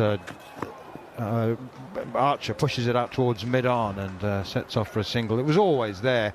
Fielder tried to put him under pressure, but Matthew Ford, but I think he was always going to make his ground. The last game at North Sound, England-West Indies played, pretty similar, wasn't it? West Indies made 206 and England chased them down, but not quickly. Wasn't that a year ago? Well, I can't remember last week, never mind a year ago, man. But the average first innings score at North Sound in one-day cricket, in one-day internationals, is 238. Here is Joseph, Alzari Joseph, and it's punched off the back foot nicely by Adil Rashid. Just a single. And England move on to 190 for 8. And, yeah, so just under 240, 238 points is the average first innings score. You can see why. You know, slow outfield. The pitch is not a Barbados or a St. Lucia like Goffey was mentioned before. Was more that come onto you. The surface, another misfield for Alzari Joseph. He looked really happy there. I mean, without misfields and overthrows, Alzari Joseph's figures might be better than Jaden Seals, but he's gone for 40 off nearly 7 overs. Poor lad. He really looks. You know, he's never really looks as though he's got a happy face on. But oh, it's a good bouncer, and it's hit Jofra Archer on the left bicep, I reckon. As we just heard Darren Goff and Steve Harmison saying how difficult it is facing bouncers on slow pitches, and he didn't know what to do there. He couldn't get out the way, didn't know whether to play it, and I reckon he's eventually tried to take evasive action. It's hit him on the bicep. And that's the problem, honestly. When you play on a slow pitch, it comes, you think that's going to get up a lot further. It doesn't. He took his eye off the ball, hit him straight on the shoulder. It's horrible, because a fast bowler, they're a fast bowler for a reason. They can let one go, and it comes at you a lot quicker than you actually think off the surface. And that were a prime example there, bowling to Jofra. That one is nudged away into the pads and doesn't bounce as much as Adil Rashid expected. He's on 4. Jofra Archer's on 2. England have lost their way a little. 191 for 8, but there is still time for them to re-find the right direction. Alzari Joseph, none for 40 off 7. West Indies have bowled really well, but their work is not yet done for the final 8 overs, and to complete their work and to describe it to you, they'll be in the company of Philo Wallace and Andrew McKenna. Cheers, Manus. Oh, work to be done here is possibly an understatement. 191 for 8. But we've seen the template. Spin is very difficult to play. 4 for 41 for Moti from his 10. Roston Chase, 0 for 47 from his 10. So it's going to be Matthew Ford coming back into the attack. It's going to be seam up now, and he's going to be bowling to Archer, who stays deep in his crease, carves it to the cover sweeper, and there'll be just a single. 192 for 8, England. Salt 18, Jacks 19, Cox 17, Bethel 27, Livingston 48, Curran 37, Mosley 8, Overton a first ball duck.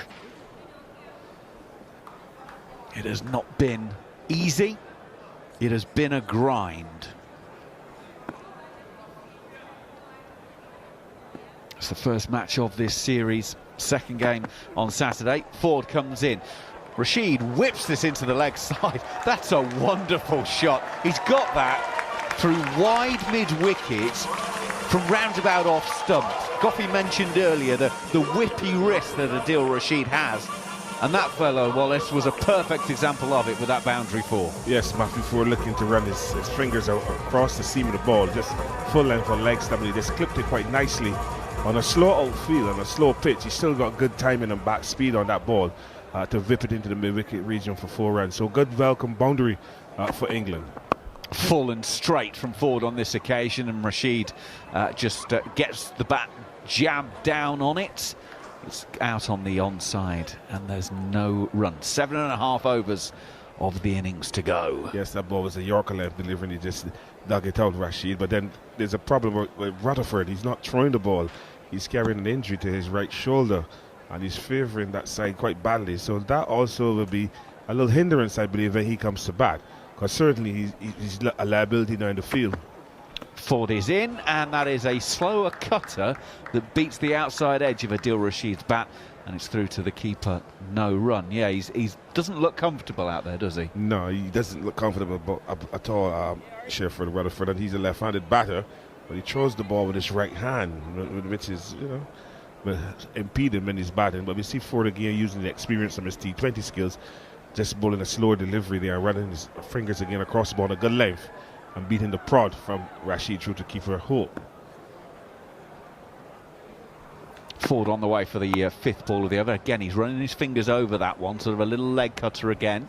No real pace to work with, and Adil Rashid is dropping it out on the offside. No run. 1 ball of the 43rd to go. The England run rate just under 4.6. It was well over 5 in the sort of 5.5 region earlier on, but as the innings has gone on, it's got more difficult to time, and the run rate has dipped. We are now fully under floodlights. You can see the 4 shadows of the players on the floor. You can actually see it reflecting off the ball as it goes down, as Ford goes into deliver again. Flicked into the leg side by Adil Rashid. He's put that over mid-wicket again. It's almost the same place as before.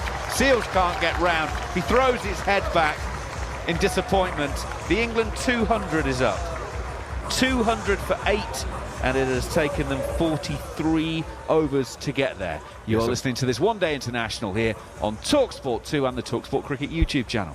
Yes, a very good shot there for Adil Rashid. A length delivery coming into the right hand, and he whipped it with those wrists that Darren Gough spoke about earlier when he was on commentary. And that again through mid-wicket. Jaden Seal running from that backward square leg boundary to the mid-wicket boundary, could not pull it back. And a welcome boundary for Rashid. So 2 fours in that over. 9 runs coming with that over from Matthew Ford, his 8th. But you see now England have just pushed to 200, which will give them some kind of breathing space. And they would like Archer and Rashid to even bat the remainder of the overs. Well, interestingly, that's actually the quickest of the 450 so far. That only took 57 balls. The third 50 was previously quickest at 64 balls. The first 2 taking 67. So we're saying it's getting harder to score, but actually they've taken the run rate up a little bit. Now, can they continue that with Joseph continuing?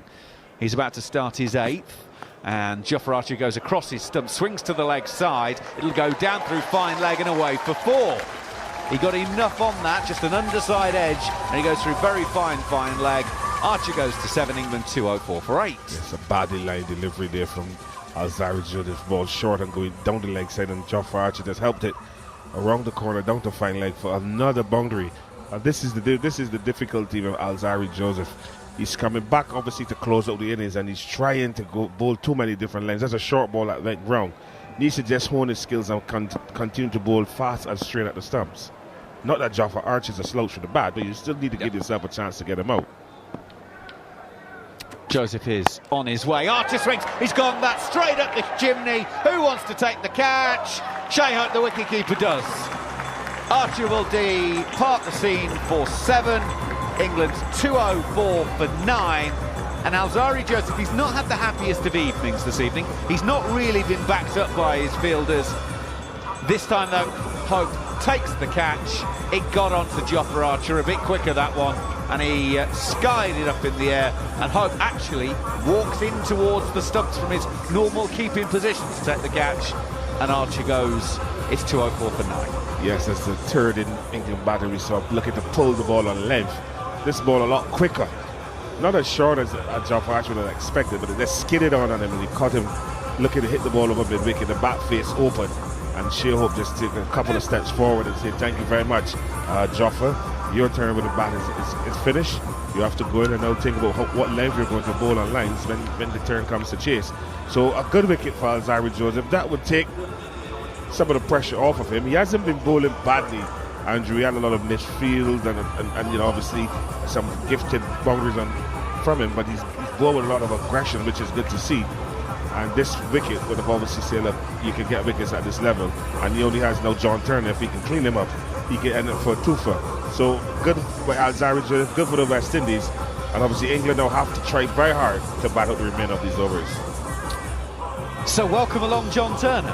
Mentioned earlier on by Manners and the boys that his third squad that he's been in, but he's never previously been able to get a game. Well, here he is. He's now on the field of play. His background, 23 years of age. He's played 17 List A games. Not a huge amount. And Alzari Joseph is going in. He crouches very low to the ground and then stands up as the bowler delivers, pushes to mid-on. Well, he's up and underway with a single. Ford can't prevent that being taken. Good, smart cricket. Yes, we was Turner all the time. A good first ball from Alzari Joseph, back on left, but he had the presence of mind to just play it with soft hands into the leg side. My forwards at mid-on was caught napping. Captain Hope was saying forward, and Turner came through for a single. So obviously it's going to be this kind of passage of play where they're just going to look to get the singles. If the bad ball comes along, try to put it to the boundary. But at 9 down for 205, you say that England are looking to be bowled out sooner rather than later. Yeah, it's poor cricket that. You shouldn't be allowing that sort of single to get the number 11 off strike. Joseph is in to Rashid, on his toes, tries to guide it through point, but can't beat the fielder there. So there's no run. 205 for 9. Even the bowlers have new bats, Andrew. Oh my golly, look at that bat that Adil Rashid is using.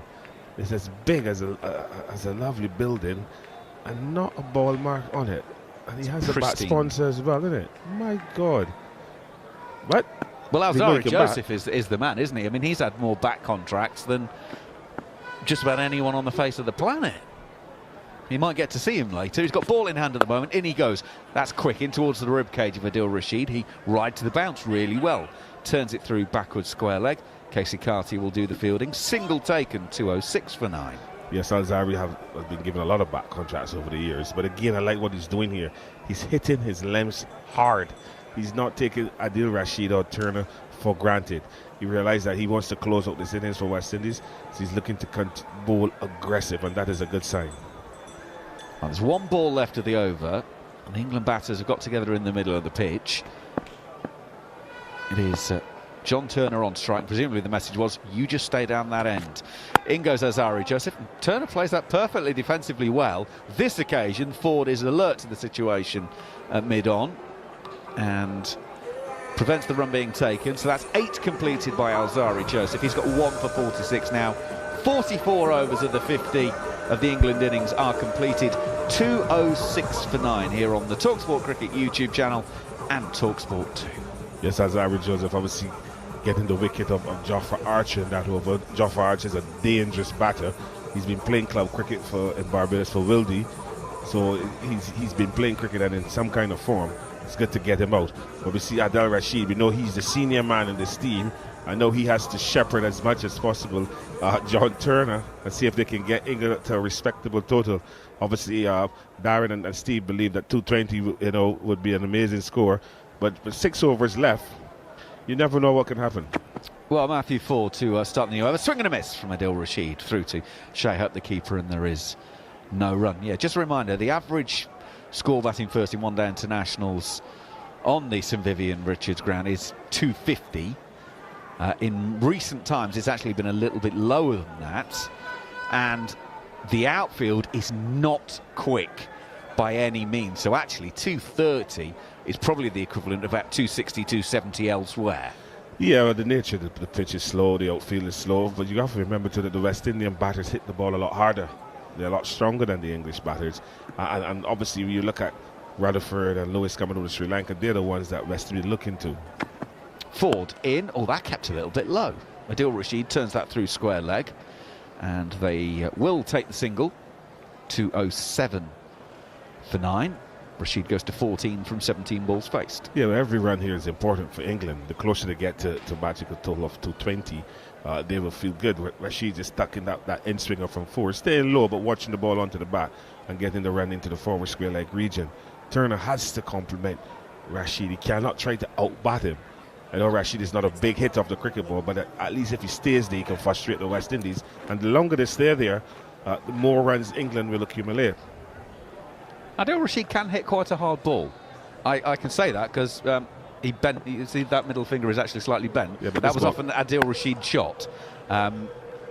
Ford is in, Turner covers up, and there is no run. Sri Lanka at Dambulla a few years ago, we were covering the series that England were playing, and we were actually out on the outfield watching practice one day, and Adil Rashid was doing some range hitting, sliced it up in the air, and as I was the only one vaguely near it, I thought, well, I'll go and take the catch. Got it horribly wrong and ended up with a middle finger that sort of pointed in the wrong direction. So Adil Rashid does hit the ball slightly harder than most people realise. At least that's the story I'm sticking with. But he was younger then. This ball is softer too. Weren't we all? Ford in from outside of off stump. Turner turns this through deep square leg. It's out to Seals, who is out patrolling there. Again, just a single taken. 208 for 9. Turner doubles his score. He's got 2 from 4. Yes, and Rashid has a first-class 100, I believe. He's got 11 of them. Right, so he's no slouch. Trust me, he can play. Slouch. He can play. If growing up is making himself, well, he still can draw on the experience of scoring runs. But he's a fighter. And obviously he will want to get some runs here to give him even more confidence when he comes out to bowl. Absolutely. Ford into Rashid. Shorter ball, pulled round through mid-wickets. Out to Moti, who is stationed out on the mid-wicket boundary, and they take a single. 209 for 9. Well, of course, from Adil Rashid's point of view, every run he scores is another run he's got to play with when he gets ball in hand. So, agree, and it gives the field, it gives the England dressing room a bit more confidence, because obviously the longer they stay there, they're going to frustrate the West Indian fielders, and you know how momentum can shift. Ford in. Turner punches back to the bowler, who fields in his follow-through. No run. So that's 9 overs now for Ford. Matthew Ford has got 2 for 48 from those 9. Jaden Seals 2 for 22 from his 8.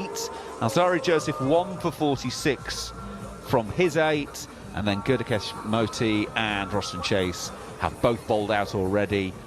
Moti 4 for 41 from his 10, 0 for 47 from Roston Chase. So these bowlers will all have to complete their stints if we go the full 50, because West Indies have only used 5 bowlers. The question is, can they take that one remaining wicket? Well, Alzari Joseph's the man to try and dismiss Adil Rashid, and Rashid has pulled out to mid-on. So we're not going to need to worry about all the other bowlers and the other options, because Alzari Joseph has removed Adil Rashid. Rashid tried to give himself a little bit of room and ended up just hitting it straight to mid-on. Couldn't clear the man. It was head height. He'd had to take one step to his right. It was as straightforward as that. And England are bowled out for 209 in 45 overs and 1 ball. Yes, a very good bowling display by the West Indies. Some blunders in relation to drop catches of misfield, but 209 in 45.1 overs, but would have really given them a good momentum, because they won the toss and asked England to bat first, and to dismiss them for 209 and 45.1 overs. You will have to say job well done to the bowlers, and it's obviously now over to the batters to win this game for West Indies. But the bowlers have done their part. They've bowled well. They have to commend Moti, who continues to impress. And he's the one that has led the charge, actually. He's quite simple in his approach, assesses conditions quite well, and he has a good support from the captain. And I think that you have to say Moti's the man who really broke the backbone of this England innings. But well bowled to all the bowlers. Alzarri Joseph coming in late in the end and getting 2 wickets, which obviously would give him a lot of confidence for the second game. Well, 209 in a one-day international. Sometimes you get more than that in a T20 game, but we'll keep saying it. It is not that kind of pitch. It's not that kind of outfield. So 209, yes, it is disappointing. It is on the low side, but it's not a million miles off what Goffey and Steve Harmison were saying earlier could be competitive. England bowled out 45 overs and 1 ball. 209 is the score on the total. West Indies won the toss earlier on today, and they elected to put the England side in. England with 4 debutants in it, remember. So it's not the experience, for the full of experience side that England have put out in recent times. Let's take you through the full scorecard then, and the England card.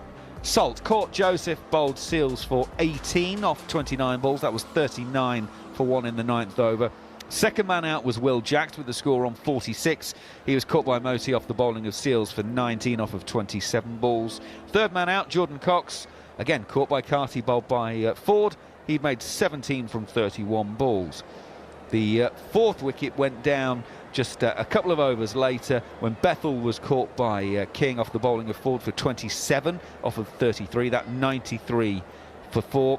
Liam Livingstone had launched the counter-attack, hitting a couple of big sixes, but then fell for 48 from 49 deliveries. Caught and bowled by Gutikesh Moti as he didn't get one out the middle of the bat, and he just lobbed back to the bowler. That was 165 for 5. Sam Curran chipped in with 37 from 56 balls before he took on Shimron Hetmeyer at long on off the bowling of Moti, but found the fielder and not the fence. So that was 187 for 8 when he was out. Dan Mosley made 8 from 12 before he was caught by Lewis off the bowling of Moti.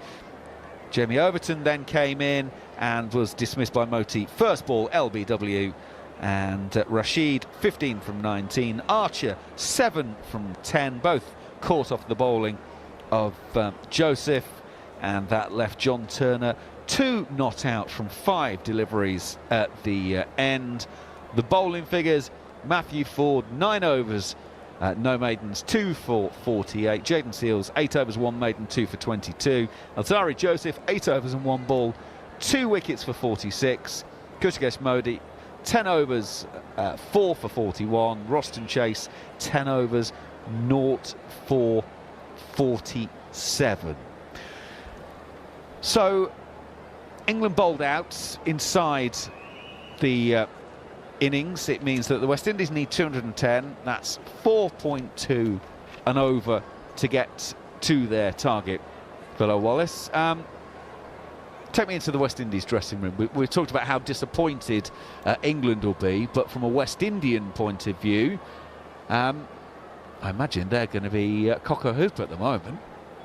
Yeah, obviously in the West Indies dressing room, they'll be happy to know that they've bowled out England for 209, a below par score. But again, we look at the surface on which they're playing on, a lot slower than we expected in Antigua. The outfield as well is not as quick as we expected. That is slow. And West Indies will have to show as well discipline in this approach to 210. We know that they like to go after the bowling, like they hit a lot of boundaries.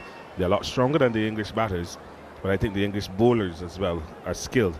As we're seeing now, that they're bringing on a cover as well, so there might be some rain in the air in Antigua. But obviously the West Indies batters will have to bat well. Partnerships, Andrew, is going to be very important. And I think that the opening pair, if they can get a good partnership, they're going to set the tone for how this game will go. We saw in Sri Lanka, Brandon King didn't have a good game of it in the ODIs. Lewis came into the ODIs in the last ODI. He scored 100 not out, so he has form, he has confidence. Rutherford has been consistent in Sri Lanka, but now we see that he's carrying an injury. How will that affect him when he goes to bat? Shea Hope has not had a good run in Sri Lanka, so he'll be looking to get runs.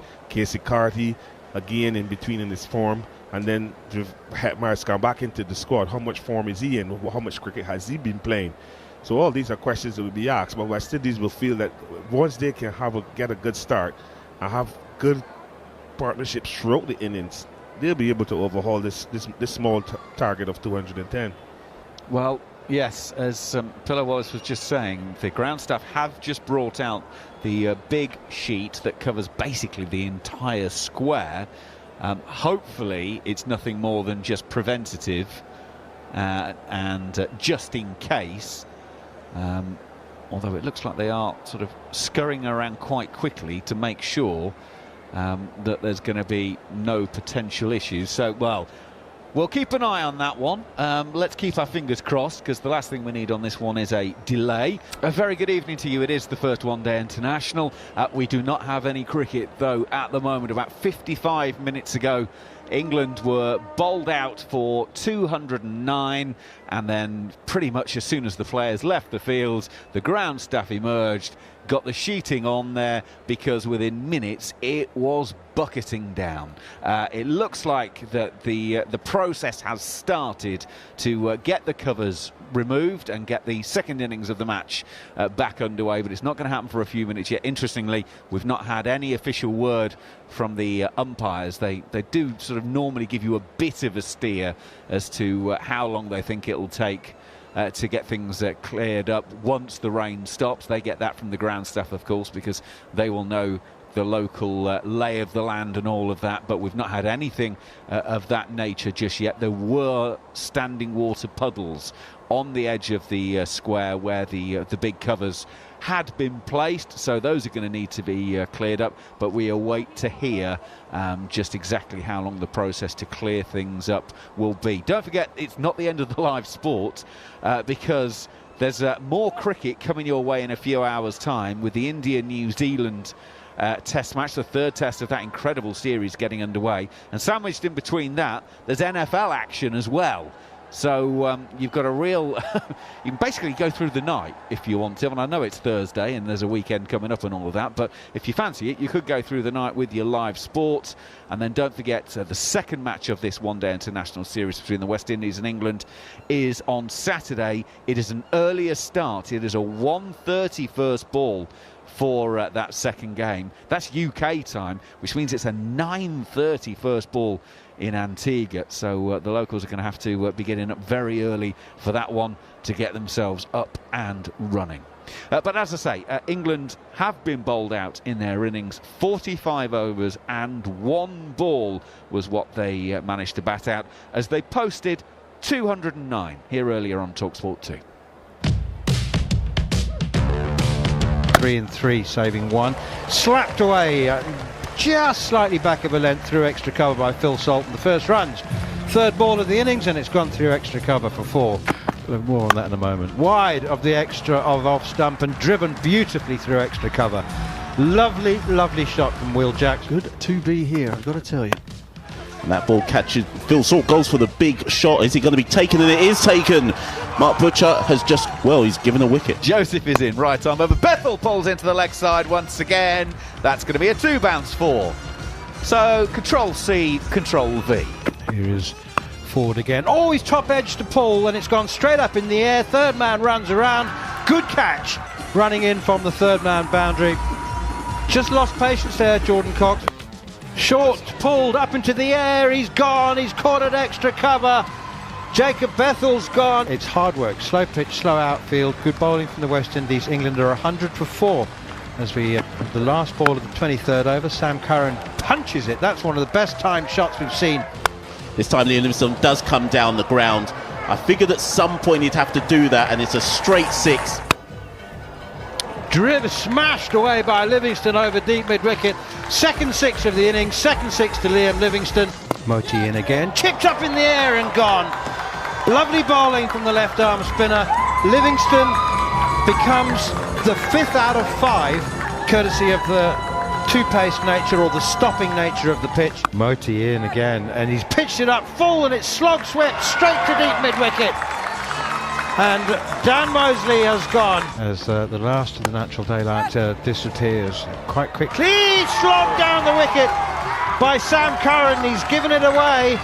Now England aren't going to get 250. Can they take that one remaining wicket? Well, Alzari Joseph's the man to try and dismiss Adil Rashid. And Rashid has holed out to mid-on. And England are bowled out for 209 in 45 overs and 1 ball.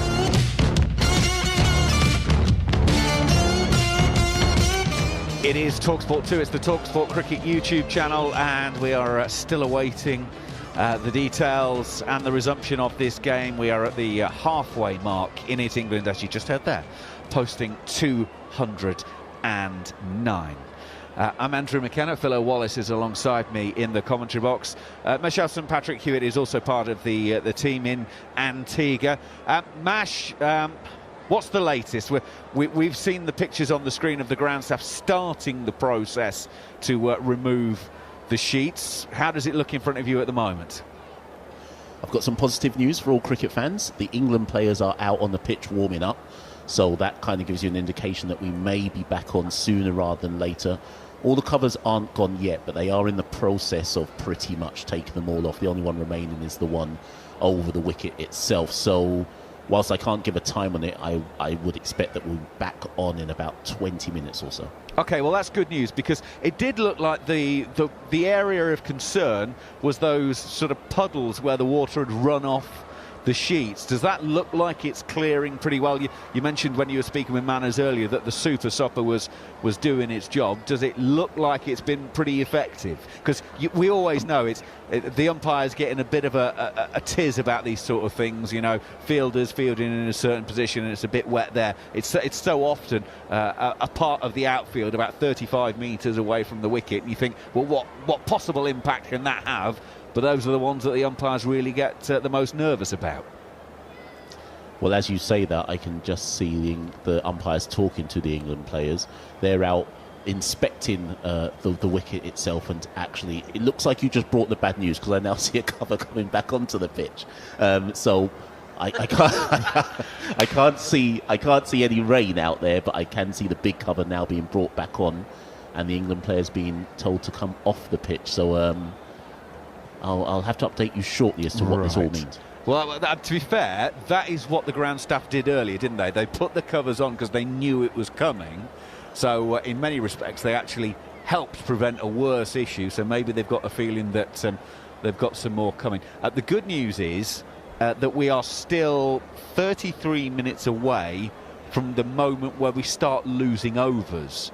So as it stands at the moment, the West Indian reply would still be the full 50 overs, and it is going to be that case for another half an hour.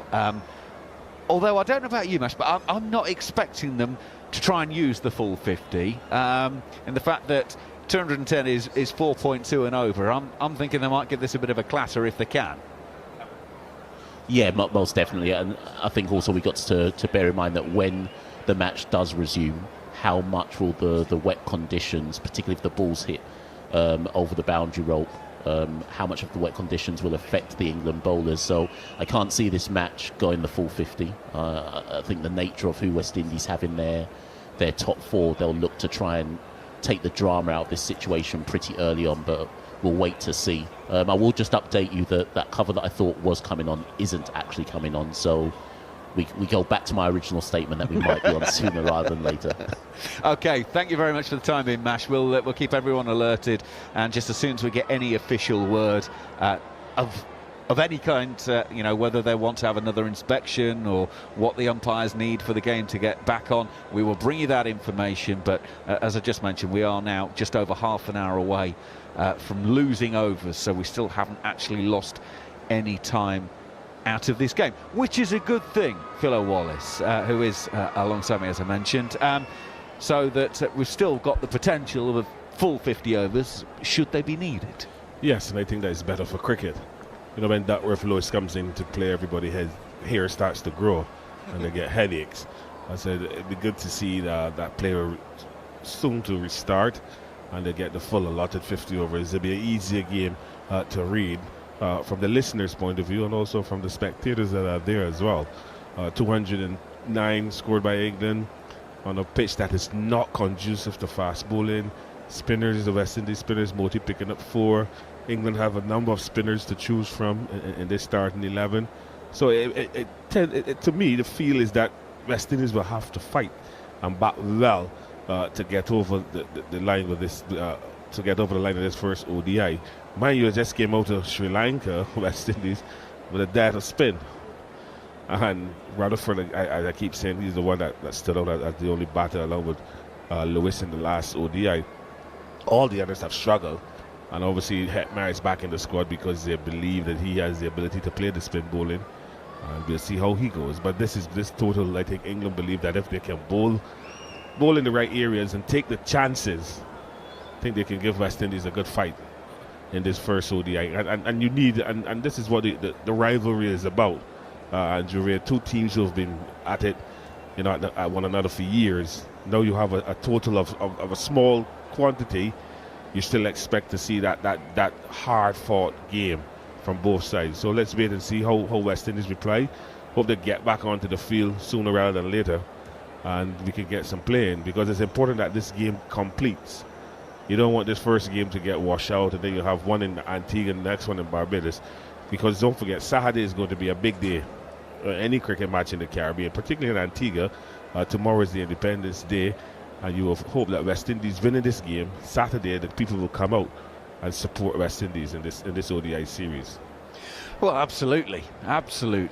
In terms of the West Indies, we were talking earlier about where they are at the moment and where they are in terms of the next cycle, and they obviously need to pre-qualify for the international next part of your life, this international cycle, and there's work to do, but there's been an awful lot of work going on in the background for a number of years actually. And I'm glad I'm about to ask this question, because just joining us in the commentary box in Antigua is the man who has been the chief exec of Cricket West Indies for the last 7 years. Johnny Grave is today marking the final day in the role, but during this interval he is very kindly come and agreed to join us in the TalkSport 2 commentary box. Johnny, thank you so much for joining us on your final day. How does it feel after 7 incredible years? Pleasure, Andrew. Good evening. Yeah, it feels good, to be honest. I'm ready to leave. I think I didn't want to outstay my welcome. I certainly never thought when I moved out here back in February 2017 that I would still be here over 7.5 years later. But it's been an incredible experience, a massive challenge, and with the World Cup being delivered earlier this year and not wanting to, as I say, sort of outstay my welcome, it seemed like the right time to move on and have a break and then look to a fresh challenge. So was it just purely, it felt like an end of a cycle, and so therefore you want to give the person who's going to come in, if you like, the start of the next cycle? Yeah, absolutely. We pretty much got our strategic plan signed off by the board just before the World Cup. We've obviously had a huge I guess positive impact of the last few years coming out of COVID, where we hosted India in 22 and 23, and then England in 22, 23, and obviously now plus the World Cup. I don't think the business will, from a balance sheet perspective, ever quite be in this position. Certainly not for a very long time to come. So again, leaving in good financial health with a really solid financial base and a team of staff who are extremely capable. It just seemed like, again, the right time to move on. And you're right, it gives someone a couple of years probably before the next cycle starts in 2027, and when big decisions will need to be made. Hello, Johnny. Good evening. Phil Wallace here. Nice to speak to you from London in a different capacity. Unfortunately, you're leaving us to be in the same chat group and all the accolades that were showered upon you earlier today. Johnny, the Academy, how important is that for the development of West Indies cricketers and the West Indies brand of cricket? Like, it's so important, and people watching might have seen the academy girls here this evening at Seviv watching the game, but they've been training the last few weeks outside our offices at Coolidge Cricket Ground in Antigua, and I think to have those two academies, the men's and the women's, and to have them training at a facility that we now own without any debt, is probably one of the most satisfying things that we've been able to achieve during my time at the helm. But it's crucial because, you're always going to get, if you're lucky, a Jaden Seals, or as we had beforehand, Alzari Joseph or Shimron Hetmar that come out of that under-19 World Cup and programme and almost go straight into the senior team. But it's rare. Most of the players will need a solid foundation, and from the men's perspective, the fact that our academy play in our first class competition, the West Indies Championship, they're playing at the moment in Trinidad in our list day, our Super 50 over tournament. It means that, hopefully by the time that they get to 22, 23, they've got 30 or 40 first class and list day games behind them, and we hope that's going to give them a really solid base in which to develop their careers and their games, and hopefully with producing better and more complete cricketers, the West Indies will do what we all want, which is move up those ICC rankings and get back to being number one in the world. But Johnny, for that to happen, you need your best players to be available all the time, and we know that is one of the biggest challenges for West Indies cricket, both in terms of the coach but also the CEO being able to have the financial clout. How different, if you like, is that situation, say today, as you leave, compared to when you arrived in 2017, and how do you say the next, say, 5 years going? Do you see an upward trajectory there, or are we where we are, and guys, I'm very sorry to say this, but we just have to deal with it? Probably a combination of the two, Andrew. I think firstly, when I joined, most of the players were banned, certainly better from that perspective. Look, I think coming out of that 2016 remarkable year where West Indies won 3 ICC trophies, and as others always remind me, we won none in my 7.5 years, but it was always going to be a bit downhill after that remarkable year. But we've got a much better relationship with our players. We have much more open and respectful, regular dialogue with them. I think we're now in a similar boat to all teams in the world, which is you have to understand that the game is changing and that there are multiple options, and some of those options are becoming unbelievably lucrative for players, and our players being so marketable, particularly in the shortest format of the game, the T20 version. Some of our guys can earn $300,000-400,000 for 3 or 4 weeks work, and that's not including the IPL or the CPL, where they do get paid handsomely. So we can't really compete with that, but what we can do, and what we regularly say to the players, is that playing international cricket is still the pinnacle. It's still the hardest, where you're playing 11 v 11 of top class international players. All these domestic leagues, 7 or so of the players are effectively that. They're local players, therefore they're not to the standard. Even the IPL isn't to the standard of international cricket, and therefore if you really want to build and develop your game and become a complete cricketer, and therefore a very valuable and marketable cricketer, you really do want to play international cricket. And certainly that's what I think we've got here. I think we missed the opportunity maybe with 1 or 2 players who play white ball cricket who would have been prepared to play test match cricket, and that's probably a slight frustration from my side, but I think we've now got a better system, and because of that better system, I think players will want to play the longer format of the game.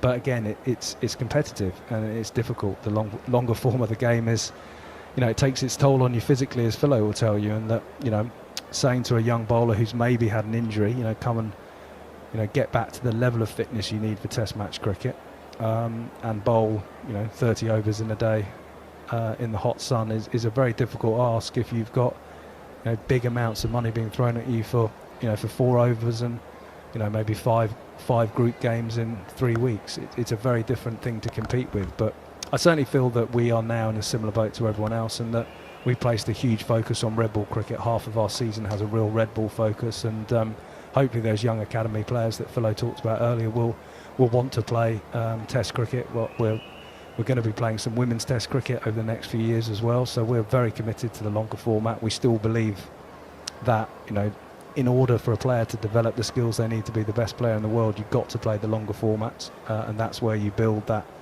those skills, be it a bowler or batter. And so I think it is a very different environment to when I walked in, but it's still a huge challenge. And this generation and that 2016 generation, I think we shot ourselves in the feet in terms of getting them to play regularly for the West Indies. But other than Nicholas Pooran, who's having a break from ODI cricket, and that's partly our own fault because we're not in the Champions Trophy in February, most of the players that we would want to pick are available and will be available for the T20 series coming up.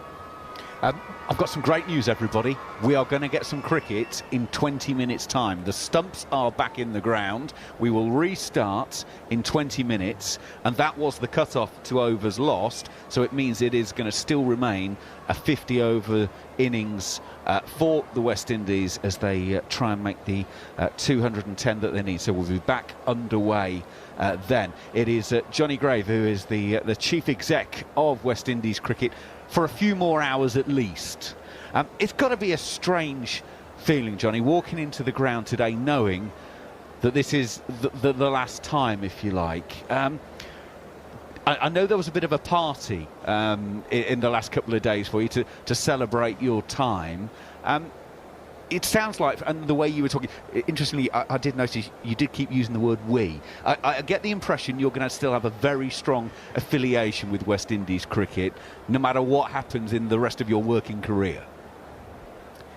Yeah, you're probably right. I don't think you can spend as much time as I have out here and not, have a genuine love of the game. And obviously growing up in the 80s and 70s and watching those West Indies players come and play a completely different sport to the one we were watching at home most of the time when England were getting beaten regularly by Australia and everyone that they seemed to play. That the West Indies is a very special sporting team, in my opinion. And someone asked me earlier who were my two teams, and I said, I probably is Surrey and the West Indies now. So I'll continue to rally, and I'm as you know, still working now, and very much want to see the West Indies get back to the top and be successful, and I am super confident that that's going to happen sooner rather than later if the changes that we've made continue and the strategic plan is delivered, and the work that we've started at Coolidge Cricket Ground. We've got about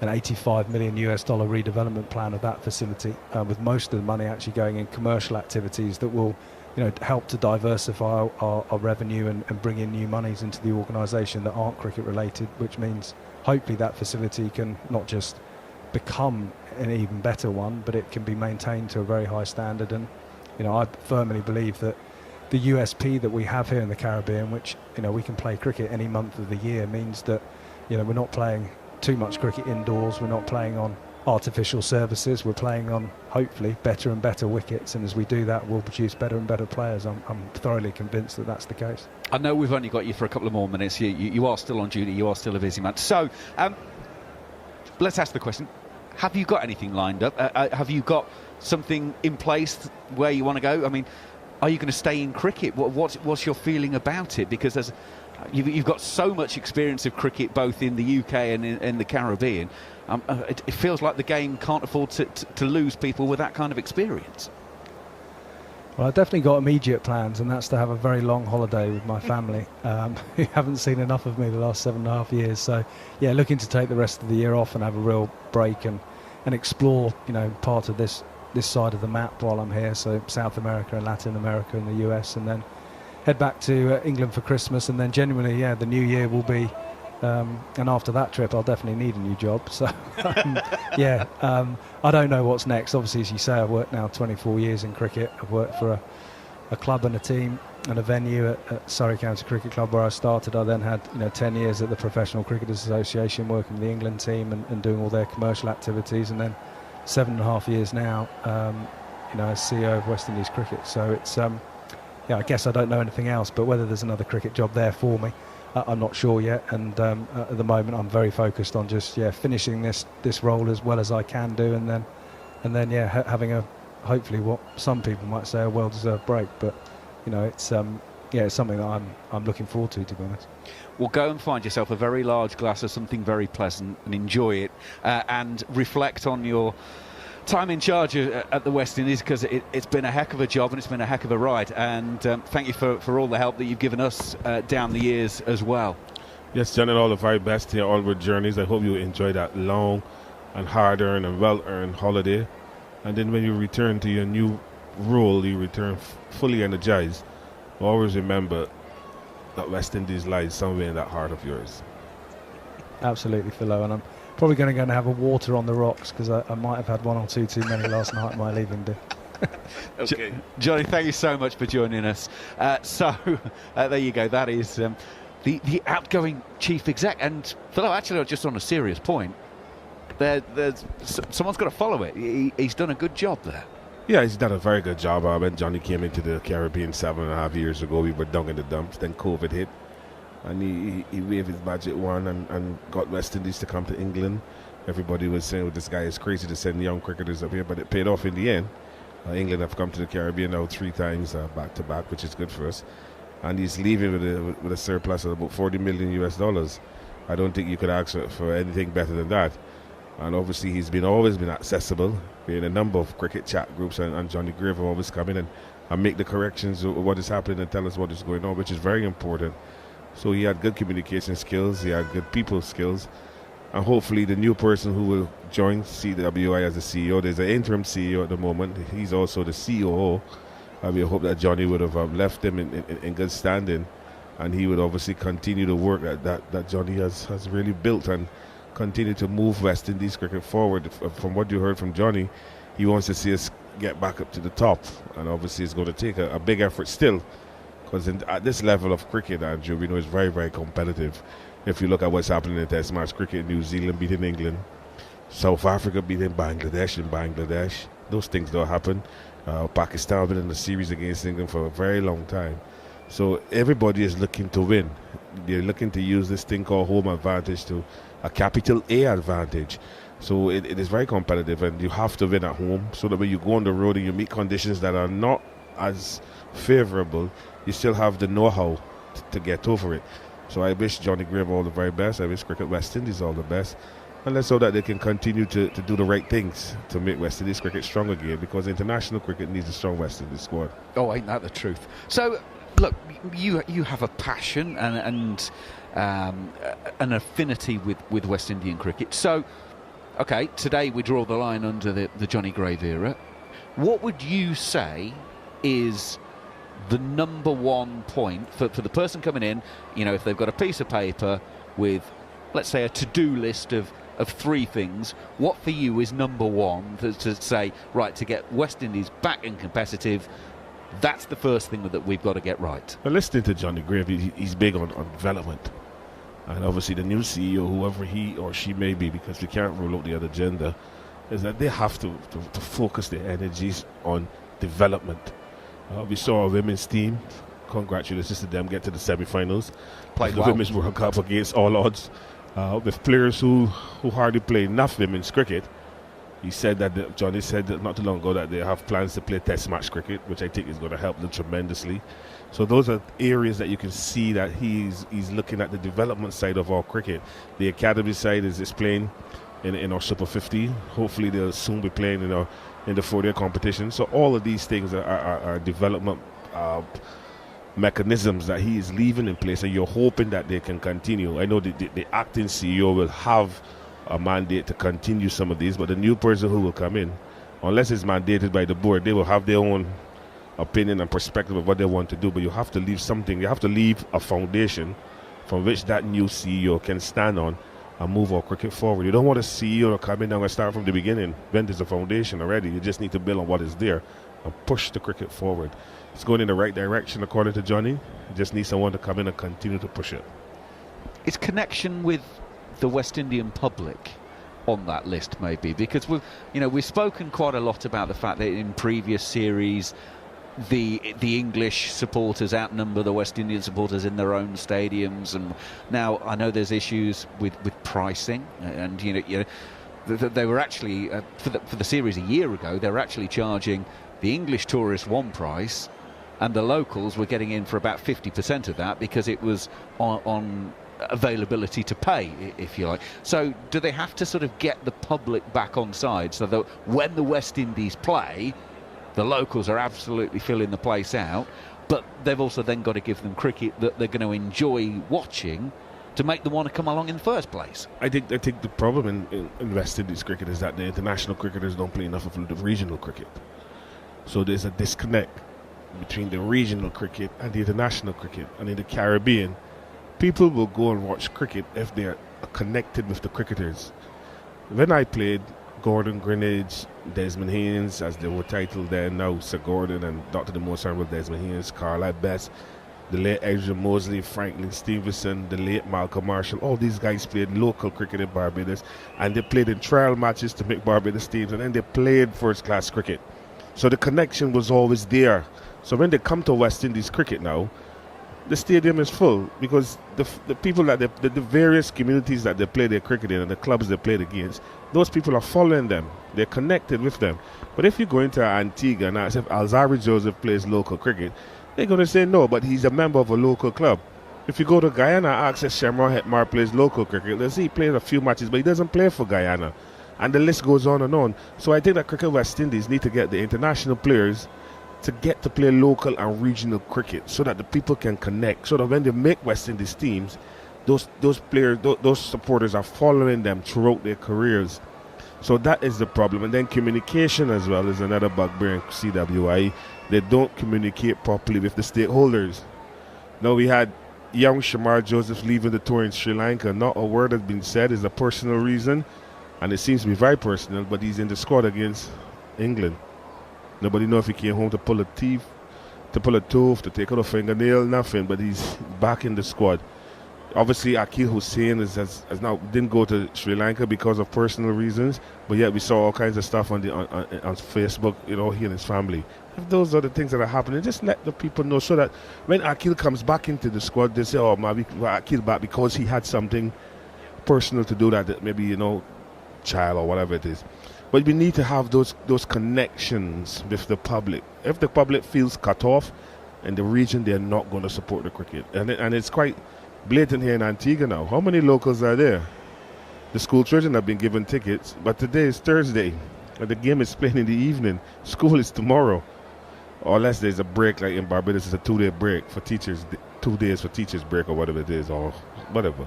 So, but they need to try and get the people to connect with these players that represent West Indies so that when they go into the various territories, they can identify with them. I think our international cricketers are cut off from the public, and you want public to pay big money to watch these players. These tickets in Antigua have been reduced for both ODIs. The tickets in Barbados have reduced as well for the ODIs. But we'll see where we get to Barbados, what the crowd will be like. But they need to connect with these players, and these players need to connect with the locals so that they can have that harmony and more people, more West Indian supporters filling those seats on some lovely stadiums that were refurbished for the just concluded T20 World Cup. Yeah, that's true. You've spent an awful lot of money on stadiums. Now you need the people in there to if you like, help pay for all of that rebuilding work. Just to quickly recap where we are. It is just coming up 5 to 7 in the evening in Antigua. It is just coming up 5 to 11, therefore, in the UK. We will be getting the second innings of this match underway at 7 o'clock West Indian time, 11 o'clock UK, with no loss of overs. So the West Indies still have 50 overs to make the 210 that they need to win this first one-day international of this 3-match series. It's 3 matches in the one-day internationals. Saturday's second game is an afternoon game, 1:30 first ball in the UK, 1 o'clock toss, so early morning in Antigua for that one, and then the caravan moves on to Barbados for the final one-dayer of the series. That is on Wednesday, back to a 6 o'clock start UK time for that. And then it's T20s on the following weekend, Saturday the 9th and the 10th, Those both in Barbados, and then on to St Lucia for a Thursday game, and then Saturday and Sunday to complete things off. Those are all nice and straightforward. 4 p.m. Caribbean time, 8 p.m. UK time. So that's all nice and straightforward. Don't forget, if you want to go through the night with some live cricket, you can, because 4 o'clock in the morning, we're going to be back with the New Zealand-India Test Match series. That exclusively live here on TalkSport 2. New Zealand done something really quite remarkable so far. Played 2, won 2. India looking at the potential of a home clean sweep against, which is just quite remarkable when you think about it, because New Zealand, yes, they were World Test Championships champions a couple of years ago, but this group, you would say, well, they're not as good as that team, yet here they are going to India, and by the way, playing proper cricket, and they're now 2-0 up. Yeah, well, they were in Sri Lanka before that and they got walloped. And going over to India, everyone thought, oh, the Indians are going to wipe them. But the New Zealanders have turned the tables on the Indians. They've batted wonderfully well. A lot of credit is going towards the players who've played in the IPL and using the experience of the IPL to come now and put all that experience into representing India. And obviously the young left-handed batter as well, who spent some time, went to India to went into the camp and did some batting there in Indian conditions, and obviously he came 100 in the first Test match. But it just goes to show the commitment of New Zealand cricket. They don't have a big pool to choose from. Some of their players have decided not to take central contracts, and Cricket New Zealand has decided to work with them. And they've come to an agreement, a gentleman agreement with the players, and they seem to buy into what Cricket New Zealand is asking them to do. And you must remember too, Andrew, is that there's no Keir Williamson in this squad. He was supposed to come for the second Test match. He couldn't make it because he pulled a groin in Sri Lanka. No, he's not coming for the third. They're preparing him to play against England. So it only goes to show the depth of New Zealand cricket and the commitment. So the opportunity has been given to another batter, and he has grabbed it in both hands. And they just changed the captaincy as well. Tim Southee stepped down after Sri Lanka. Anton Latham has stepped up, and he just won. He got them 2-0 against India. So it is amazing how the transformation in New Zealand cricket has just brought pride and joy to them. And their women has just won the T20 World Cup just the other week in Dubai. And so New Zealand is on the up, and they're doing things to keep their players happy. And I think it is something that the other cricketing nations need to look at and maybe implement if possible. Which just goes to show how difficult a task it will be for England in December, going to New Zealand for 3 Test matches. Those Test matches, by the way, exclusively live here on TalkSport 2 as well. So yeah, if it's not the New Zealand of old. If you're about my age and you remember New Zealand used to be, wow, that was a nice straightforward, you go there, roll them over and thank you very much. It ain't that anymore. It's proper hard work now. That first test at Hagley in Christchurch, gee, that's going to be a proper test, and England will be up against it every ball of that series. As I say, is exclusively live coming your way on the TalkSport Cricket YouTube channel and here on TalkSport 2. Right, the great news is, after listening to us waffle on for an hour and a half, we're going to get some cricket, because the players are on their way out. And yes, the support, quite right. I'd be clapping as well if I wasn't holding this microphone. So, 209 all out for England. Liam Livingstone, the top scorer, with 48 from 49 before he was caught and bowled by Gudakesh Moti. Sam Curran made 37. So now the run chase will get underway. How will the West Indies play this? Well, I can't see them wanting to hang around. Evan Lewis is out there. And it looks like Jofra Archer is going to have ball in hand. Evan Lewis is at the non-striker's end. And Brandon King is going to be on strike. But here we go then. Jofra Archer in a one-day international. His first bilateral series appearance for England in the Caribbean. And what can he do? Well, England and Liam Livingstone as captain need him to get stuck in. Now, they're not going to overly attack, There's only one slip in place. Point, cover, mid-off, mid-on, mid-wicket, square leg are all inside the circle. You sense this is going to be right, it's line and length, and if you can get me away, well then good luck. Here we go then, Archer on his way to Brandon King. Oh, a swing there. It came back into the right-hander in a thick inside half of the bat. And Jofra Archer, you don't necessarily associate straight away with him swinging the ball, but Philo, there was plenty there. Yes, in swing, obviously we saw the same thing with Matthew Ford. That ball from Jofra Archer just coming back in from outside the off stump, and Brandon King looking to essay a drive through the offside. The ball hit the inside edge and going to forward square. So a good start by Jofra Archer and England. Here comes Archer then for the second ball. He's in. Now that's inside edge. It goes between bat and pad down to fine leg. The West Indies will be underway. John Turner will do the fielding down at fine leg. And Brandon King is underway with a single. The West Indies, one without loss. The target 210. Steve Harmison, join Philo Wallace and myself, Andrew McKenna, in the commentary box.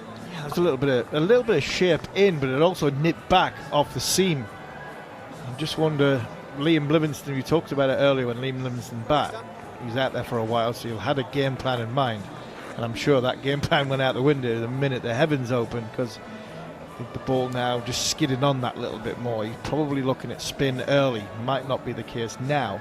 But first signs of Jofra, paces up, good areas, got a bit of shape. And that last ball, even though it was full, just nipped back off the seam. Second slip goes in for Evan Lewis. That's, well, it starts outside leg stump and then swings what would be away from the left-hander, so it ends up on middle and leggish. He pushes it into the offside and there is no run. I also think the best time to bat, Philo, is now. This is power play, ball coming on, lights are on, skidding on, and you're going to do the damage. You do it in the first 10 overs where the ball is brand new. Yeah, this is the good time to bat, but also there's some swing around, so he still needs to be careful. Archer is in past the umpire. That's wide outside of the left-hander's off stump and getting wider, and he's called wide by the umpire. So Leslie Reefer raises the arms, calls the wide. 2 without loss, the West Indies still with 3 balls of this first over of their reply. Good signs for Jofra. His shape's good, his wrist right behind it. Not pushed that at all. His wrist right behind it. He just got the starting point just a little bit wrong. He started at just outside off stump, and as it's a full ball, it just kept going towards slip. He's in once again. That's sort of middle and leggish. Lewis is playing it towards mid-on. Jofra Archer will intercept, so there is no run. Fans will be excited. We talked about him and made joke about it.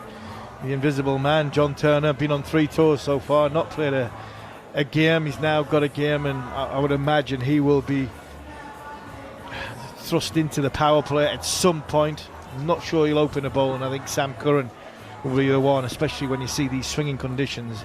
Sam Curran will likely bowl from the other end. In goes Archer. It's pulled and just wide of the mid-wicket fielder by Evan Lewis. Liam Livingston goes back from mid-on. It wasn't time, so they'll come back for a couple. For a moment, you thought it was going to be racing away, but it wasn't that far away from the mid-wicket fielder. Well, we got to remember, Andrew, that a lot of English batters got out playing the pull shot to short of a length deliveries. And Lewis, obviously, the slow nature of this pitch, manages to just tug it to the right of mid-wicket.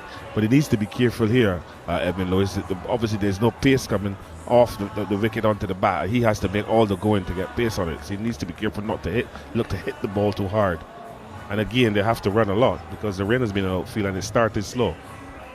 Final ball of the Archer over is in, and Evan Lewis drops his hands, allows it through to Phil Salt. And that completes the first over here on TalkSport 2 and the TalkSport Cricket YouTube channel of the West Indian reply. They're trying to make 210 in 50 overs. They are 4 without loss after the first over. Evan Lewis, 2 from 4 balls. Brandon King, a single from 2 balls faced. If you're not familiar with Evan Lewis and Brandon King, they're both in the sort of experience camp. Brandon King's going to be 30 in mid-December. Evan Lewis is 32 years of age. Brandon King's is 41st one day. This is 59th for Evan Lewis. Evan Lewis best in this format of the game of 176 not out, which he made against England at the Oval back in September of 2017. He made that off 130 balls and retired hurt. It was a wonderful innings. I remember it well. He got off to a blistering start. Oh, you can't slow down when you have a strike rate of nearly 200, but picked up the pace later on. Well, it is going to be Turner, and he goes in, and that's back of a good length to start with, and it comes in off of the seam, and Brandon King just takes that one on the body rather than risk himself getting into a tangle. And he took that on the forearm. That's a good start. Really good start from John Turner. He just fell away a touch. A little bit like Matt Ford did. He got over the top and he didn't quite get right behind it. And I think that flummoxed King. In he goes, right arm over again. Again, a little bit of shake back into the right-handed batter. Pushed out on the offside, no run. But excellent pace, good bounce, good aggression. He ran up and he hit the deck hard. He bowled it into this surface. And I think when you bowl it into this surface, there's something there. I think if you try and pitch it up and float it, then I'm not sure you're going to get rewarded. I think from a fast bowler's point of view, if you can hit this pitch straight around about the 6 metre mark, you're in business. Well, then he comes past the umpire, and that is just played from the crease, pushed out on the offside. Good fielding by Jacob Bethel prevents the single being taken. So 3 balls to the over, 3 dot balls so far. Well, Andre, listening to how the ball hit in the bat, and the ball is hitting the bat hard. So that means that Turner is bowling with good pace, and there's a bit of what we would call stiffness to it. So Brandon King needs to be careful. He got surprised with the first ball, so he's now looking to be cautious, just to have a peek at this guy. Turner in once again. That one is up and edged. Well, it goes through where second slip would be, but as I mentioned earlier, England only putting 1 slip in, and so it's off the outside edge of King's bat. It's away through third. He goes to 5, and the West Indies are 8 without loss. Yeah, genuine edge from Brandon King. He's playing away from himself. Would have gone to, I'm not sure it would have gone to second slip. I think it would have gone to third slip, but it was a little bit fuller. The thing I like about that, he held his line. You know, when he's been bowling back of a length, he's gone that bit fuller, but he's held his line and got a bit shape. In he goes once again. Now that's inside half of the bat. As King comes forward, he actually squirts it towards square leg, and they're able to scamper a single. So 9 without loss, trying to chase 210. Good aggression from Turner. I'm not sure what pace it is. Like Philo said, the sound on the bat tells you that it's coming off. Well, it's coming out of John Turner's hand very, very quickly. It's not coming off the surface quickly, but it's a new ball. I like the action, I like his run up. Stops a little bit at the crease, but he gets fully behind his wrist, fully behind the ball, and when he's got the seam bolt upright, he's getting it to move. And he comes to complete his first over, bowls, and again that sort of hits the bat rather than the bat hitting the ball. It's up near the stickers of Evan Lewis.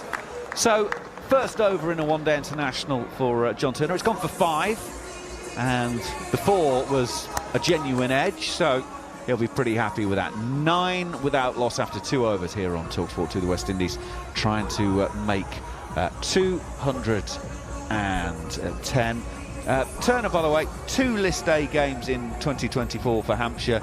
Took 4 for 24 and 4 for 44 against Lancashire and Leicestershire respectively. So he appears to like playing against teams with L in their name. Jofra Archer, now that's to start his second over, the 3rd of the innings, and again that ducks in late. Bat and pad close together, stifled appeal, nothing doing. What I like of this opening pair is that Jofra Archer earlier today presented Turner with his official ODI cap, and now they're sharing the new ball together. And you know, Harmy, fast bowlers hunting pairs, and I think that this pairing looks good so far. Pace, it's got pace, Philo, but it's got different pace. You know, I think there's a skiddier trajectory from Turner. Jofra comes over the top. He's got a higher release point. In he comes past the umpire. That's taken King on the pad. It was going down the leg side, and Phil Salt does really well going away to his left-hand side to stop that going for leg buys. And because of the difference in, I think Jofra's got pace with it going into the wicket and then coming off it. I think John Turner seems to pick up pace off the wicket, which is, I mean, a different skill altogether. But Yeah, the thing I enjoyed about Turner there was he held his line, he rolled back of a length. Archer is in, high up on the bat as King's playing from the crease, pushes to point, no run. So he presented his first over in international cricket. He bowled 2 or 3 balls at back of a length, going over sort of off stump and hitting the stickers of the bat and making the batters playing from the crease. Then he's gone that little bit fuller and he's held his line. He's gone outside off stump to entice the batter to come out, but he's on control of his line because he's taking the ball away, which got the genuine nick. And then when the left-hander came in, different angle, different thing altogether. Archer is in, that's fuller. Brandon King is looking to drive but can only find Liam Livingstone at mid-off. And a different discipline and lines to bowl altogether, an alteration of running in the crease and trying to challenge off stump on the other side. He held his line again and hit the stickers of the bat. So this is a young man who understands his action, and a young man who is obviously desperately up for the fight because it's his ODI debut. But for somebody who has not played a great deal of cricket because of his body, the encouraging sign is he's got an idea how to control himself. Archer is in. Now that one nips off the seam, thuds into Brandon King's ribs. I don't think he's got a chest protector on. I was thinking at the start of this over, Philo, I was like, could you put a short leg in? You're going for, in a one-day game, you need wickets. You've only got 210 on the board. You've only got 1 slip in, but the way Archer's nipping the ball back and he's swinging the ball back, especially the King who's got hard hands out in front of himself. I'd be tempted if you could go with a short leg. You can. Archer is on the way. The England fans cheering him in. Now that's an in-ducker, but it hits the middle of Brandon King's bat and it races up to Livingstone at mid-off. End of 3 overs. West Indies 9 without loss. King's got 6 from 13. Lewis 2 from 5. The target 210 to win this first one-day international here on TalkSport 2 and the TalkSport Cricket YouTube channel. And the thing about these 2 opening bowlers is that Brandon King and Evan Lewis have not been given all the bad balls, so they haven't been able to free their arms, so they have to be very tight in the defense. And with a little bit of swing that is happening, they're even more cautious. They don't even get in the singles. Brandon King executed a drive, but they hit the bat hard and just dribbled to bit off. So they're aware of that. They're up for a challenge, and they need to see off these 2 opening bowlers. Here we go then for Turner's second over. He squared up Lewis completely there. So again, a ball that's starting outside of leg stump and then swinging, so it ends up round about middle, and Lewis ends up chest on, looking back down the pitch, pushing it to mid-off, and there is no run. It's been a great start for John Turner. I've only seen 7 balls in international cricket, but it has. He's being in control of length. He's hit the pitch hard. For set of 4, he's got a controlled run-up. Stops a little bit, but energy into the length. In he goes, pushing out that is Lewis. It's a little bit uppish towards point. Bethel is there. He will field as it bounces a couple of metres in front of him. And this is a man, Lewis, who just come off a 61-ball 100 in Sri Lanka. And he's being checked by a debutant who's bowling good lines from good pace. So obviously Turner has worked out which line and length is important, and his pace is up. He looks good at the crease. I'm surprised this guy's only played debut today. In he goes, tries a cutter on that occasion, comes off the pad, well stopped by Salt again, this time going down the leg side away to his right, and prevents what would definitely have been 4 leg byes on that occasion, but it remains 9 without loss. The thing is with John Turner, his body's let him down. He's another one of these typical English fast bowlers who is very, very fast, and in football terms, we've not got many 90-minuters. We've just got a lot of 20-minute substitutes. Turner in for the 4th ball of the over. Oh, Lewis has climbed into this one, into the leg side. It is high and hanging, but he's not got all of it, and it will plug 10 metres inside the boundary rope. Liam Livingstone goes after it and then sends in a return that has come straight out of the floodlights. And Phil Salt had one hand in front of his eyes to stop the glare and basically left one wicket-keeping glove up in the hope that the ball would hit that glove. Unfortunately, it did. He then made a signal to Liam Livingstone, who turned around, looked at the lights and went, "Oh, yeah, sorry, mate." You see, that delivery is the delivery that was getting the English batters out. But because the West Indian batters are stronger, Evan Lewis is able to hit over mid-on. Turner is in, squared up again is this, well fielded by Bethel at point. No run. And a total like this too, Andrew, that you're defending 210, that is what you need. Fielders to support the bowlers, put pressure on the West Indian batters. We know that they're not known for running singles. They're looking for boundaries. So if you can stop them from running singles and force them to look for boundaries on this type of surface, more likely than not you'll get a wicket. Final ball of Turner's second over. Goes in and delivers. Oh, it's started too wide on the leg stump. On this occasion, Evan Lewis is able to spin on that one and swivel and hit it over square leg for 6.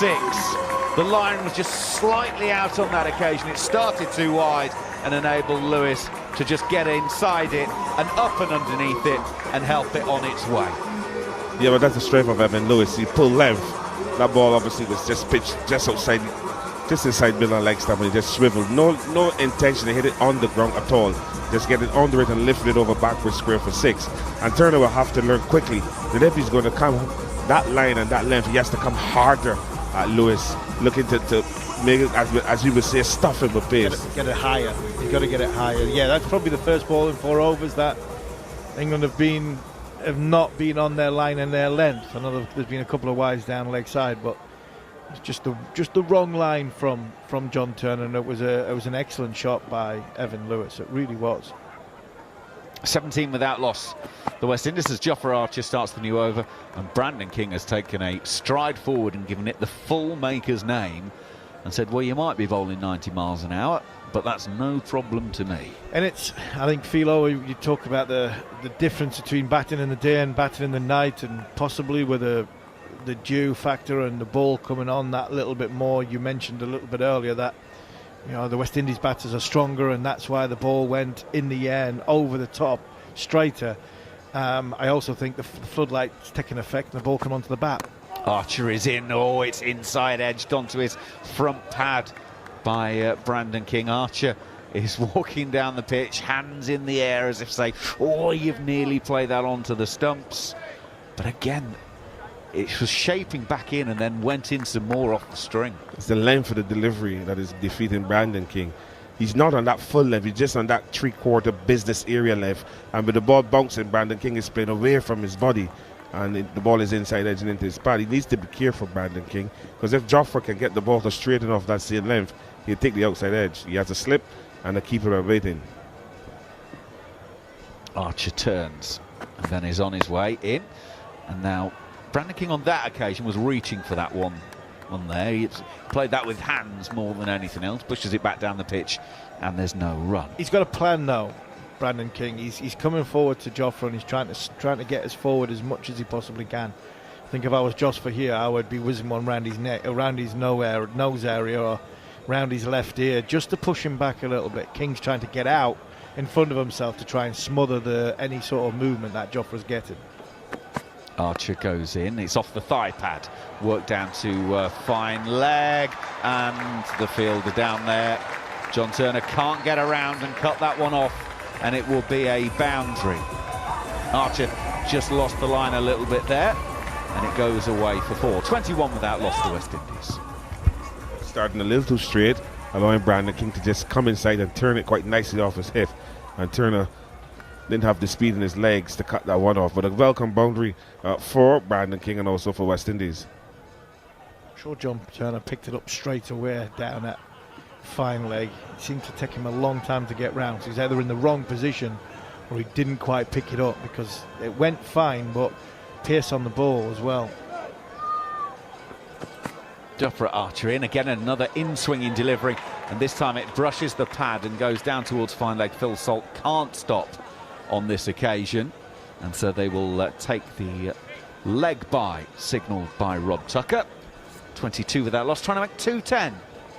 I think they've done their homework, the English bowlers, on Brandon King. He's a very free scorer through the offside.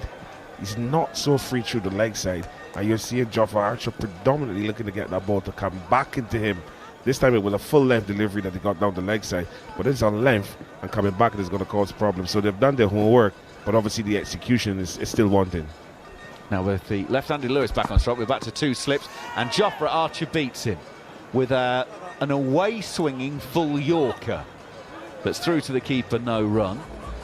not a great deal you can do with a delivery like that. So 5 overs are in the book, 22 without loss. The West Indies trying to make 210 to win this game. Steve Harvey. Good start from the West Indies, because I think England have bowled really well here. I really do. I think they've put the ball in a dangerous area. I think the ball's skidding on more than it did in the first half, so I think it's a little bit easier to bat on and possibly score on or time the ball on than it was in the first 5 overs of this match. But so far so good. I think England have put the ball in a decent area, and Brandon King Evan Lewis have survived, and then getting a chance of an over pitch or a short ball and to put it away.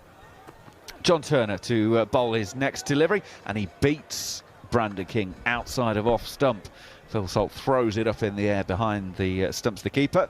But to be fair, Brandon King actually played a decent amount inside of that one. You think so, Andrew? Well, I'm giving him the benefit of the doubt. I think that's the delivery that Jofra Archer is looking to bowl at Brandon King. One that just stays straight and holds its line. He just missed it on the outside edge. He's playing away from his body. Can Turner follow it up? He goes in. Oh, that's a snorter. Now that seemed to bounce a bit as well. And Brandon King actually nods his approval at Turner down the pitch, as if to say, well, fair enough, that's too good for me. It did, but it stopped. You watch it watch here, it goes down as it's going to Phil Salt. So it's not flying through. If you play on a West Indian wicket of old, Phil Salt takes that above his head. That's right. You know, this wicket's a bit slower, so it just shows you there is some nip in the wicket, pace on the ball, but it's not coming off quickly off the surface. Turner in and beats his man once again. Now that one does go through waist high. 3 dot balls, 3 plays and misses. And that is the correct line, the correct length, the correct pace. The only thing that is happening is missing it. Those are 3 very good deliveries. And mind you, he just got hit for 6 his last ball in the previous over. So the young man is thinking, which is good to see. And he comes for the 4th ball. And it's again beats the outside edge of King's bat. This time, though, he's trying to force off the back foot and said, well, look, I played and missed 3 times in a defensive shot. I might as well give this one a bit of a go. That was shorter and wider. And actually, he's missed that by a relatively big amount on the outside edge through to the keeper. No he's run. Missed all 4 by quite a big amount than that over. And that is what good deliveries do. Draw the batsman, get him to pull his hands away from his body. Can we do it 5 out of 5? In he goes Turner. Well, that one again is shorter. Brandon King rides the bounce on that, opens the blade, guides it down to Jofra Archer at 3rd. And we're not going to get an over of playing and missing, because they take the single and it's 23 without loss. Well, this is a good over so far from this young man. Brandon King played and missed 4 deliveries. The 5th delivery was short, but he was still tentative to get the bat onto it. He got it down to 3rd man for a single, but you could see him very tentative because he missed 4 good deliveries. Right, now everyone swaps over for the left-handed Lewis, and in goes Turner. He's aiming at the thigh pad. It's been turned just backward of square leg out on the leg side, and they will take a single. So 6 overs gone, 24 is the total. Both batters have 11. King's 11 from 23 balls. Evan Lewis's 11 from 13 deliveries. And it's Jofra Archer, 3 overs, 0 for 8 with 1 maiden. And Turner has bowled 3 overs, 0 for 15 with no maiden so far. So I guess both sides relatively happy enough, as the West Indies need 186 more to win this game. And they've got 44 overs to get them. Yeah, and Steve will tell you, as a former fast bowler, that when you're in a good spell, you're looking for wickets. So you would say that West Indies have weathered the storm somewhat. 6 overs, 24 runs, not a wicket, because a lot of good deliveries have been bowling those six overs. So the batters have survived thus far. Jofra Archer to start the new over around the wicket, outside the off stump of Evan Lewis, raises the bat high and it goes through to Phil Salt behind the stumps, and there is no run. And the challenge for the both sides is, as Philo will tell you, it's which one's going to blink first. It's 2 heavyweights standing up, eyeing each other up and throwing little jabs, but there's got to be a haymaker somewhere. There's got to be a big punch that comes in the counter punch, and it's which one goes first. As the bowling side try and that little bit fuller and see if they can get the ball to go and move and try and attach the outside edge, which brings risk. Archer is in. Now that was a tempter outside of off stump. Big drive from Evan Lewis. Doesn't get anything on it. And it's through to the keeper, no run. Or does the batter like there? He goes for the big shot. The big shot was on there. It was full. It was a tempter. It was wide. It was going wide. But it's more can you hit a big shot off a length? Can you hit a good ball for 4 and put the bowler off his length and off his line? And that's always the sort of conundrum when the power play's on and the fielders are up and bowlers going well. Can you as a batter exert yourself on them? In goes Archer. That's an absolute Gareth Batty seed of doom. That is full, and it's swung away from the left-handed Lewis, and it's probably the swing that has actually prevented Lewis from being bowled, and then it carried on with its arc, and Salt ends up taking it, going away to his left-hand side. It's a beauty, this. I'm sorry. Brian Lara's not hitting this, Philo. Best left-hander to come out of the Caribbean ain't hitting that. Brian Lara, Shivnarine Chandapola ain't hitting that from a left-hander's point of view. That is an absolute beauty. The only left-hander I think could have hit that was Sir Gary Sobers. Archer around the wicket. Lewis is covering it up, playing out on the offside. That's the old send him down a piano, see if he can play that job, wasn't it? Wow. You see, the thing is about Joffa is that he's so slippery. Evan Lewis is hanging back looking for the short ball. So once the ball is a full length, and Joffa is bowling well over 85 miles an hour, the ball is full length and Lewis is on the back foot and the ball is zipping past the outside edge, which is good bowling. But Lewis has to try to counter-attack by just looking to maybe wait a bit longer on Joffa rather than looking to stay back. Joffa Archer is in once again, inviting the drive. It's hit up to Sam Curran at mid-off, and there is no run. Now that is a better shot. It's a full ball on off stump, and Lewis is into the shot and pushing it up to mid-off. Now Joffa has to adjust his length, because if he comes fuller again, he's going to... What Lewis will do now is going to ease the ball to the right of mid-off and maybe go for 4. So he's showing now that he's looking now to get the measure of Joffa by coming forward onto the ball, which is good. Good positive shot. Final ball of this over from Archer is in. It's taking Evan Lewis on the pad, and it will roll out about 3 yards on the leg side. There's no run. Maiden over from Jofra Archer. He's gone for 8 from the 4 overs he's bowled so far. It's 24 without loss after 7. 210 the target. Here's the question though. These two are bowling so well. How long do you keep them going for? Because Sam Curran standing at mid-off thinking, well, if you two are swinging it, I can definitely swing it. Yeah, Sam was probably thinking that, and I think Liam might be thinking that as well. Turner might be have one more. Archer could have a longer spell. 210 on the board. I mean, Archer's got to carry on till you don't want to be saving them to the end when the game's, potentially the horse is bolted. So I think you keep them going for a little bit longer because they're looking dangerous. Joffre's got 0 for 8, 4. Well, here's Turner. He's going in. That's forced off the back foot, just wide of the fielder at point. It's going to go down to Archer at third. That was a forcing shot off the back foot, weight going backwards, and it was a couple of metres wide of the fielder at point. 25 without loss to West Indies. Again, he missed 5 balls in the previous over from Turner on that length. Again, that's his strong point, looking at the ball through the offside, but because there's this outward movement with pace, he just got to take outside edge of the ball right down to third man. So again, Turner is obviously causing some concern and some discomfort to the free-flowing Brandon King. Now this is a Brandon King who hits the ball through the offside at will.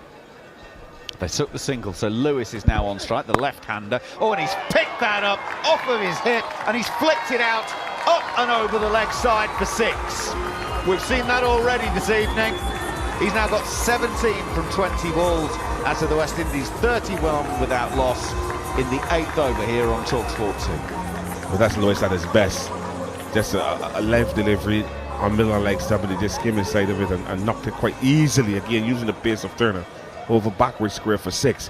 A shot that tells you that the batter is in form. It also tells you the ball's coming onto the bat and it's skidding on, and it's nice to bat on. Nicer to bat on now than it was this morning. But it also, John Turner is in. He bowls a cutter down the leg side, but it's too wide. It'll be called wide. John Turner's not adjusting to the left-hander, and he's in total control of his movements to the right-hander. Action solid, right behind the ball, wrist. But the ball that's just gone for 6 would have been a beauty to Brandon King. It would have been an absolute beauty to Brandon King. Back of length, going over top of, middling off of the right-hander.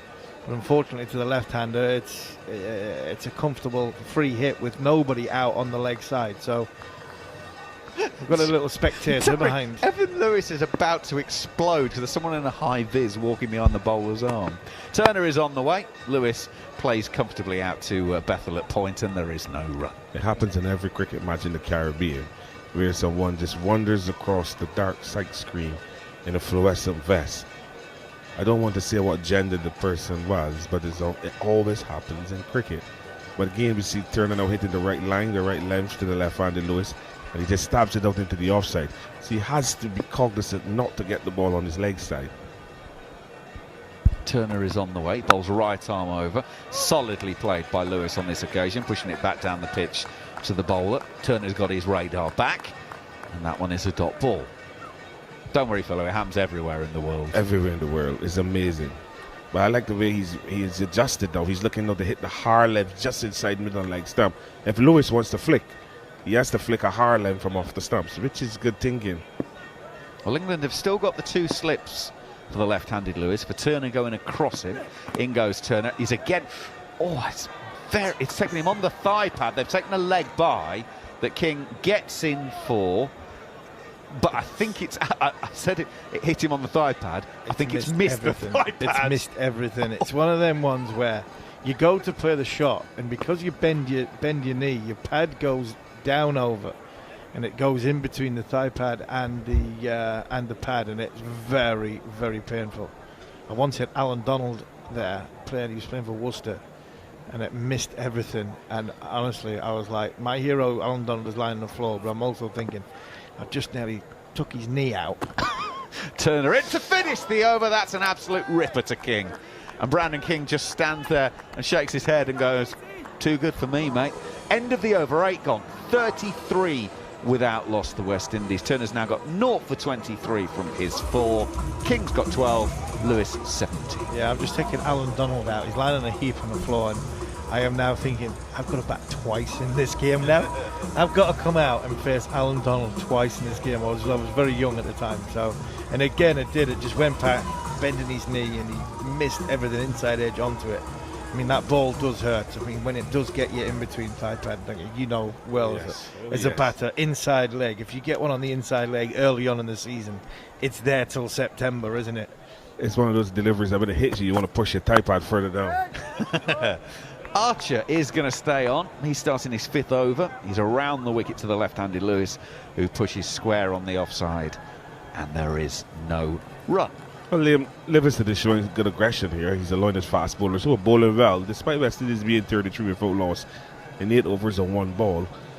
A lot of good deliveries have been bowled to the 2 openers. Yes, they survived them, but Livingston still has that belief that his fast bowling pair of Turner and Archer can break this opening partnership. Archer turns. He's on his way. In and bowls. That's very full in towards middle and leg, and the toes of Evan Lewis has clipped it through square leg. And Adil Rashid will do the fielding out there, and they will take a couple. It was a bit like watching Harmy earlier as we were at 6s for the Hawksby and Jacobs outside broadcast from there. We did a World Cup 12-ball special, and some very fast bowlers, and Harmy was caressing them away. No, I missed a couple and managed to get an outside edge on one. I was good with a plastic bat. I wasn't very good with a wooden one. It was a lot of fun earlier, I have to say. Archer is in. Oh, Evan Lewis is having some fun. It's 6 all the way down the ground, and you hear the ball clatter into the advertising hoardings down behind Jofra Archer. That doesn't happen very often to Jofra. Back over his head, over long on for 6. Yes, and not a lot behind that ball, just a length delivery, and Lewis hitting straight through the ball, which tells, as Harman said, the nature of the pitch. The ball is coming off the pitch better. Jofra with his pace, length delivery, he just hit straight through the line. One of my favourite shots, and over the rope for 6. 41 without loss, the West Indies. Archer is in. It's around the wicket to the left-handed Lewis, and again, that's slightly leg-sided. She turns it down to find a... Oh, there's a mix-up. There could be a run-out. No. Brandon King got the anchor out to stop him as they decided not to take the second, and managed to get back in before Salt was able to take the bails off. And, well, if Brandon King had taken one more step, his goose was cooked. Yeah, he was, and he just got a little slip as well. There was a little slip in there. That's why there's a hesitation, and the reason why he had to dive full stretch is because there was a little slip. It was good work from Adil Rashid out in the deep, but it was also a good call. It was a good call from the non-striker to shout to get him back. But I think the reason why he's scampered and he's had a bit of a dive and his bat's bounced up, but he's in, was because there was a little slip in the middle. The bat's bounced a couple of times, but there was a portion of the bat that was behind the line when Brandon King's diving back in. Yeah, the reason he slips is because he's actually running on the green bit next to the pitch, and therefore that probably has got a little bit more dew in it. Archer is in once again, outside of Brandon King's off stump, punching off the back foot, and they are not able to take a run. So 42 without loss, trying to make 210 here on TalkSport 2. It's just a good start here by the West Indies opening pair of King and Lewis. They've got they survived some very good deliveries. I know you're seeing them expressing themselves a bit. Not too much, because the bowling is still tight. Joffrey's going 4.4 overs or 5 balls for 17 runs. So he's still bowling very well. Archer goes in once again. Oh, that's a glorious shot. That is up, drivable, and Brandon King has just hit an extra cover drive to die for. That's an absolute ripper of a shot. He goes to 16, West Indies 46 without loss after 9 overs here on TalkSport. And you see the difference in that shot. Brandon King got his left foot to the pitch of the ball and just execute magnificently straight through the line of the ball across the slow outfield, but when the ball left the bat, it wasn't that slow at all. Again, the power of the West Indian players, and down to the boundary for 4. Very good shot from Brandon King. I feel I'll also like the way the two batters batted in that over. They know that Jofra's in his 5th over. They know that it's probably going to be his last one so Jofra might then go, because he hasn't got any wickets. He has bowled very, very well, Jofra. He might go that little bit fuller to try and entice the outside edge. As a bowler, you're searching to try and get that wicket, and both times Jofra overpitched in that over. Brandon King hit him a beautiful extra cover drive, and Evan Lewis was waiting on the front foot thinking, right, you might be thinking that bit fuller, but I'm going to bang you back over your head for 6. It was an excellent bit of batting by both West Indians. John Turner to start the 10th over, and he's in bowling right arm over to the left-handed Lewis, who pushes him back down the pitch to the bowler, no run, and then immediately practices that pick-up off of his hip over square leg for 6. So if you bowl there again, Sunshine, you're going to disappear, is what he's saying. I'm not at all vexed with Evan Lewis for sending that message, because if you're going to bowl length on leg stump, and the strength that I'm carrying and the bat that I'm using, and I can pick you up and hit you over mid-wicket for 6, I'll do it every day. Turner in once again. That's, again, too far down the leg side. And the umpire, Leslie Reefer, will raise the arms to signal the wide. So West Indies 47 without loss. Their last 50-plus stand for the first wicket in an ODI was actually against England on this ground in December of last year, 9 innings ago, when Brandon King and Alec Athanaze scored 104 for the first wicket. Turner, he's going to have to bowl that one again. That's down the leg side, too far. Salt will take, and it's back-to-back wides, and the West Indies now 48. I just wonder if I just wonder if John Turner could come around the wicket. He's getting a bit tired. His energy levels will be. He's making his debut. He's coming to the end of a spell. He's just pushing himself down the leg side. I just wonder, changing the angle a little bit to Evan Lewis might be the thing to do. Turner has stayed over the wicket on this occasion. It's slightly shorter, and Lewis is trying to hit hard off of the back foot through point. No run. I was thinking the same thing, Harmy. Just come around the wicket and hit the same lengths. The ball be looking to angle in, but if it can hold its own and straighten, maybe he can look to take the outside edge of Evan Lewis's bat. And I think if I was standing at mid-off and saying that to John Turner, I'd put my man back at deep square and say, all right, just bowl on his hip and see. He might just... You're bowling... You're not bowling setting the field for a bad ball, but you're bowling a ball into his hip. In goes Turner. It's pushed back past the bowler to Sam Curran at mid-on. They throw to the keeper's end all the way down the other end, and the batters are able to complete the single. It wasn't far away from Turner in his follow-through. It wasn't far away from Sam Curran, but the batters are able to take that single to take it to 49 without loss. Yeah, it's good awareness there by Evan Lewis and Brandon King, just pushing that ball to the right of John Turner, which is to Sam Curran's left. He's a left-hander, but good calling. Brandon King responded at the moment he said yes and got to the other end. No, Brandon King obviously struggles sometimes with leg injuries. Turner in, swing and a miss from Brandon King. I know the World Series has just finished in baseball. I think Brandon King was imagining that there might be a Game 6, and he was just practicing in case the New York Yankees decided that they needed a bit of a hitter to take on the LA Dodgers, because Brandon King was trying to hit that to New York. Yeah, the only place that was going was fine leg. If it didn't hit the stumps, it was going a fine leg between the batter and the stumps, down to fine leg. Fifth ball of this over is Fuller straight to Brandon King, pushes back down the pitch, and there is no run. Well, Andrew, I must say that a friend of mine just texted me and said he's listening to the commentary in Barbados. A friend of mine named Lawson, the real one, as he calls himself, and he's quite impressed with what we're saying about the cricket. But when you look at Turner, you have to ask, why did he not debut a couple of years ago? Well, there's a lot of talent in those stocks. He's in bowling, and that's again played off the back foot, a forcing punch to cover from Brandon King. It was no run in the end, though. It was an 8-ball over thanks to the 2 wides. So 10 overs gone, 49 without loss are the West Indies. England were 46 for 1 at this stage. That is the first block of 10 done. That is our commentary stint done. So we're going to hand it over to Mark Butcher and Meshul St. Patrick Hewitt. I'm Meshul St. Patrick Hewitt, and with me is Mark Butcher, exclusively live on TalkSport 2 and the TalkSport Cricket YouTube channel.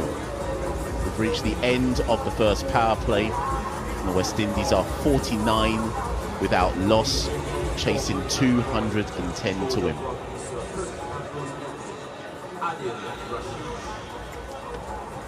Mark Butcher, England have made a bowling change, and it's the first sign of spin as Adil Rashid comes on after the first power. Yeah, England's most experienced player, leading wicket taker in this 11 and leading run scorer. And England would have liked to have been able to bring him on outside of the power play with at least 2 wickets to their name. Unfortunately, that has not been the case. Lewis and King have weathered the storm. Turner and Archer bowled brilliantly at times, but the openers have survived. So Adil Rashid into Evan Lewis, pushes that down too long off 4-1. Yeah, that was a really, I'm glad you said that, Mark, because that opening 10 over spell saw Archer and in particular John Turner beat the bat numerous times, but then Evan Lewis and Brandon King also got away with a couple of boundaries and 4s, 6s, etc. So a bit of a funny opening spell in that the scoreline looks worse than how Turner and Archer bowled. Rashid in again, and King defends out into the cover. Yeah, well, a couple of 3 6s from Evan Lewis. Just on a couple of occasions, John Turner got a tiny bit short. And outside leg stump to Lewis, he banged them over mid-wicket for 6. King on the back foot, and well, he just skews that one over cover. Full shot there from Brandon King. He'll scamper through for 1, but Adil Rashid managing to entice the full shot from Brandon King. I think he wanted to cut that a bit fine. And look again, just wasn't in position for that shot. He was trying to hit it through mid-wicket, and it spun quite sharply. What England would give here for another 45 to 50 runs on the board. 209, nowhere near enough. Evan Lewis back on strike, pushes that past Adil Rashid down to long on for 1 and rotates the strike again. He moves on to 29. Brandon King's on 17. Yeah, really promising start for John Turner. Big lad bustles in, open-chested action. Generated a lot of pace, was really comfortable against the right-handed Brandon King. Not so much, couldn't find the right line to the left-handed Evan Lewis. Rashid into King, this time King down on 1 knee. Slaps that through cover for 1. Did Turner, because he got a bit more, like I say, he was better to Brandon King than he was to Evan Lewis, but he seemed to get it through a bit quicker than Alzari Joseph did earlier, or is that a change in conditions? Well, I mean, Alzari Joseph didn't get the new ball, so I suppose that's one difference. And Evan Lewis, again, tucks that down to, pushes that down too long on for one. That brings an end to Adil Rashid's first over. 5 have come off it, and West Indies are 54 without loss. Brandon King's on 18, Evan Lewis on 30. Yeah, but I'm sure the boys back in the studio were purring away at John Turner's first foray into international cricket. No nerves apparent. Bowled sharply, bowled fantastically to the right-hander, and as I said, that because of that really open action, chest-on action, struggled perhaps to find the penetrating line to the left-handed Evan Lewis. Didn't bowl badly to him by any means. And you feel that at some point, or at some point in his development, he'll work out the angles towards the left-handers, perhaps bowl around the wicket and get the ball moving away from the left-handers from around the wicket, which will perhaps be an easier thing to do given his chest-on action. But encouraging signs for Turner, and Archer also looked as though he got into his groove after the first couple of overs where he seemed a little bit tentative to let it go. So there'll be a double change. Sam Curran will bowl the 12th over. Evan Lewis will be on strike. I wonder if this pitch will suit Sam Curran today. That first one, Evan Lewis rocks on the back foot, tries to cut that past point, but can only find the fielder. No run. Yeah, I mean, again, it's probably not Sam Curran's preferred option in 50-over white ball cricket to come on outside of the power play with a slightly older ball. It negates any swing that he might get. It means that he has to go to his changes and try and wheedle batsmen out that way. And then again, this tucks Lewis up a bit. Ball deflects into his pads. No run. One thing about Sam Curran, you know, is that he's an arch competitor. But it's certainly, John Turner has a magnificent record in the very few List A games that he's played in his career. This is only the 18th. His record in the power play is exceptional. Sam Curran's record in the power play in international cricket is very, very good also. But again, he finds himself having to move away from his preferred option in favour of somebody else, as Lewis just tries to dab that one down to third man, but finds Bethel at backward point. And so Sam Curran will have to find another way of being effective. I mean, the issue for all of England's bowlers from here is just the lack of runs on the board. Build pressure all they like, but the run rate required is still only around 4. The West Indies are under no pressure whatsoever. Yeah, a couple of quick wickets will be needed at this stage. Curran into Lewis. Well, Lewis just rocks on the back foot and smears that over deep mid-wicket for 6. Evan Lewis is in the business of scoring his runs quickly tonight. He returned to ODI cricket against Sri Lanka in that final ODI in the tour with a century from 60-odd balls, and it looks like he's carrying on that form into this England game. Yeah, Curran just a little bit short. Ball probably 5th, 6th stump, but the length was what gave Evan Lewis the opportunity to rock onto the back foot, and that's the most emphatic shot we've seen tonight. Absolutely thundered it over straight mid-wicket, long way back for 6. Curran, how will he respond to that Evan Lewis riposte? And well, Lewis this time tries to cut, but Bethel's there again at backward point, and there's no run. Evan Lewis, I was talking about that century he scored in Sri Lanka a couple of days ago. That was his first ODI in 3 years. Now Evan Lewis has 5 ODI centuries, but that was his first. That was his 5th one, but his first one for West Indies in 3 years. The common plague of West Indies cricket. Evan tucks this one into the leg side there, and that's 1 run.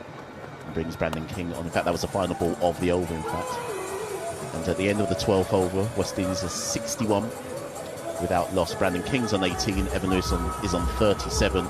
The required run rate is only 3.92 at this stage. Yeah, England's best chance really was that that opening spell with the new ball brought them 3 wickets in the power play. Then you can start thinking about putting the opposition middle order under some real pressure. But the openers weathered that storm, sometimes more by luck than judgment in the case of Brandon King. Now they're under no pressure whatsoever, and England have to go searching for wickets. Often when they have to go searching for wickets, Adil Rashid is the answer. And he's on for his second over of the day. That one's down the leg side. Optimistic LBW shout. And Evan Lewis will run through, and it's signalled as leg byes. Brings Brandon King back on to strike. Brandon King has actually struggled. Brandon King's an interesting player. I think he currently averages about 29 in ODI cricket. But he hasn't had a 50 in his last 9 ODI matches, but tends to struggle against the more established international sides in ODI cricket. Most of his big runs have been against the weaker nations, I should say. Rashid in again. This one turns, and Brandon King has to reach out for it, but can't get any purchase on that, no run.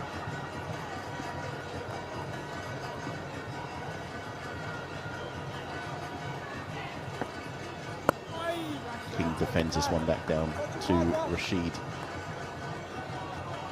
King currently on 18 off 35. Yeah, he's just struggling a little bit technically. He's trying to keep his front pad out the way, but in so doing, he's got his hips so wide open. This one just darts onto King's pads and is able to turn that into the leg side for 1. The consequence of that is that the front foot tends to sort of plant and point towards extra cover. Front knee then gets in the way of the bat path. So he's really struggled. England were homing in on the top of his off stump with the new ball. Well, this time Evan Lewis, he's gone down the ground. I think this one is, well, he's just got enough on it. I thought it was hanging in the air. It was one of those ones which were steeplers, and it looked like it was just going to be taken by the diving catcher at mid-wicket, Will Jacks, but it was just enough in it for Evan Lewis, and it brings him another 6. Well, full wind-up from Evan Lewis, and he lost the bottom hand, almost like a baseball follow-through where it's a one-handed stroke in the end, and it went miles up in the air to wide mid-on. Will Jacks tried to get underneath it, but it just had enough distance to get over the boundary by a metre or so. I think that shot symbolises the power Evan Lewis has, because he wasn't even in control of that particular shot there. This one draws a genuine edge, but it's going to go down to third man. It's vacant. But Mousley will run that down, and he'll come back for 2. Evan Lewis moves on to 43. And in fact, that brings an end to the 13th over. West Indies 71 without loss. Brandon King still there on 19, albeit a struggle for his 19 runs. But Evan Lewis, he's having a nice time of it. He's 45 from 42. 5 runs away from an ODI half century. Yeah, no boundaries. 4s for Evan Lewis, but 5 6s. Strike rate is only just a tick above a runner ball. So England in between the big shots have bowled well at him, but every time he's had the chance to take full toll, he's smashed it out of the ground. The West Indies are cruising at the moment, 71 without loss. I think I'll just evoke that Evan Lewis point again, because it's worth mentioning that Evan averages in the high 30s, which is rare nowadays in West Indies cricket. I want to say it's third shape. Mark Butcher will pull the stats for me. But 39. 39, there you go. And it kind of echoes what Johnny Grave was saying in the interval when he was chatting to Andrew McKenna about the hardest task for West Indies cricket has been getting the players to buy back into playing for the West Indies at full strength. They are a force to be reckoned with. Sam Curran back into the attack, and Brandon King defends that into the offside for no run. Yep, had many years of sort of West Indies, what you would say that West Indies star players or their best, the biggest draws, not playing, not representing the West Indies in 50 over cricket and test matches. The draw of T20 leagues around the world has taken away a lot of their best players in their prime. Curran into Kings down the leg side with this one, and Kings able to turn that down to deep backward point for 1. Moves them to 20. Brandon King's not finding it comfortable out there, even with that. Yes, there was an easy one there, but you know how you can sometimes tell in the player's body language that he knows he's not truly comfortable at the crease, but he's finding the way so far. Yeah, it's a good... You only got 209 to chase and your partner's going great guns at the other end. It's a good chance to just stay out there and see if you can find that rhythm, see if you can get your movements back into something resembling your best. You're under no pressure to keep the scoring rate going. Just nudge the ball around, give your partner the strike, find a bit of form out in the middle. Curran into Evan Lewis, who's only dealing in sixes today, and that's full up straight into the block hole, and Evan Lewis does well to dab his bat down on that one and keep it out, no run. Yeah, good from Sam Curran, just trying anything to try and break this partnership at the moment. Went for the Yorker, got it right in the block hole, and Evan Lewis almost toppled over to extra cover, but managed just to get the bat down in time.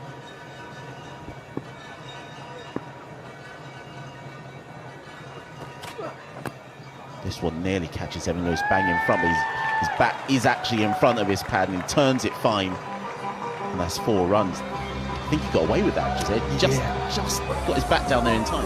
I think it was a really fine inside edge that then ricocheted off the pad. Inside edge saved him for sure, because he would have been stone dead LBW. England, when they've bowled full at Evan Lewis, with the exception of that one magnificent strike he hit off Jofra Archer back over mid-on for 6, caught him on the crease and he's looked less comfortable. Anytime he's had the chance to get underneath the ball, i.e. the ball being that bit shorter, he's dealt with it. This one slightly back of a length there from Sam Curran. Evan Lewis just could only find mid-off, no run there. West Indies 76 without loss, 1 ball left or remaining of the 14th over. Evan Lewis is on 49, 1 away. So he's currently averaging 39.96. Evan Lewis in ODIs, 1050s, 500s. I repeat again, he hasn't played an ODI in 3 years. Sam Curran into Evan Lewis. And Evan Lewis is able to tuck that into the leg side. He runs through for 1, and that will bring up his 11th ODI 15. He's been the one driving this response for the West Indies and taking the drama out of the chase and the situation. At the end of the 14th, West Indies are 77 without loss. Evan Lewis is on 50, Brandon King is on 20.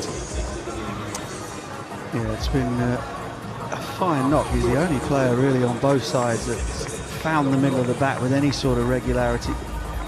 When he decides he's going to hit it, there's no sort of second guessing himself. He really goes through with it, gives it full power.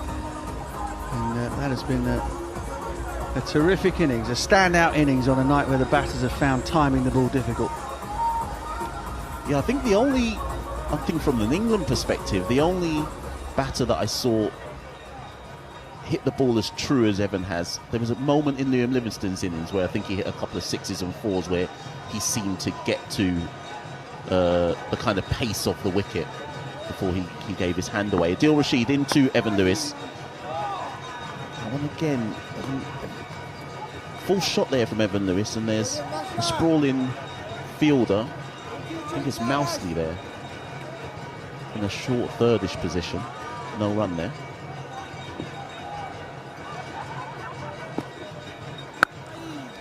It's punched down to long off 4-1 to bring Brandon King back onto strike. West Indies 78 without loss. I think there's a conversation to be had once again about England's batters. Yes, they're a very inexperienced side, and that is the first and perhaps biggest caveat to all this. But on a couple of occasions during that innings, England seemed to sort of forget how much time there was left to bat in the innings. When Livingstone was there, and then chipped an easy return catch back to Moti. Curran then suddenly decided he was going to flick the switch with 13-14 overs left, and Adil Rashid at the other end. Said Rashid into King, draws the outside edge. And it's going to run down to the vacant third region. Mousley runs it down and King will come back for 2. And there's been a tempo issue for England in 50 over cricket for a long time. When they were an incredibly successful side in the run-up to winning that World Cup in 2019, the talk was always we just put a foot down because the next player will come in and the next player will come in and we'll make our big scores that way. Rashid to King. King wants to go through the covers, but he can only find Jordan Cox, who's fielding a short extra cover, no run. But in the absence of that sort of experience and skill, and these guys have played a lot of 50 over cricket in that World Cup winning team. Oh, this one comes back sharply. I thought he bowled him there. Such was the appeal. And now they're going to have a conference. Are they saying that it hit his pad? Well, they're going to review it regardless. Liam Livingstone has called for the review. Phil Salt went up immediately. TV umpire to Adil Rashid was very, very interested. The original decision is not out. I've checked the feet and it's a fair delivery. Can we go to front on, please? On first viewing, I thought he'd gone just through the gate, but it looks like... do they think it's hit his back pad? Yes. Now, is that... It doesn't appear to be any bet. Can we just go Mark to outrage, Butcher's please? put the finger up. He's told me that's out. Just waiting for outrage. I'm not prepared to be as confident. But we shall see. Okay, just keep rolling, keep rolling. There's a gap between bat and ball. I'm satisfied there's no bat involved. Can we go to ball tracking when ready? Here we go. Original decision is not out. Pitching outside off, impact outside. Rod, you can stay with your original decision of not out. Stand by, you're on screen, signal now. So impact outside the off stump. Brandon King survives. Yeah, by millimetres. I think there was a bit of confusion as far as Rod Tucker was concerned as to exactly what that ball had made contact with, and therefore the finger stayed in the pocket. It was mighty, mighty close. Rashid in again. This one nearly pins King in front, but he's able to turn it into leg side for 1. He'll be grateful to get off strike. And that brings an end to the 15th. West Indies 80 without loss. Brandon King is on 23 from 42. Evan Lewis 51 from 48. But going back to the point about England's batting, the amount of times this England team, and not this England team because obviously there are 4 debutants in it, but England teams in the last 2 or 3 years in 50 over cricket have found themselves being bowled out way short of 50 overs. Found themselves with tail enders scratching around to try and pick up a few runs, paltry runs at the back end of an innings. And again, there was a situation there. We had 2 players, 30-odd caps apiece in Curran and Livingstone, who kind of were so anxious to put their foot down and try and make a score that was way beyond par, and as a result got out and England didn't get anywhere near par. So that sort of game management, batting wise, is very much lacking, very much something that needs to be addressed as far as the post-Morgan 50 over teams are concerned. I mean, based on what you're saying there, my only kind of riposte to that is, I was about to say, actually, I'll finish that point, because we could see on the monitors that rain was coming down, but it was hard to tell how heavy that rain was, and suffice to say, it's now heavy enough for the umpires to signal for the players to go off. So after 15 overs, the West Indies are 81 without loss. Brandon King is 23 from 42 balls. Evan Lewis is 51 from 48. And we'll have to see how short and sharp this shower is. Yeah, very difficult to tell in the dark skies as to how black the clouds are, and then how much cloud there is. But the ground staff are sprinting on with the tarpaulins as we speak. The blue one that is just a bit wider than a pitch width, which is going on to the wicket of the pitch first, and then the big white sheet that is being dragged on by 6. Well, they're trying to drag it on at the moment, but it's beating them. They need a bit of help.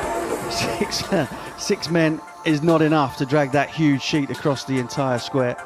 and the players have all but disappeared into the dressing room. We don't have, should this game be washed out in its entirety, and I hope that will not be the case. We haven't had 20 overs of the West Indies response yet, so Duckworth Lewis Stern does not come into play until 20 overs have gone. So the West Indies, albeit a long way ahead in the game, have not yet got it sewn up should we not get back out there again. But it has been excellent from Evan Lewis in particular. Brandon King has held on for dear life. England's opening bowlers Archer and Turner were testing but didn't break through. And at the moment, West Indies are sailing towards an opening victory in this 3-match one-day international series. Yep, so just to recap, England bowled out for 209. The rain is now coming down a lot heavier. So we'll have to see how long this delay will be. If we do get back out, you would assume that there will be a revised total for the West Indies to chase.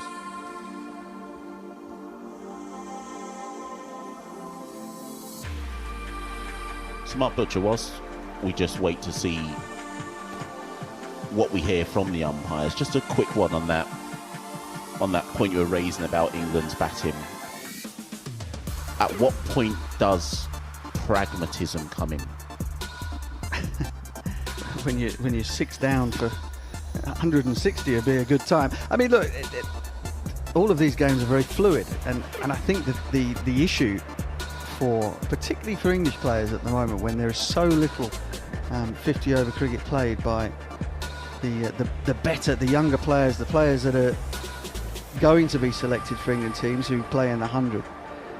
That sort of measurement in time, the idea that you actually have a hell of a lot longer to chisel out runs, to manoeuvre your team into a position where maybe you can take full toll of the final 5 overs. In a T20 game, if you look at it from the point of view that the last 5, as a general rule, your lowest point will be 10 and over for your last 5 overs if you've got more than 5 wickets in hand, for example.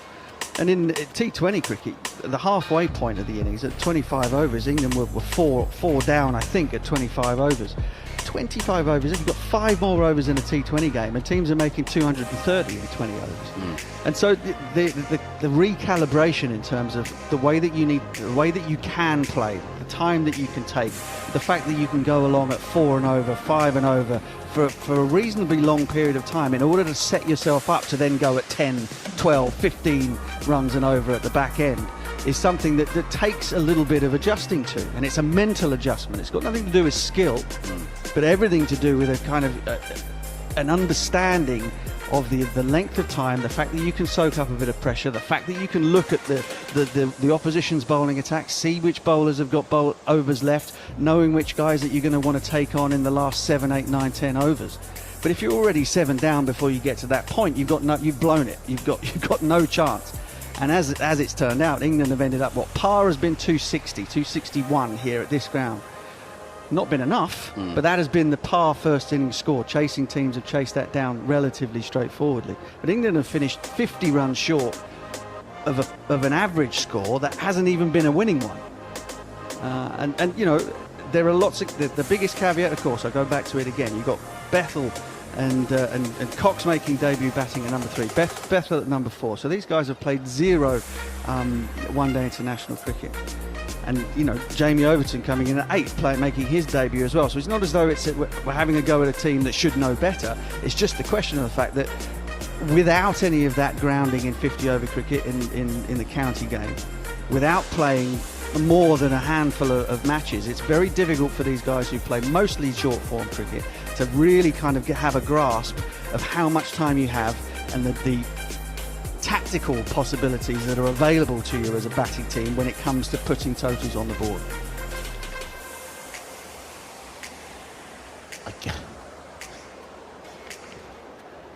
It's interesting views there from Mark Butcher.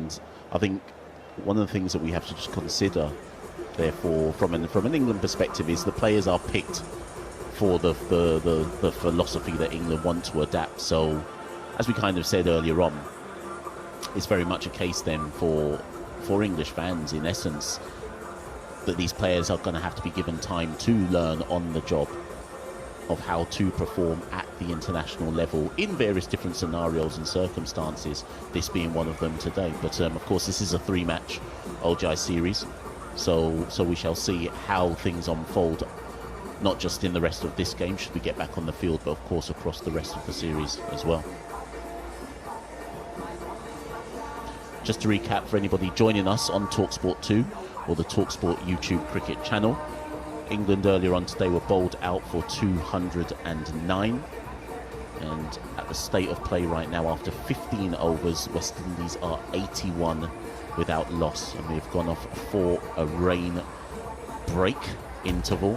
Brandon King is on 23 from 42, and Evan Lewis is 51 from 48 balls. So whilst we wait to see how long we'll have to wait before we get back out for play, we'll go back to the studios and Neil Mantle. Thank you very much indeed to the excellent team out there in North Sound, Michelle St Patrick Hewitt and Mark Butcher, alongside me, Philo Wallace and Darren Goff.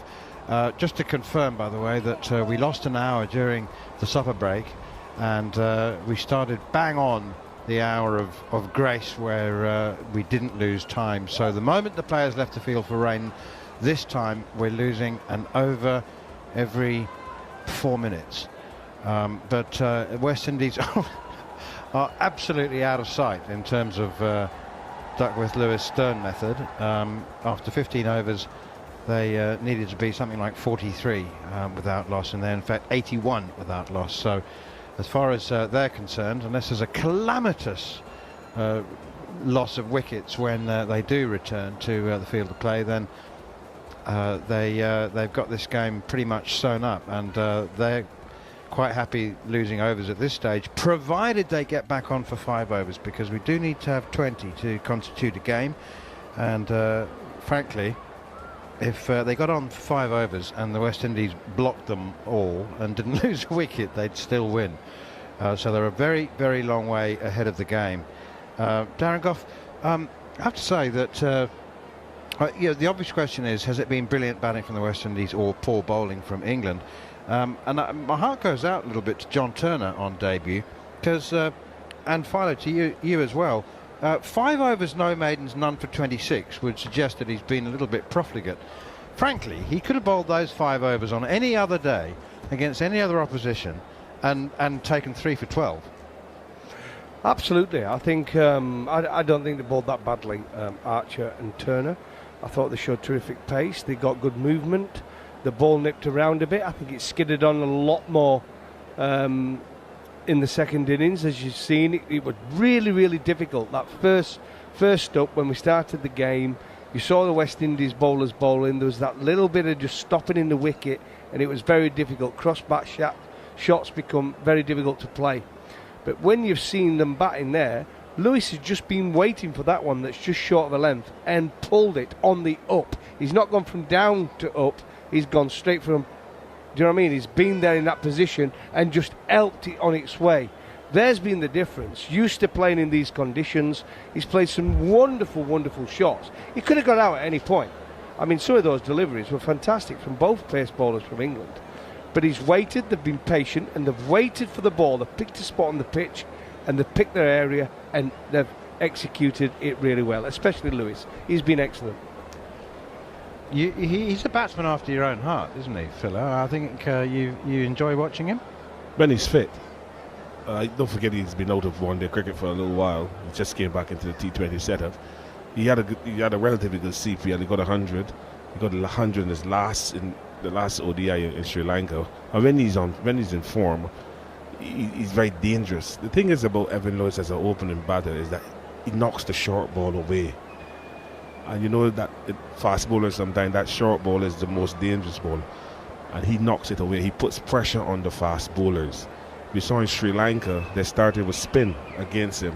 The ball slower, turning, and he was at 6s and 9s. But when he gets in, he hits the ball to all parts of the boundary. He's a very destructive batter, and he's quiet. he doesn't look like he's scoring, but he scores. If you look at the sixes he hit them quite easily. And the two particular sixes that I like are the ones off a turn. They're not bad delivery, just length on just about middle leg, and just help it over backwards square for 2 sixes. So he's a good player, and I'm happy to see that he's in a rich vein of form. And he and Brandon King has now forged a new opening pair, because it was Alec Antonaz.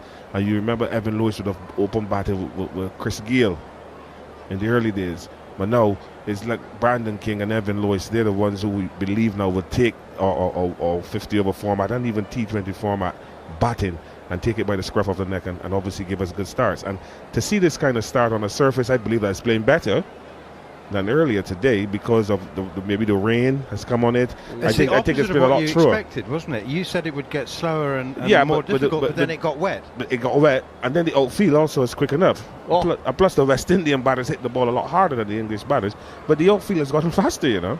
So the rain has made everything quicker, and Evan Lewis loves the ball coming on to the bat. We saw him in a little bit of trouble with the new ball swinging and stuff, but he weathered that. He weathered that swing. But when you came into his area, he scored, and he scored with authority, which is good. He's 50, and he hit 5 sixes in 50, you know. That's 30 runs and boundaries already. Well, that's what you want, isn't it? You want your opener. It's going to be difficult. The conditions have been difficult. I think it has been a little bit easier. But with that new ball, with that rain, it did leave a bit in the pitch, so there was a bit of movement. It went quicker off the pitch, didn't it? So when if you played the line like Lewis did and it moved, he didn't follow it. He just played the line and missed them, right? Missed every one. Both of them. Brandon King as well. I thought Brandon played so straight. He played wonderful bat shape. He played some wonderful shots at the field. Evan were just waiting for that short ball, bump, bump, bump. What did he do? 3 times? Yeah. And there weren't bad deliveries. He was so quick on them.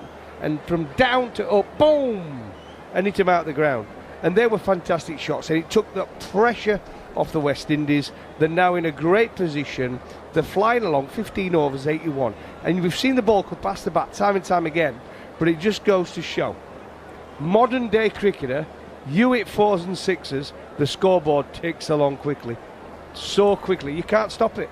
It's interesting as well that Evan Lewis's 3 sixes were all played with that sort of short arm flick 6, pull shot, and 3 of England's first 4 batsmen got out playing that shot. So is it because Evan Lewis has just got exceptionally quick eye and even quicker hands, or is it because he's more familiar with the conditions, or is it the fact that the England bowlers were a little bit quicker actually, and it's easier to play that shot with a bit more pace on the ball? Yeah, I think with Evan Lewis' case, the ball was coming on to him, so he just used the pace of the ball and knocked it over the boundary for 6. When you look at how Bethel got out, Bethel went to pull the ball like it's stuck in the pitch and ended up hitting the toe of the bat and went up in the air, and he got out caught. So when you look at it, to me, Lewis' shots are better played because of the ball coming on a lot quicker to him, so he can just rip the ball, pace of the ball, didn't he? Hit through the ball nicely, wrist, pace the ball, 6 runs, and he's not looking to hit for 4s. He's looking to hit the ball for 6s, which is really, which is unbelievable, because this is a length delivery on leg stump, and if you don't get that shot right, you're going to top edge it. So your timing, your bat speed has to be perfect, and he hit it 3 times, so he has perfect bat speed. He's getting to a good position, so it's a strong scoring shot for him. That's something that the English bowlers now have to work on. And the English batters were chasing it. Right, so you know what I mean? It was a bit wider. They were chasing it, trying to hit across. What Lewis was doing was where he was bowling Turner with that open chest. He was bowling it, trying to get it to go across the batter. When he didn't get it right, it's pitching out leg, and he saw that as a free hit. Whack! Can't get LBW, it's a free hit, and he hit it so well. And the pace of the ball coming on helped him. He just used his strong grip, his actually high bat lift, and punched it over. The problem with the other batters, the England batters, they were trying to put pace on the ball because the West Indies bowlers were slower, and that's been the biggest difference. Just a recap for those of you who missed the first innings or might be joining us late. England were asked to bat first. They slumped to 93 for 4, but recovered to 165 for 4 with 15 overs to go, and at that stage were well on course for somewhere between 250 and 260 on a slow pitch, slow outfield. with Liam Livingston and Sam Curran together and going nicely. They were the two top scorers. Livingston with 48, Curran with 37. But the innings then fell away in the face of some excellent bowling from left-arm spinner Gudakesh Moti, who finished with 4 for 41, and some injudicious shot making and decision making, especially I have to say from Sam Curran, who was left with 4 wickets in hand and was caught at long on with 10 overs to go, when really he was the only man who could take England to something more competitive like 250. But he was not alone in shouldering the blame. It's just that in the situation of the match, his decision looked the least judicious. Gudakesh Moti 4 for 41, 2 wickets apiece for Alzari Joseph, Jayden Seales, who was brilliant, 8 overs, 1 maiden, 2 for 22, and Matthew Ford, the opening bowler, who took 2 for 48. In reply, rain is falling now still after 15 overs of the West Indies reply. Their target is 210. They're 81 without loss, with Brandon King on 23, but Evan Lewis dominating the show with 51. Alongside me, Darren Gough and former West Indies opener Philo Wallace. And it's Philo, I want to ask you to take a completely unexpected caveat, a total change of direction. I'd like you, in a couple of minutes, to tell us about Haynesville. And how often do you return? When was the last time you went back to the place of your birth? I was in Barbados actually. This is. Did you go to October? Haynesville though? I live in Haynesville. Well, I grew up in Haynesville. I don't know. live in Haynesville now. I live in St. Silas Heights. But I go to Haynesville every time I go home. I was home in September. I was home in August as well, because I went home in August for a holiday. Then I came back here to attend a cremation of a lady I was looking after for 5 years. And then I had to rush back home because my eldest brother died of stomach cancer in September. So I had to rush back home in September to his funeral. And now I'm back here just to clean up some stuff. But I go home. Haynesville is a special place to me. I was born in St. Peter, but I lived in Haynesville all my life. Haynesville is next door to Holders Hill. Holders Hill obviously is where all the cricketers come from. Holders Hill, that's where we stayed, Goughy, on TalkSport's first tour to the West Indies. Yeah, so Haynesville is next door to Holders Hill, and obviously the famous people from Holders Hill are Albert Padmore, the Pisa, Clement de Pisa, Desmond Haynes. You have Ricky Skeet. You have the Sanderford brothers, Jeffrey Cullen. Then you have Peter and Samuel Skeet, Shamar Brooks, Ryan Hines, Adrian Griffith. It's something Raymond in the water, Griffith. isn't there? Then you have Peter Thompson. Cricket. It's just cricket. And then you have Hoyts Village, where you have Courtney Brown, Wangi Brooms. All these guys have played for Barbados. So and West Indies. So in the area of Holders Hill, Haynesville, Hoyts Village, and Halls Village, and then down the hill is Paynes Bay. Hartley Allen as well come in that group. Paul Allen, Richard Gibson. There's a whole lot of cricketers. So you can imagine what the conversations are like when you go into Haynesville. And I really like going home and just relaxing with the boys at the Black Pipe bar and having chicken and chips. You know, obviously with the odd libation. And you reminisce of it when you were younger. And everybody still remembers you as a little boy playing cricket. And the crowds that we used to have in the village watching the cricket. You know, you had the BCL teams. You had Holders Hill, you had Melbourne, which is like Haynesville. You know, you had Shannon down Good Shepherd. So we had very good Paynes Bay as well. So you had very good cricketers. Then you had Sion Hill, we had the Otis Gibsons, the Vaspert Drakes, the Noel Brooms, the Hendy Brooms. You had a whole lot of cricketers coming out of that area. And then you had Redmond's Village, we had D.L. Elcock, Ricardo Elcock. So you couldn't get away from cricket. Cricket was it. And when we play against each other, it was a lot of competition. And the people used to come and watch the cricket. The villagers would come and watch the cricket. And that really made it special. And the bonds that we have created back then, we still have them today. You know, you go home, I go home. Sometimes I might see Dame Mirren and say hello. We sit down and reminisce. When we used to play for Barbados, he was one of the 4 pit bulls. Short and stocky like Darren, but fast. I never liked to get a drive. Always up at your head. You know. What do you mean, but fast? Fast. Yeah.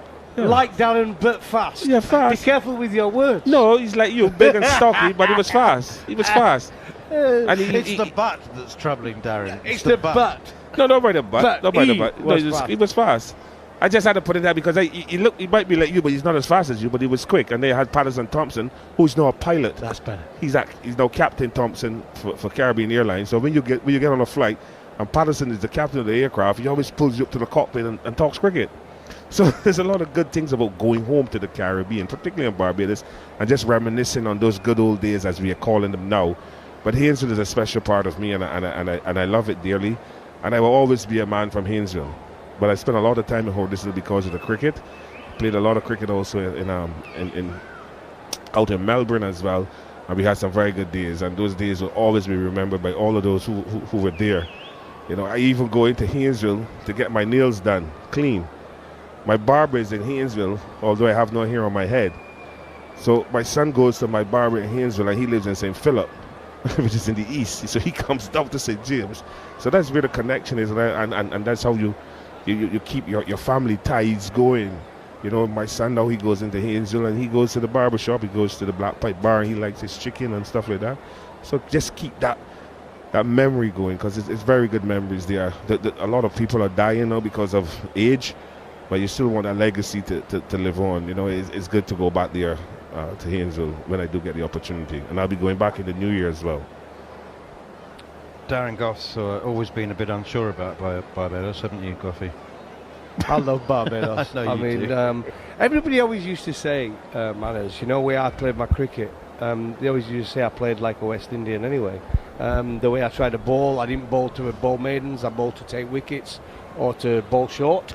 And when I batted, I had that free spirit batting. So everybody always, since I was a young kid, said I played like a West Indian. You played with passion and you played with heart, and you want to leave the cricket knowing that you've put in 110%. And that is how we play cricket. And I'm proud to hear that you felt that way, playing for Yorkshire, playing for England, playing wherever you played across the world. But you tend to play like a West Indian, and that is great.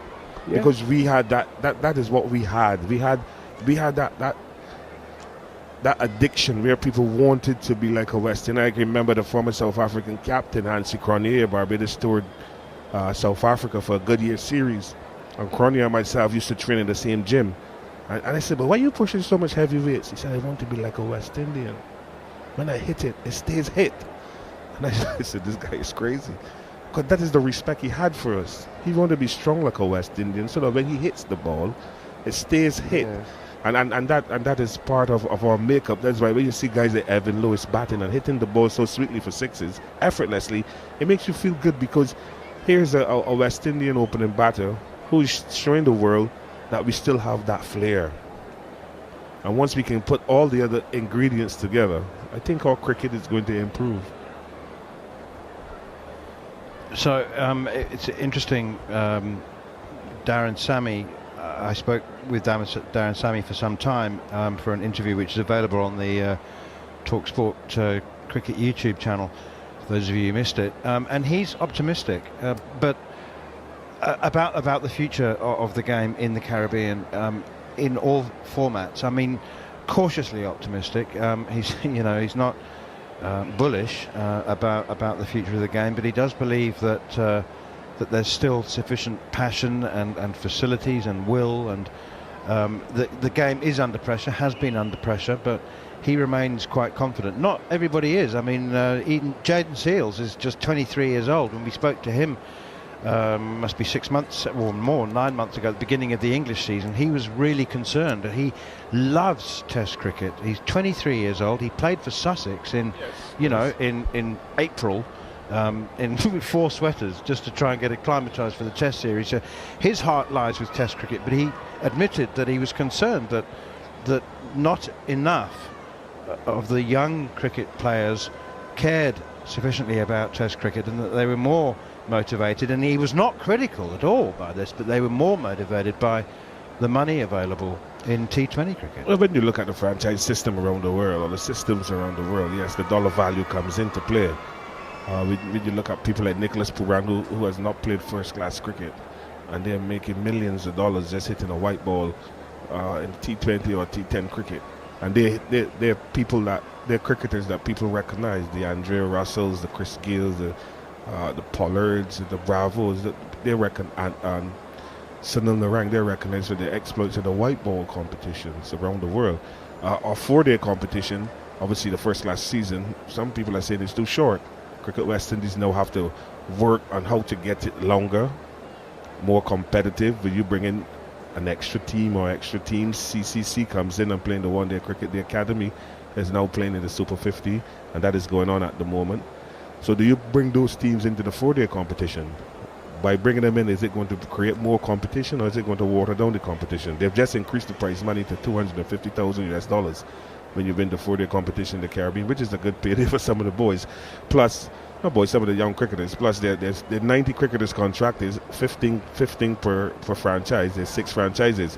So to me, the territorial boards and the different franchise coaches, they have a responsibility to get the young cricketers to understand the importance of playing red ball cricket. I believe that at our junior cricket, there's too much white ball. Our under 15s, the West Indies under 15s is white ball cricket. The under 17s is white ball cricket. The under 19s play white ball cricket and 2-day cricket. I don't think that is going to help us. I think we need to play longer formats of the game at the junior level. When I was at school 15 years, when I was at school, like a long time ago, when I was a 15-year-old, we played the under 15 competition, Ronald Tree, in those days. It used to be 2-day cricket. And they used to play for the entire summer. And the 2 top teams would go to the finals and play at, well, in those days, we were at Cable and Wireless in Wildy. But it was 2-day cricket, and we used to win. We used to beat teams in 2 days playing red ball cricket. Now, they don't play that.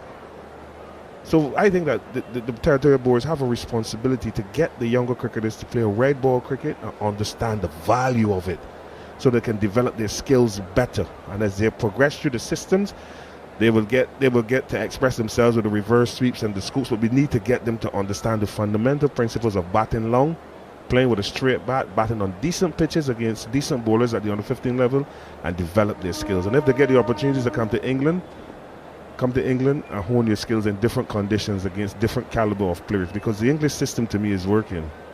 There's a lot of talent up there, and I think that the systems here have the right people involved to produce good cricketers. You remember when England put a team in to play in the Caribbean? Yes. That I thought that was a real test of some of their players, because the West Indies were pretty strong back then. Yes. And this England team went over there, thought they were going to absolutely walk it. And I tell you what, it was a proper battle. And I think a lot of those guys would have improved massively after spending that. But the problem is now with the work rates and bowler monitoring how many overs the bowl, there's no way with the season we have in the UK, with all the competitions, you could play all that. And then suddenly, with all these franchises around the world, send 15 guys who want to go and bowl another 30 overs every second day in the Caribbean. And it's a shame, because the game's changed. The franchise model has changed the way the red ball is seen. Yes. The franchise system does not consider red ball cricket at all. It is strictly a white ball system. And that is what the territorial boards and the international boards are looking at. Cricket West Indies next year, they're going to have a T20 competition, I think, for under 23 players. So they're telling me that you're now telling young men that there's going to be a T20 competition for you to play T20 cricket, rather than have a competition that plays 2-day cricket and get them to understand the importance of batting long. But they're going for a T20 competition. If you believe that red ball cricket is the foundation for successful white ball cricketers and T20 cricketers, if you believe that it teaches you discipline and skills, and that you don't necessarily learn how to become a good T20 cricketer just by going to the gym and pushing weights and just playing power cricket, then is there a point in the future where the level of the production line of T20 cricketers begins to dry up as first-class cricket or red ball cricket is diminished? I mean, there's less red ball cricket played in every country other than Australia and India over the last decade, and that the amount of red ball games, first-class games at domestic level has decreased. I mean, you said there's 6 franchises, they only play a single round in the Caribbean, they only play 5 games, and they all lose money. And first-class cricket loses money in every country apart from England, and it's a battle, isn't it, to not lose money. In England, it's only subsidies from the ECB. Without the subsidies from international cricket, selling every single test match out, which they do in England, and that's why we are so strong. That's why we can pay the players such big contracts, because the sponsors that come in from full houses at Lords, at Headingley, at Edgbaston, at the Oval, time and time again, every test match now, it's getting different, because it used to be you'd be able to sell out the first 4 days. Now you're selling out the first 2 days because of the way cricket's going. Yeah, and true. Technically they just want to entertain and play one-day cricket within a 5-day game. Nobody's going to buy a test match ticket now for the 4th day, are they? Unless it's India or Australia. That's the only time they're ever going to buy a 4th-day ticket. Or half price. Or half price. That's all the way they're going to do it. So then counties now are starting to worry. And what they're going to do, no matter what England asks for next year, the pitches against India, I'm telling you now, those pitches, all of them, are going to be as flat as they possibly can. Because the CEOs at the clubs are going to be desperate for the money to come in from England versus India. Or same thing as when they play England versus Australia. They're not bothered about the rest. A 3-day game, they accept it against the West Indies, yes. Sri Lanka. But against those countries, flat. They want to stretch it to 5 days. Yeah. And another thing, the India head coach has just hit the nail on the head. He said with so much T20 being played, the players don't know how to play forward. They don't defend. So that is a message to the international world that, listen, this T20 cricket is causing the players, the batters particularly, not to defend any balls. They want to attack every ball. Does Ben Duckett know how to defend? Hang on a sec. We need to pop back to Antigua, North Sound. Mash, the Mash man, Michelle St Patrick Hewitt has an update for us. I understand the covers are coming off, Mash? Yes, Manners, we've got some good news. The covers are coming off. We've only got one remaining to take off, which is the big one over the square, but it looks like once they've got rid of the one they've just taken off the field, they're going to be running back onto the field to take the main one off. So you would assume that we will have some cricket inside the next 20 to 25 minutes, but we wait to see how many overs have been taken, sorry, what the revised total will be and how many overs we'll have remaining. I'm glad you said that, Mash, because you're not expected to know how many overs are lost, because the 4th umpire hasn't even worked it out yet, along with the match referee. But we did. I was just preempting you trying to ask me that question. I thought you were. But the thing is, we started losing overs immediately that the players left the field, right? Because it was 11. Yeah, 7 o'clock, 7 p.m. Every 4 minutes. Every 4 minutes you lost an over, yeah. OK, Mash, well, keep us up to date, and we look forward to a very much shortened West Indies run chase. They actually, the DLS pass score after 15 overs was 35. And they were 33, actually. Andrew McKenna's corrected me. 33, so they were 81 without loss. So they're a very, very long way ahead of the game. Thanks, Mash. We'll be back with you shortly. Philo Wallace and Darren Goff alongside me. So hopefully 25 minutes or so, 25, 30 minutes before the West Indies can win this game. I cannot see any way back for England. Actually, I'll tell you what, gents, well, why don't we take a little break ourselves, go and get a late cup of tea, because we actually referred to that interview that we had with Sam Curran. Steve Harmison referred to it during commentary, and it was interesting because he only just stopped short of saying, "My face doesn't fit the England mould anymore." He came very close to saying it. In fact, let's play you that clip. He was speaking to me and Harmy on the Following On podcast, and we started off by asking him to reflect on his role over the years in the England team. It's interesting 10 minutes, and we'll be back after this. I'll be totally honest, I probably feel with a team like the Oval Invincibles and Surrey, and I guess a couple of franchise teams, I think my role's been pretty clear and I've pretty nailed it on. Whereas with England, I personally probably feel because you've been that all rounder, probably in the last few years, myself, Mo and Ali, Liam Livingston, we always kind of those all rounders at kind of 6, 7, 8, 9 almost. Wokesy as well. And yeah, I think it can be confusing. It's kind of sometimes you take the new ball and then you go to kind of the four seamers and you're the one to lose the new ball kind of thing. So it's quite like it's a frustrating role, but that comes with being an all-rounder. I probably think my strongest role in most teams is batting in the top 6 and bowling. So I guess me and Harvey had a discussion a few weeks back about these type of things, but I love playing all sorts of roles. And I guess my goal now is always to try and get back into the England sides. And I guess that's what I'll be doing. Yeah, there's a little bit less alcohol on at this moment in time, even though I'm on hold at this moment in time. But and it was a great discussion, and your honesty was unbelievable. I just want to ask you about, you're talking about roles and everything that's going. I get worried a little bit. Oh, especially in the summer when you didn't get picked in the test team. I was really frustrated. Might as well tell you on this show, I got very, very frustrated. And I think I told you that at Thorpe's funeral about not being the one that replaced Ben Stokes. You didn't get picked in the 50 over squad. Is there a concern that you may be getting pigeonholed for just a T20 player? And would that worry you? Because it would certainly worry me that you're not up for test selection. Yeah, I think I'll be totally honest. I think that when Stokesy did get injured, I'd be dumb not to, and it might sound that big myself up, but I did probably think that was my way back into the test team.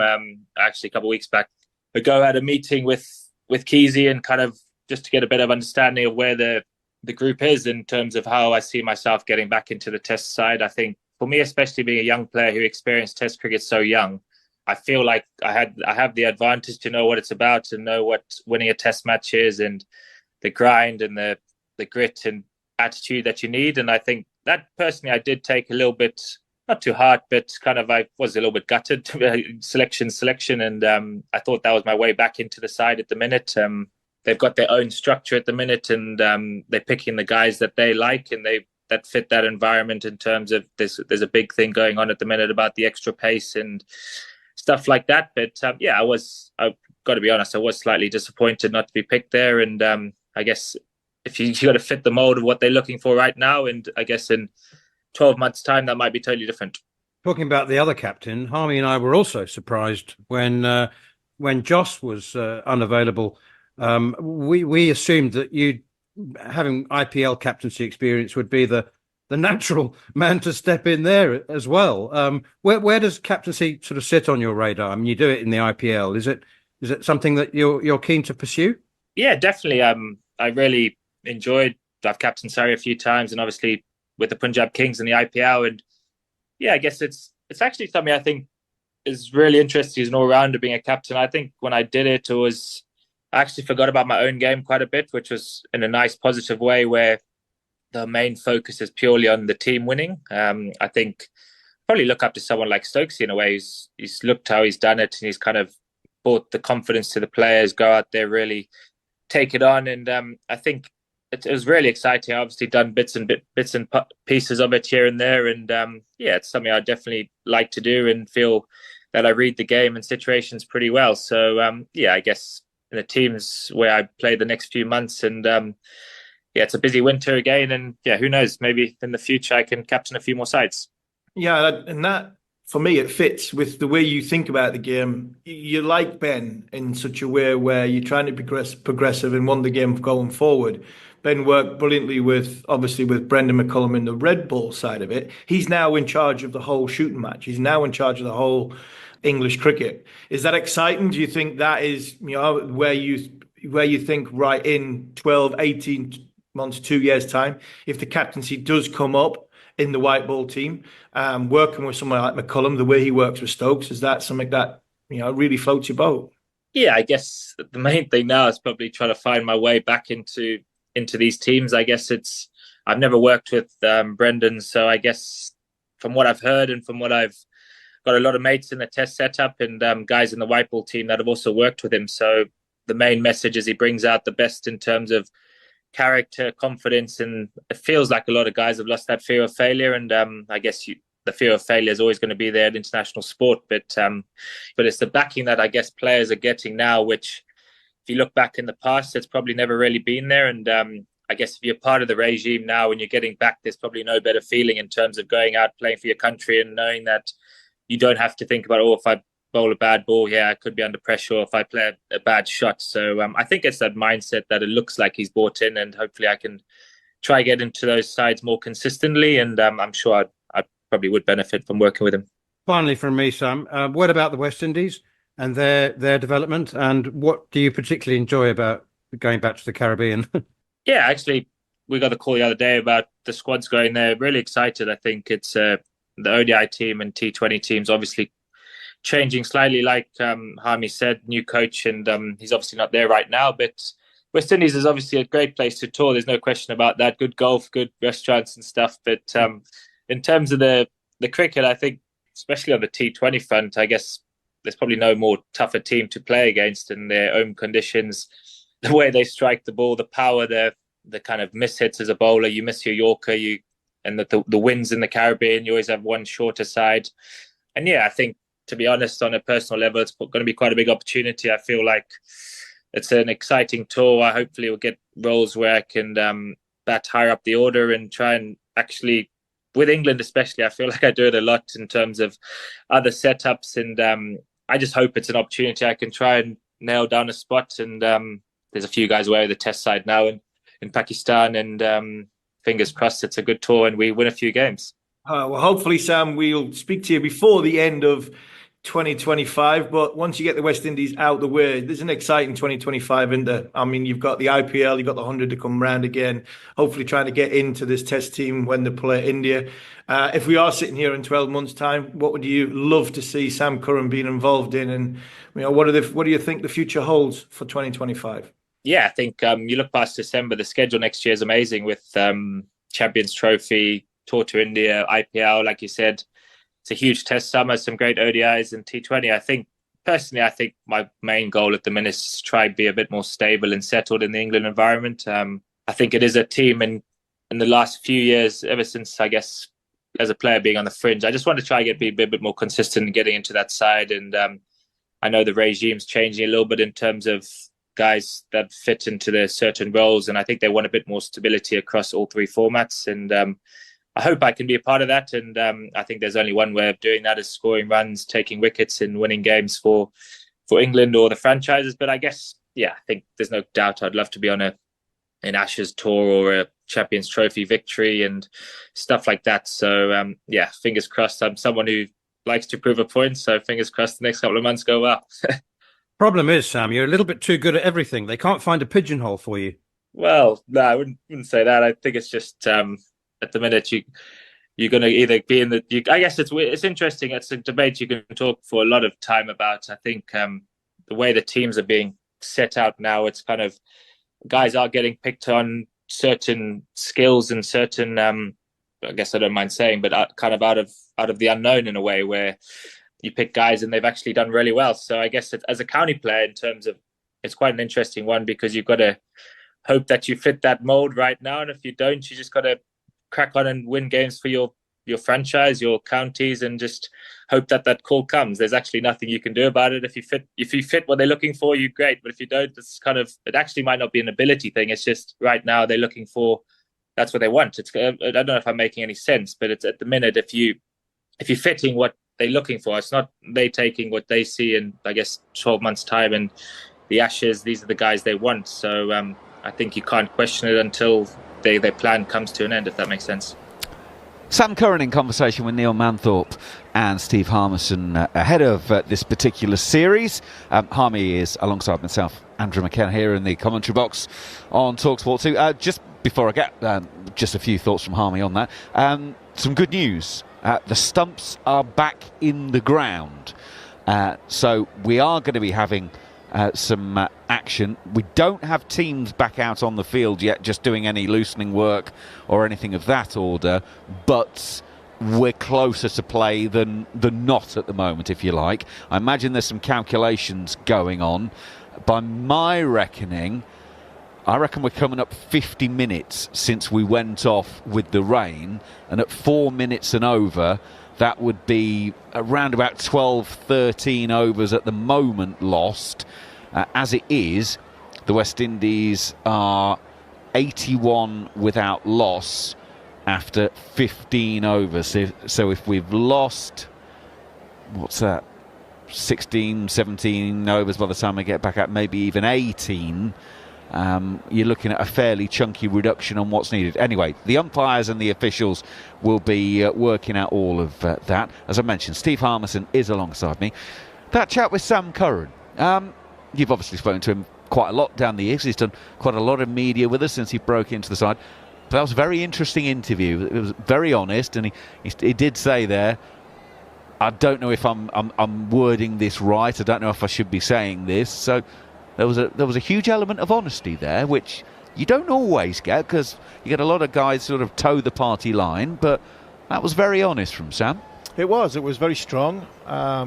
You want players to be honest. They shouldn't be chastised for that. They shouldn't be judged on having their own mind and their own opinion.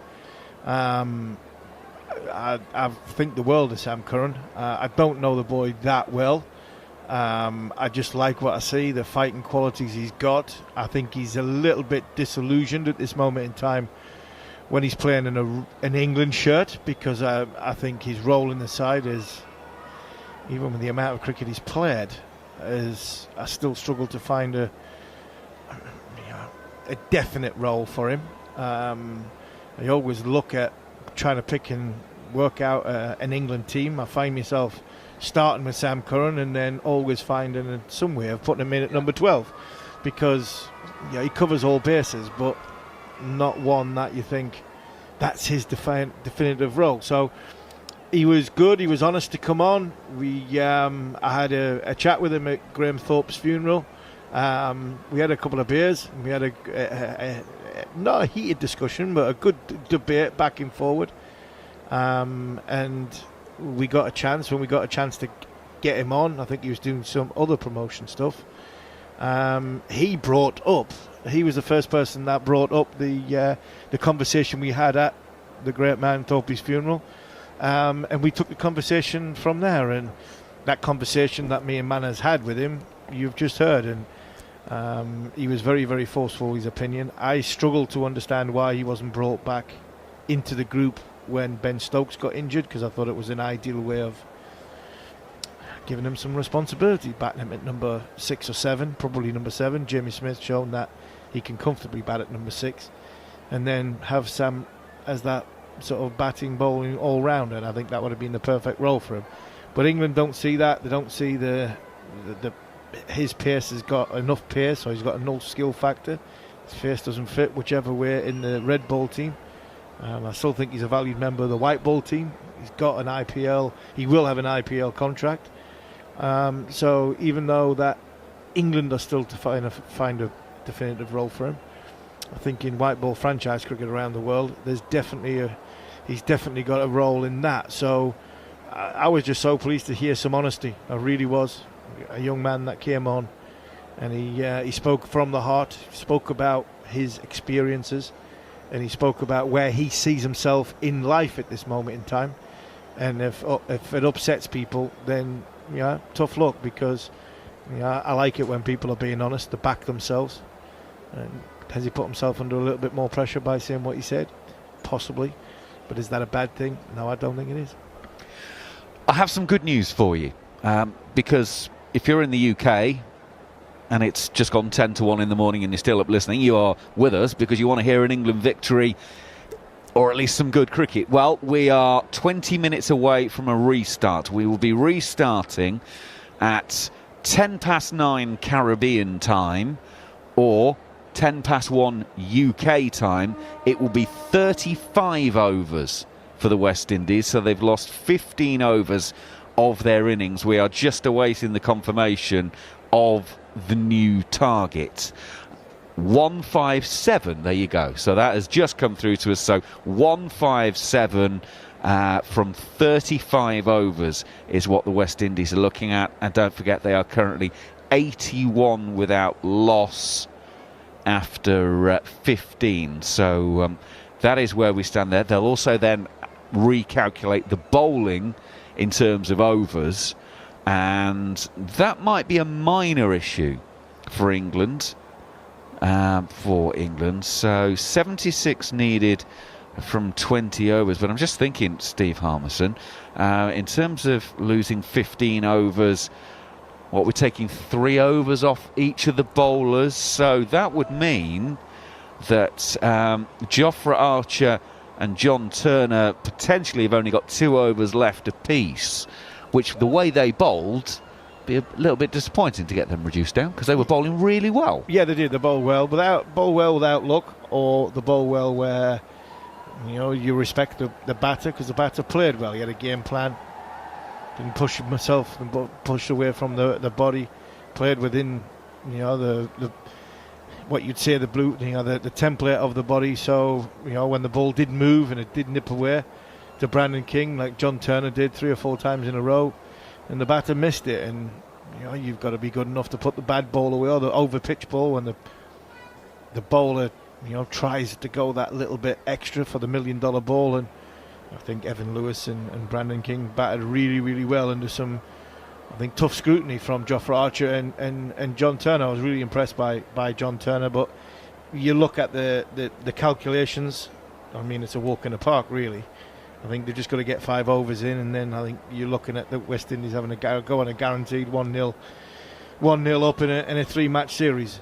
You talk about a bowler's having how many overs left. I don't think it really matters too much from Jofra and from John Turner's point of view. I'm not sure that they bowled their full 10 anywhere if they'd got, if they had gone to the full 50 or towards the full 50 overs, because of England being 40 runs, 50 runs short when it comes to the batting part. And England have got options. They've got, like I said, and joked many times, they've got 9 bowling options. So just unfortunately for England, the 3 or 4 the spinning options, the genuine spin bowling options, that rain shower just before half time and then just recently has probably put England back on the back foot that little bit more, because of the moisture that's going to be not only on the surface but also on the outfield, and not being able to grip the ball. So England be looking for their seamers, of which they've only really got 4 overs from Turner and Archer between them, and a few more of Sam Curran, who looked a little bit off. But when you look at the likes of Livingston, who bowls that little bit quicker, Bethel could have a part to play, and obviously you've got Adil Rashid with a few overs left. England might think we get a couple of wickets, quick bang bang, then we're back in the game. But 76 off 20 overs with a full 10 wickets in hand, I mean, you should be able to do that with your eyes closed.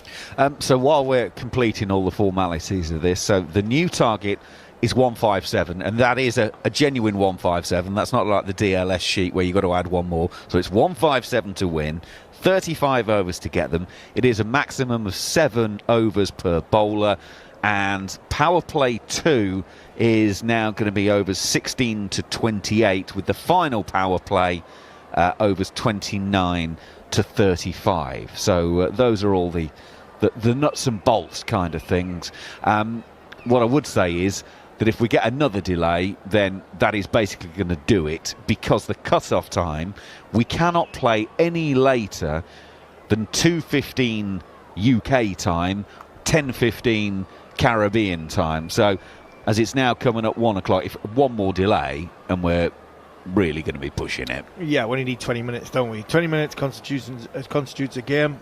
We've got to get to 20 overs, and I'm sure England will try and bowl seam if there's a rain cloud hanging over. If there's not, then they might just go, right, the best way to get into this game, or wickets in this game, is to see if we can create some pressure with taking pace off the ball.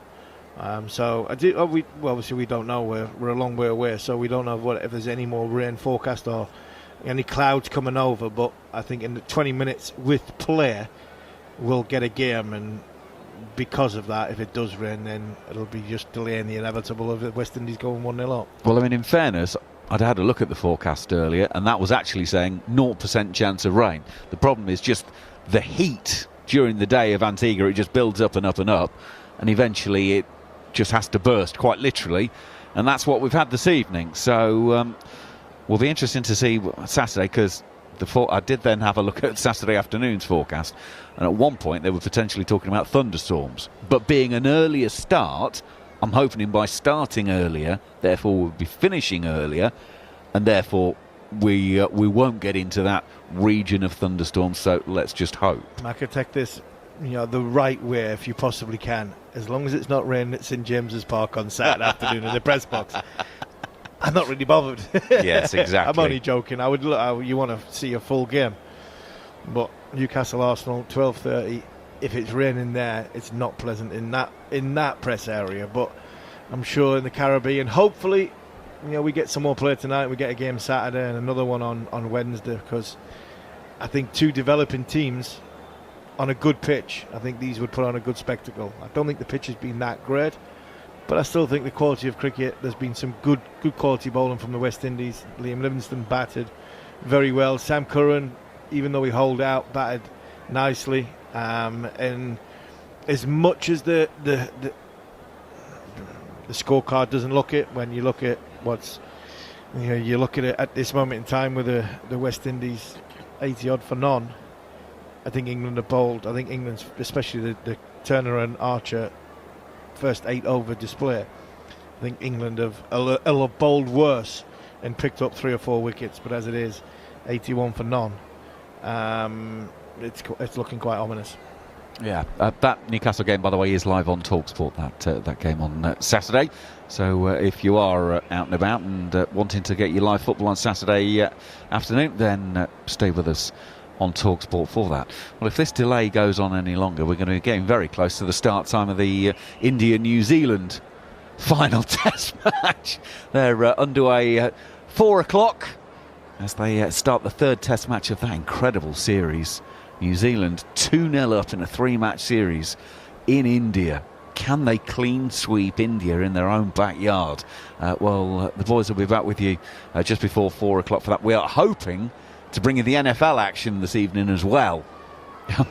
It's the only problem with cricket and the weather. You never quite know what time you're going to start and what time you're going to finish. So if you are an NFL fan, do stay with us. Hopefully you're enjoying it, but we'll try and get you some NFL action in. But it all depends as to what time we actually get finished, as to what we're able to bring you. Just to recap for maybe anyone who's listening in the Caribbean, and we know there are plenty of people listening in the Caribbean. Very good afternoon, late evening to you. If you're listening in India ahead of the test match, a very good morning to you.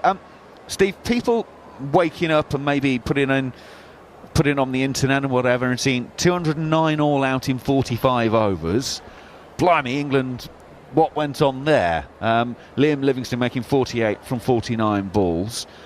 So if you can give me sort of a 30-second sort of resume, if you like, of that England innings, was it a 209 all-out performance? Was it a 209 all-out wicket, or did West Indies bowl particularly well? It's always difficult to get me to keep it into 30 seconds, but when you look at it, I think a bit of both. I don't think it was a 350 normal 50 over, crash bang wallop.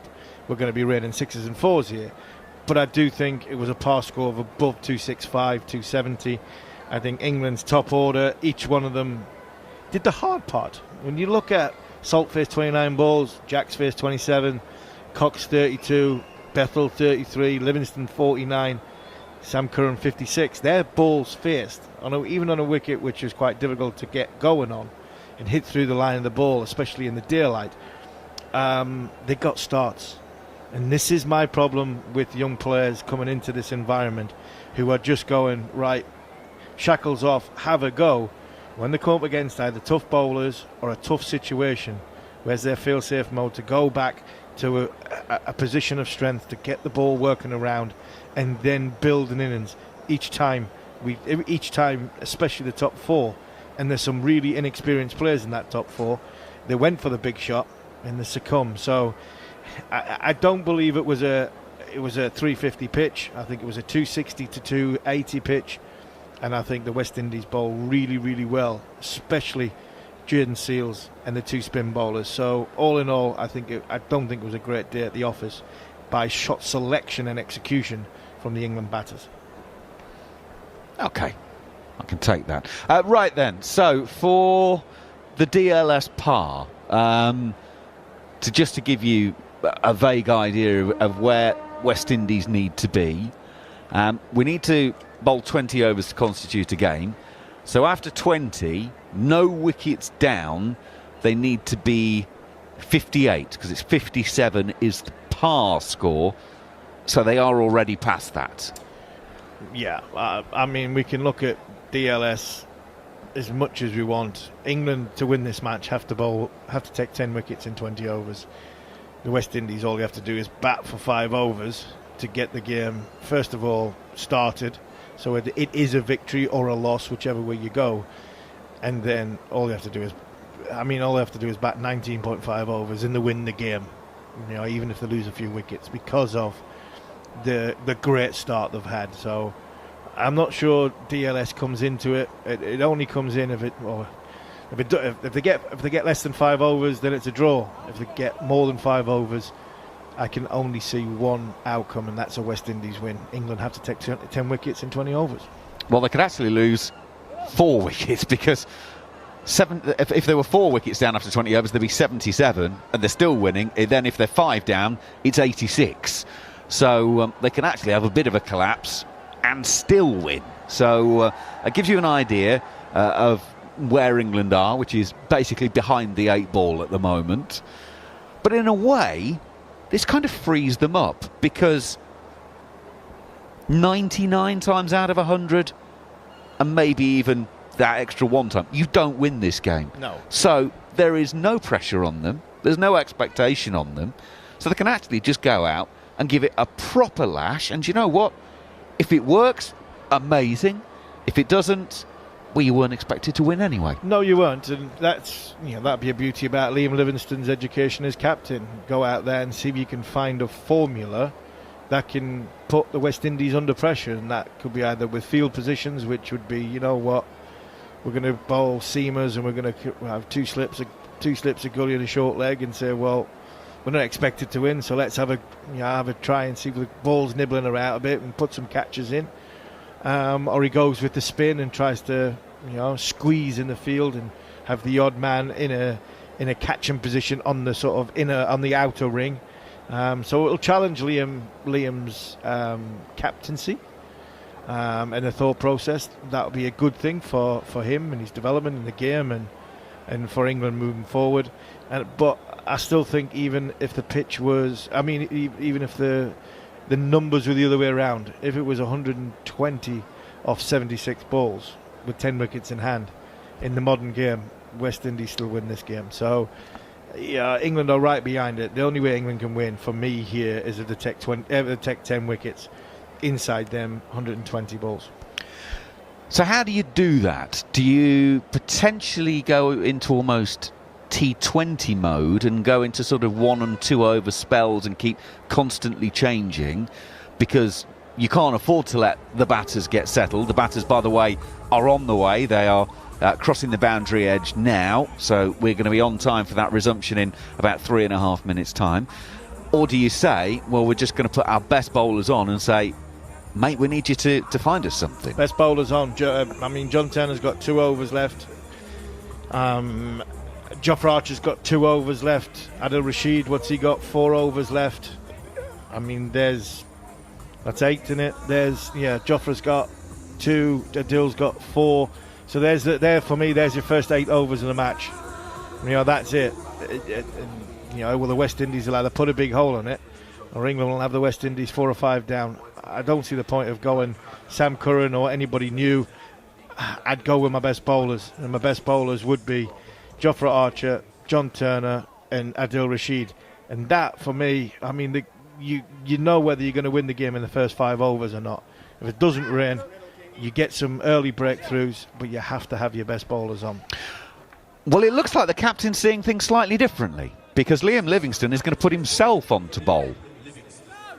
So maybe the plan was he was bowling the next over anyway. We'll never know. But Liam Livingstone is going to come on and bowl. He's taken 19 wickets in his ODI career so far, at an average of just under 34. And what's he going to have? A long on in place as he comes into bowl to the right-handed King, but it is actually just a loosener as he's checking his run. So Brandon King's going to be the man on strike to resume. 23 not out from 42 balls. 76 are needed from 120. And here we go then. The England captain, Liam Livingstone, starts with a ball down the leg side. And Brandon King has, he's missed a freebie there. It's going to be called a wide, but he's missed out on what could have been significantly more than just one and bowl it again. Livingstone comes in for the reload. It's a decent leg spinner, that. Takes the outside portion of the bat, dribbles out on the offside. No run. Good start from Livingstone. He's still balls relatively new. In he comes. Oh, he's pulled that one down short, but King has swung through that, missed it, and his LBW. I imagine he might be having a conversation about potential height. They are going to review it. No, that's out for me. And what has been given on the field, I can only see this. I don't think it's pitched outside leg stump. Short enough, skidded on. Review for LBW. I think height-wise, it's probably hitting three-quarters of the way up the stumps. Can we go to front on, please? Well, Alahuddin Pelakar, our third umpire, will take us through this. Oh, where did it pitch? Outside leg, for me. Doesn't appear to be any bet. Can we just go to ultra edge? We're just dealing whether he's hit it first before we get to where it pitched. Keep rolling that through, keep rolling through. Keep rolling that through. The flat line when the ball passes the bat. Unsatisfied, there's no bat involved. Can we go to ball tracking when ready? Well, it's hitting the stumps. Copy. It's just whether it's pitched in line. Yeah. Stand by for ball tracking. Naked eye at the first replay, it looked like it had pitched quite a long way outside leg stump.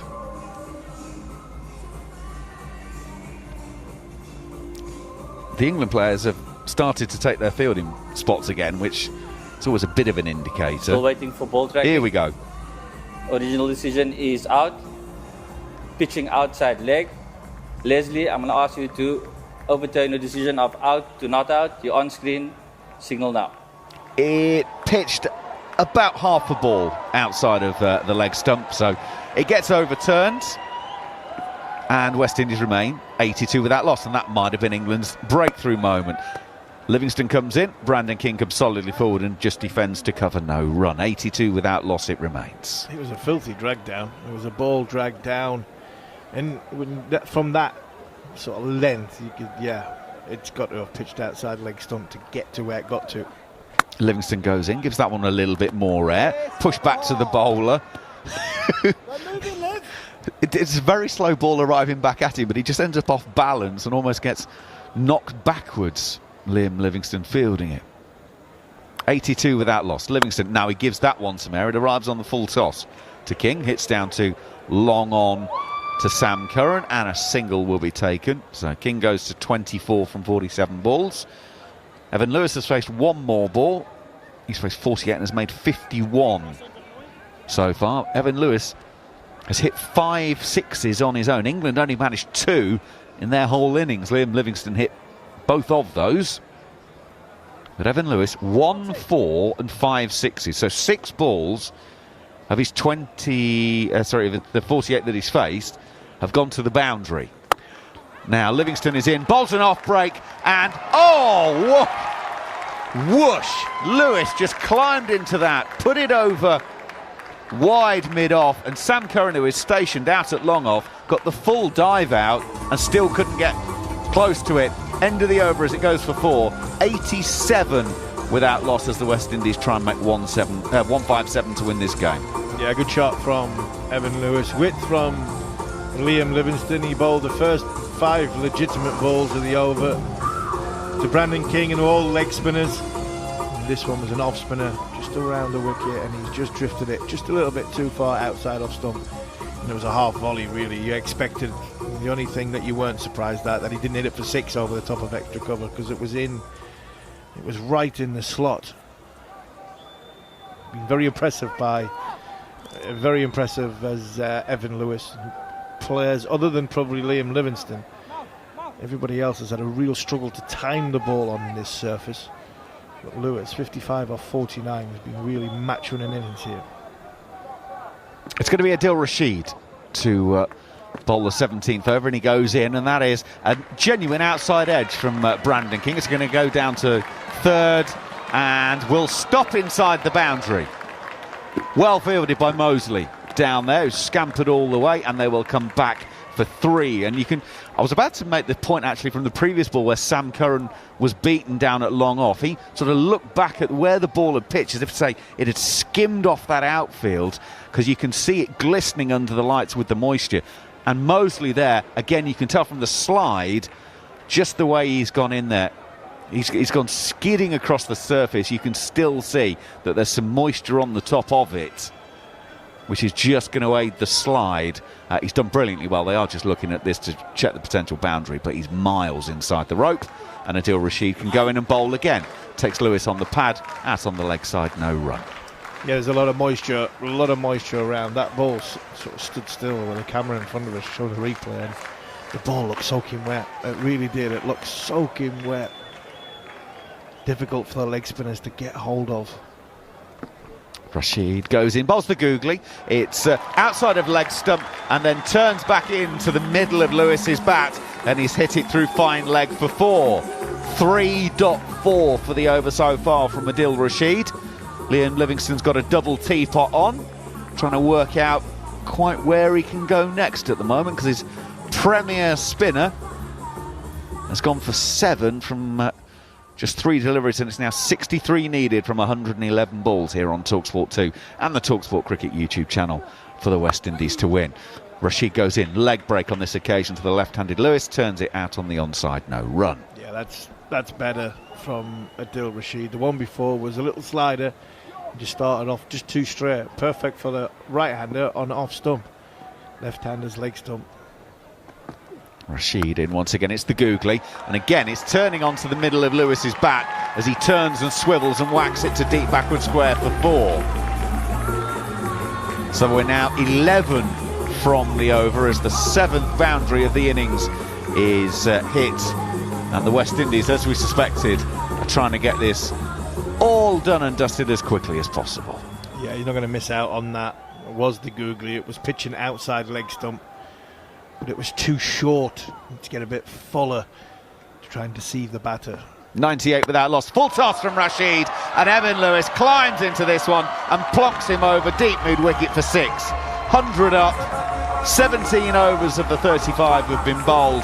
There are 104 without loss, and Lewis is now 69 not out from 54 balls. West Indies need 53 from 108. Looking for it to be a bit fuller, but not a thigh-high full toss.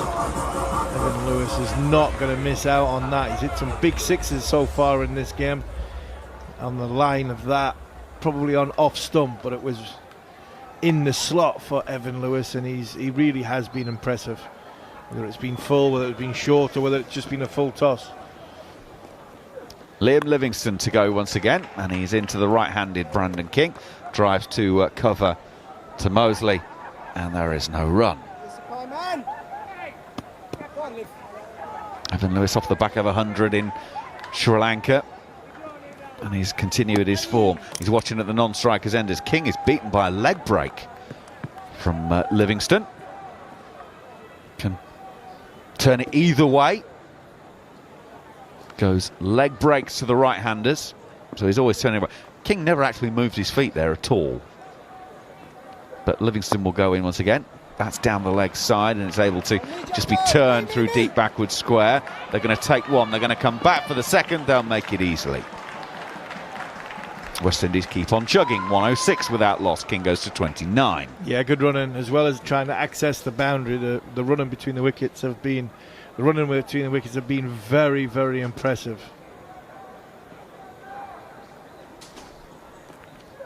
Livingston in, brings King forward. Stays very much leg side of that delivery, just pushing out onto the offside to the man at cover, and there is no run. 157 the target, they're 51 away. Livingston brings King forward again. Just quietly defended. No run again. Quite a simple technique, Brandon King. He's not looking to come too far forward. He's not looking to log. He's trying to keep his balance more than anything else. Livingston again. He's in. Roundabout off stump. And once again, King is just playing defensively. No run, and that completes the over. So that's Livingston's second. He's gone for 8 so far. The West Indies need 51 more runs from 102 balls.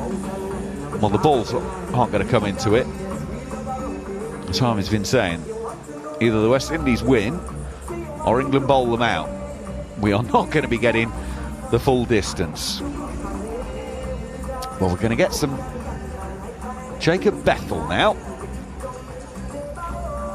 So he's taken 4 wickets in his previous 5 one-day internationals. Best of 2 for 33 against the Aussies.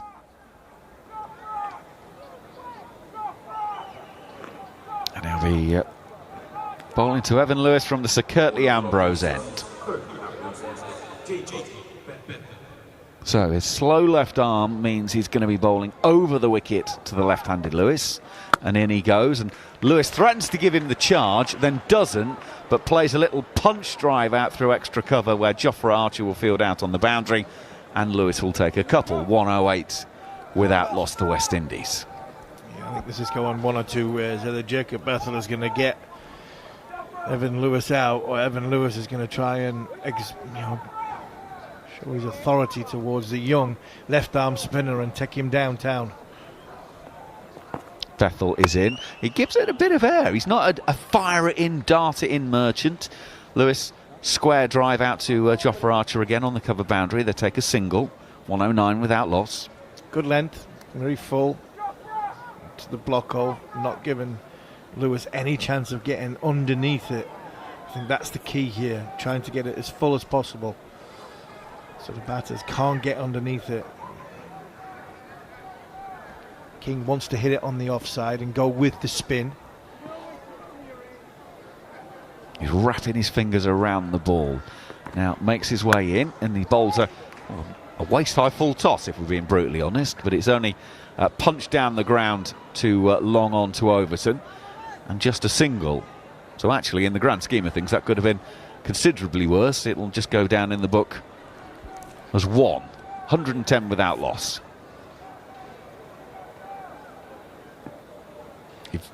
Make sure he gets the ball exactly where he wants in his fingers, which is, as a spinner, what you need to do. Now he goes in and bowls, and Evan Lewis aims an enormous hack over long off and gets an outside edge down to short third, where Turner will do the fielding and they come back for 2. I think we were waiting for that moment, weren't we? He's not going to die wondering, is Evan Lewis. He's going to try and put pressure on young Bethel. That was good bowling, that. He's just drifted it. It's gone away. It's just drifted away from off stump. Evan Lewis trying to hit it too hard, lost his shape and got a thick outside edge. That could have easily have gone to hand. Bethel in once again, and again Lewis is aiming big. This time he's got this one, and it lands 3 rows back into the stand. The previous one could have done exactly the same thing, but he edged it. Evan Lewis had had the sighter. He wasn't going to miss a second time, and he's deposited Bethel for the maximum. And Evan Lewis continues on his merry way. Yeah, he lost his shape on the one before that time. He just waited that split second longer, kept a good balance, a good shape, didn't try and hit it out of the Sir Vivian Richards ground. All he tried to do was hit it over the rope, and he comfortably did that because he hit the middle of his bat and he was watching the ball. It helps. Right, final ball of Bethel's over. He's gone for 12 already. He's in, left arm over once again, gets it full, in and around middle and leg, and Lewis can't beat the fielder at cover, so it ends the over. 19 of the 35 have been bowled here on TalkSport 2 and the TalkSport Cricket YouTube channel. West Indies 118 without loss, trying to make 157. Lewis 80 not out from 59, King 30 not out from 55. One more over just to make sure that the game is in play, and West Indies will want to get through that very, very quickly in the position they're in. very, very impressive from Lewis. King backed him up. Livingston goes in. It was a shortish pull down that's been whacked straight to deep mid-wicket on the boundary, and Will Jacks takes the catch, and they're going to need a dumper truck to drag Brandon King off, because he can't believe what he's just done. He was nearly LBW to a drag down from Livingston in the previous over, and this one was a drag down that he's just slapped straight to the fielder at deep mid-wicket, who barely had to move. Exactly the same delivery, Mac. It's exactly the same delivery. This time I was just about to praise him, to say he's watched the ball, he's got himself a little bit lower in stance. Obviously his rotation's very, very good. He's got the middle of the bat, and I was about to say that's a fantastic shot for 6. And all of a sudden, Will Jacks comes out of nowhere and plucks it out of the sky. A welcome wicket for England, a welcome wicket for the England captain in Liam Livingstone. Brandon King's innings comes to an end. He goes for 30, and the target is still a long, long way away. The 10 wickets are the 9 wickets that England need. But a good wicket for the England captain. Well, they always say that 1 brings 2, and you can't get 2 till you get the first one. So they've done the first part of it. Absolutely, and the second one, I still think the West Indies are home and hose, but all of a sudden you get Evan Lewis out, and it's you see what happens to the West Indies dressing room. If 2 becomes 3 and 3 becomes 5, and all of a sudden England have got something a little bit to go into the next game. But that was a well-timed, well hit shot, sweet shot, and Liam Livingstone picks up a wicket. So Casey Carty is the man in at number 3. He made 58 in the 3rd match against England a year ago in December. So he has a half century to his name, and Livingstone will go in and bolt him. And again, that leg break grips on the surface. Carty is pushing it straight back down the pitch. But Livingstone appears to be bowling the right trajectory and the right pace, more importantly, for this pitch, for it to grip. In he goes once again. Carty, I tell you what, I mean, we use this phrase a lot. It's a good job he didn't miss that. He was bang in front of all 3. He's got it down to deep backward square with not enough power for it to get there. It actually stops 5 metres inside the rope. He gets off the mark with 3. He could have, if he'd missed that, he was walking back and taking off his kit. Yeah, it's not. Again, Liam Livingstone driving it into the surface. Yeah, you're right, 100% right. If he misses it, he's stone dead. But just driving it into the surface and using the inconsistency of the surface to your benefit. Especially if he gets that flipper that he's got, the one that goes straight on. He gets the one to turn and it just bounces a little bit. If he gets that one to skid on, massively in the game. Around the wicket for Livingstone to the left-handed Lewis. Bowls his off spin, pushed out to point. John Turner will field, and the single is taken. 1-2-2 for 1.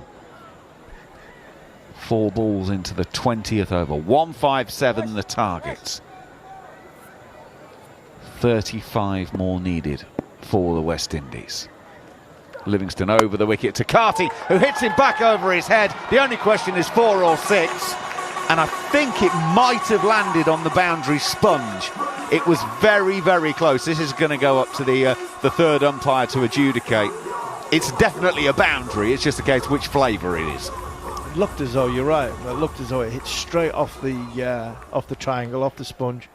Has it gone straight on? I don't know. That might be given 4, Mackett. That might be given 4. I think it's got them both at the same time. I don't think it really matters in the grand scheme of things of the game, but I'm sure Liam Livingstone would rather see it go for 4 than 6. I think it's 6. It's again, yeah. It's one of those that you could, if you wanted to, you could argue it both ways, because it almost disappears under the sponge. So the argument is, well, it must be close to the ground. We'll give it 5 then. Give it 5, yeah. Let's just make it up as we go along. I'm good at that. Yeah, I think that'll be given. Oh, it's given. It's given us 4. Yeah. England's got the sympathy vote. Okay, 126 for 1 then. Final ball of Liam Livingstone's 3rd over.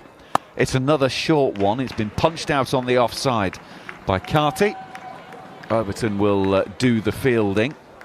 And there is a single taken. So, wicket in the over, the first one for England. Liam Livingstone's desperate to get into a conversation with Casey Carty as he walks off at the end of the over. It took Carty a while to realise, I think, that Livingstone was actually talking to him, and then they sort of passed a comment to each other in passing, quite literally, and then take up their position. So, right, the good news is that at 1:28 in the morning, we have a game, because we've got to 20 overs.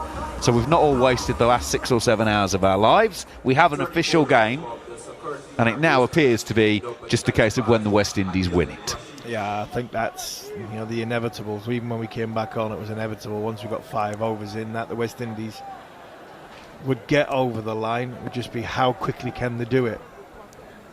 Adil Rashid to bowl his 5th over. It's the googly. It's a quick one as well, and it beats Carty. It hit his pads before the bat had come down. It was going down leg side, so it couldn't be LBW. But Carty was beaten for pace as much as anything else there. Yeah, it was good from England as well. They've got everybody. They've got people in the ring trying to squeeze and keep Carty on strike. See if they can put pressure on him.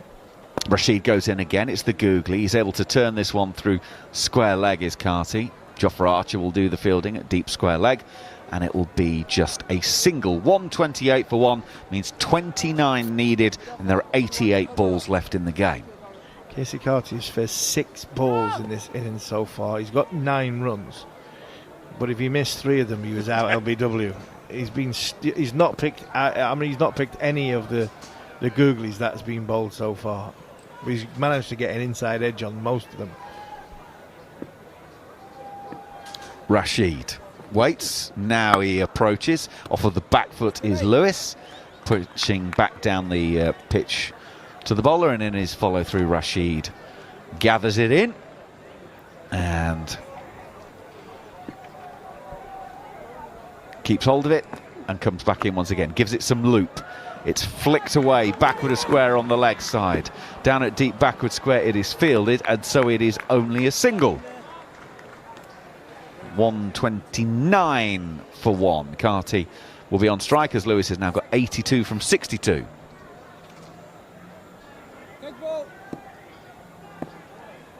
Two singles from the Rashid over so far. In he goes. There's a bit of bounce on that one. Coming forward is Carty. Guided to backward points. No run. Yeah, Carty's working to the theory like us tail enders against the leg spinner. No idea how to pick it, so I'm going to get as close to the pitch of the ball as I possibly can. Try and smother the turn. Rashid gives that one a little bit of air. Carty's coming forward to it. The bottom hand actually comes off with a grip as he plays that out on the offside. And that is the end of the over. Adil Rashid's bowled 5. Means he's got potentially 2 more in his armoury. He's got 0 for 37 so far. West Indies 1:29 for 1 after 21 overs, so they need 28 runs from 84 deliveries. Harmy's moved out. Darren Goff is coming in. He's going to give you some thoughts about where the West Indies are and England are at this stage, and I'll get out of the way as Manners will pick up the ball by ball. Well done, the West Indies. 28 off 84 balls. Absolute walk as Livingstone's in to Lewis, pushes it off into the offside. A simple one.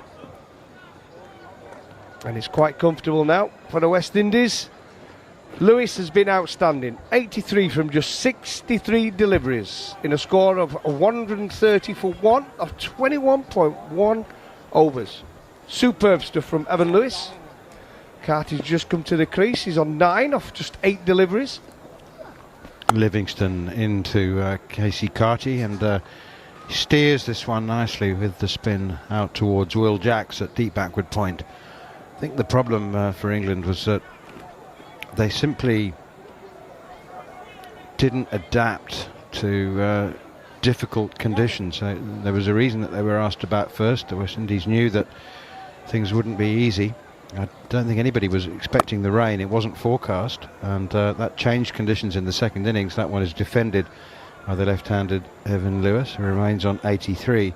But it's difficult. It's different thing saying the team failed to adapt to conditions than saying they failed to recognise conditions. There's a sweep shot here, little bottom edge, tickled it very, very fine. It's running away over this outfield, hits the boundary cushions now, and it's 4 runs to Evan Lewis. Right off the bottom edge of the bat, not where he intended to sweep it. It went a lot finer than he intended. Sometimes teams genuinely don't recognise conditions, and I think England's batters did recognise conditions, but they weren't able to adapt their games. One of the reasons that so many young faces expose them to different conditions that they're not familiar with. 135 for 1 now, West Indies. Target is 157, so they're almost there. 22 needed. And, well, frankly, their required run rate is 1.5. So that's not. He's going through the motions now. It's like when you've lost a chess game. I don't know whether you play chess, Coffee, but sometimes you can see the writings on the wall. There's no way out. There's no miracle move. And there's a little drive from Casey Carty again. Opens the face of the bat, steers it away down to third man. Chase on. Mosley in pursuit. Slide tackles it, and they go through for another single. Lewis moves on to 88. He's been in magnificent form. I mean, he did spend a year out of the team with largely because of injury, but 300s in his last 7 ODIs. Lewis 88, Carty 12, just 19 required for victory. Yeah, 19. Like I said, it's been good performance from the West Indies. They came back well after getting off. Ford didn't really start that well, did he, for the West Indies? They came back well, good bowling performance overall. But England, I know they don't like the words using partnerships, but I think today on this pitch, it's where partnerships were vital. Adil Rashid in short and pulled, heaved massively by Evan Lewis onto the banks at deep mid-wicket. They're called berms in Antigua, the grass banks, B-U-R-M-S, berms. I don't know where the word comes from, but that one actually almost missed the grass bank. It's gone right, it's gone straight over it into the seating beyond it. That was a massive hit. Into the ambulance. Yes, that's right. Straight hit the ambulance. But he does it to a hard ball, doesn't he, Evan Lewis? A long ball. 8 sixes in his 94. I think he'll be looking to go to the 3 figures this ball. That's a remarkable number. I mean, he's followed the Chris Gayle mode here. Here's Adil Rashid into Lewis. Goes for the sweep shot. It's a big appeal. A very confident appeal from Phil Salt. As confident as it was optimistic. That's got to have pitched 6 inches outside leg stump. Might well have hit the stumps, but can't be out. Oh, they've reviewed it. Adil's definitely. TV umpire to director. We have a play review for LBW. Over 200 the original decision ODI is wickets. not out. I've checked the feet and it's a fair delivery. Can we go to front on, please? 8 sixes and only 4 fours. The Chris Gayle model being take the outfield out of the equation. Okay, Adil Rashid, it was his googly. Pitched outside leg. Beautifully bowled, but it's pitched considerably outside. Copy that, just waiting for alter edge. The voice you can hear is the third umpire, or the television umpire, Lahuddin Talakar. Evan Lewis, I think, knows that he's going to be not out. He's strutting about like a man who knows that the third umpire is his friend. Ultra edge coming up.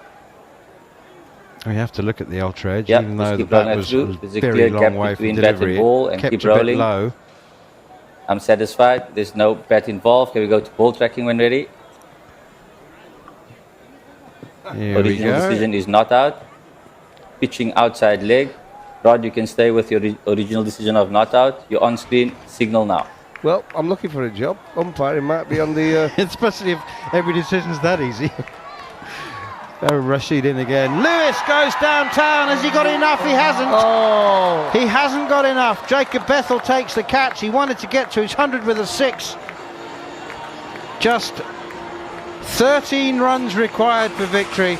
Evan Lewis on 94 with 8 sixes, and he thought, let's get there in style with number 9. Yeah, amazing really, isn't it? Another googly from Adil Rashid. Lewis picked it, tried to go over the offside, a slightly harder shot than hit him with the spin onto the leg side. Thickish bottom edge. And he didn't quite have the power this time. Straight into Jacob Bethel, one of the best fielders in this England side. But a standing ovation, really. Fantastic innings from Evan Lewis. 94 from just 69 deliveries. And at 144 for 2, it's an absolute walk in the park here for the West Indies. Just a target, Duckworth Lewis, of 157. And Manners, as we said earlier, required run rate is 1.04. Comfortable. They can get them in wides and leg byes. 144 for 2. Shea Hope comes to the crease. I think the most underappreciated ODI cricketer in international cricket at the moment, or at least the one lacking the recognition that he deserves. 1600s, an average of a shade under 50 in 120 games. He's absolutely brilliant, and I think he's on the cusp of greatness in the ODI game, and I don't think he's sufficiently recognised. He's a brilliant pacer of an innings. Here's Adil Rashid then to Shea Hope, and he shuffles across and nudges it away defensively on the offside. I would call what? The crab? It was a crab shot, wasn't it? He went sideways. No, he was sideways there. A bit of Chandapur. Did you know that crabs walk straight when they're drunk? Give up. Here's Rashid in again. It's slog swept out towards deep mid-wicket.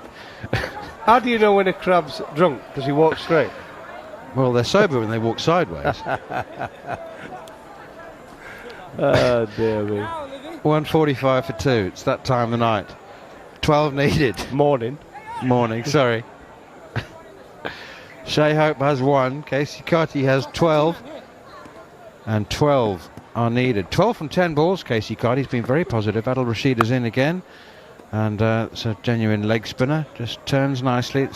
Pitch has certainly assisted the spinners, as we thought it would. But it's by and large slow spin. It's not the gripping spin. Yes, slow spin. But that's sometimes harder to play on, especially if you're trying to in one-day cricket, don't you think? If you get big spin, you can play a lot of the reverse sweep shots and play with the spin and things, especially to orthodox spin bowling. But when it's slow, I find it harder because it's harder to sweep. Would you say? Harder to sweep on a slow pitch. Yeah, for sure. I mean, I think Liam Livingstone bowls both forms, of course. He's bowling leg spinners predominantly to the right-handers. I think that's right. I mean, I think even like spin, like fast bowling, is a little easier to play when there's some pace. Yep, bounce. Yeah, that's right. Here's Livingstone in once again, and a quicker one fired through, punched off the back foot by Casey Carty. Casey Carty, the first cricketer from St Martin, which is what, the first one ever to play cricket? To play for the West Indies. You said the wording of that. You've got to get the wording right. Can you imagine if he was the only cricketer, first cricketer to play cricket? How did he start? It's called Adam. It's like throwing a ball against a wall and playing the rebound. No, but here's Liam Livingstone. He knows the game's up. He's got a smile on his face. He's going down with grace. Phil Salt's also got a smile on his face. And I agree with that. I mean, when you get thumped as comprehensively as this, there's really no point in sulking or be brooding about it. Driven, dropped by Adil Rashid at extra cover. Shea Hope tried to get in on the act, drove Livingstone firmly with the spin to extra cover. It's gone straight to Adil Rashid. You have to say it was a straightforward catch. Actually, it was sort of slightly middling, chest height. You don't know whether to take it with the fingers pointing up or down, and he was sort of caught between two. Yes, it was an easy catch. It was a sitter. It was a dolly. But it doesn't matter. It doesn't matter. Adil Rashid's not smiling, but I think a few of his teammates might have a sly grin hidden behind the palm of their hand.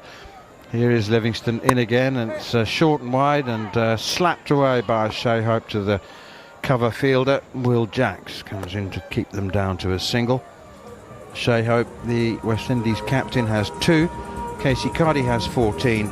The West Indies need a mere 9 from 66 balls.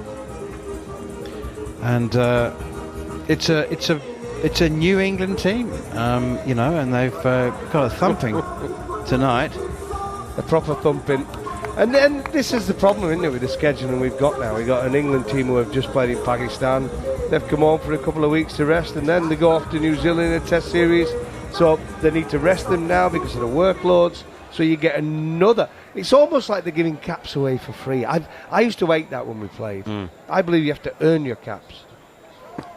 Here is Adil Rashid once again, and this one is slapped away behind square on the offside by Shea Hope. Just a single once again as Mosley does the fielding.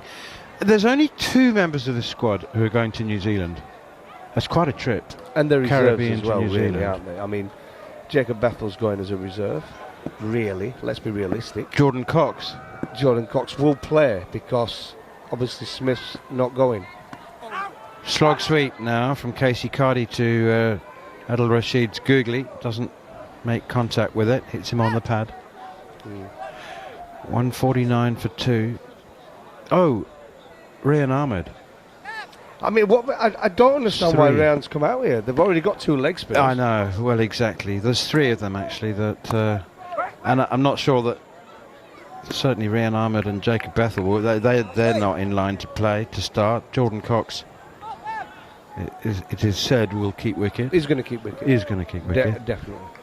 So he'll have some recovering to do at the end of this series. I think they're going to let him go before the end of the T20 series, though, aren't they? So he will have a bit more time to get to New Zealand. Another one from Adil Rashid is chopped away by Casey Carty to backward point, and there's no run.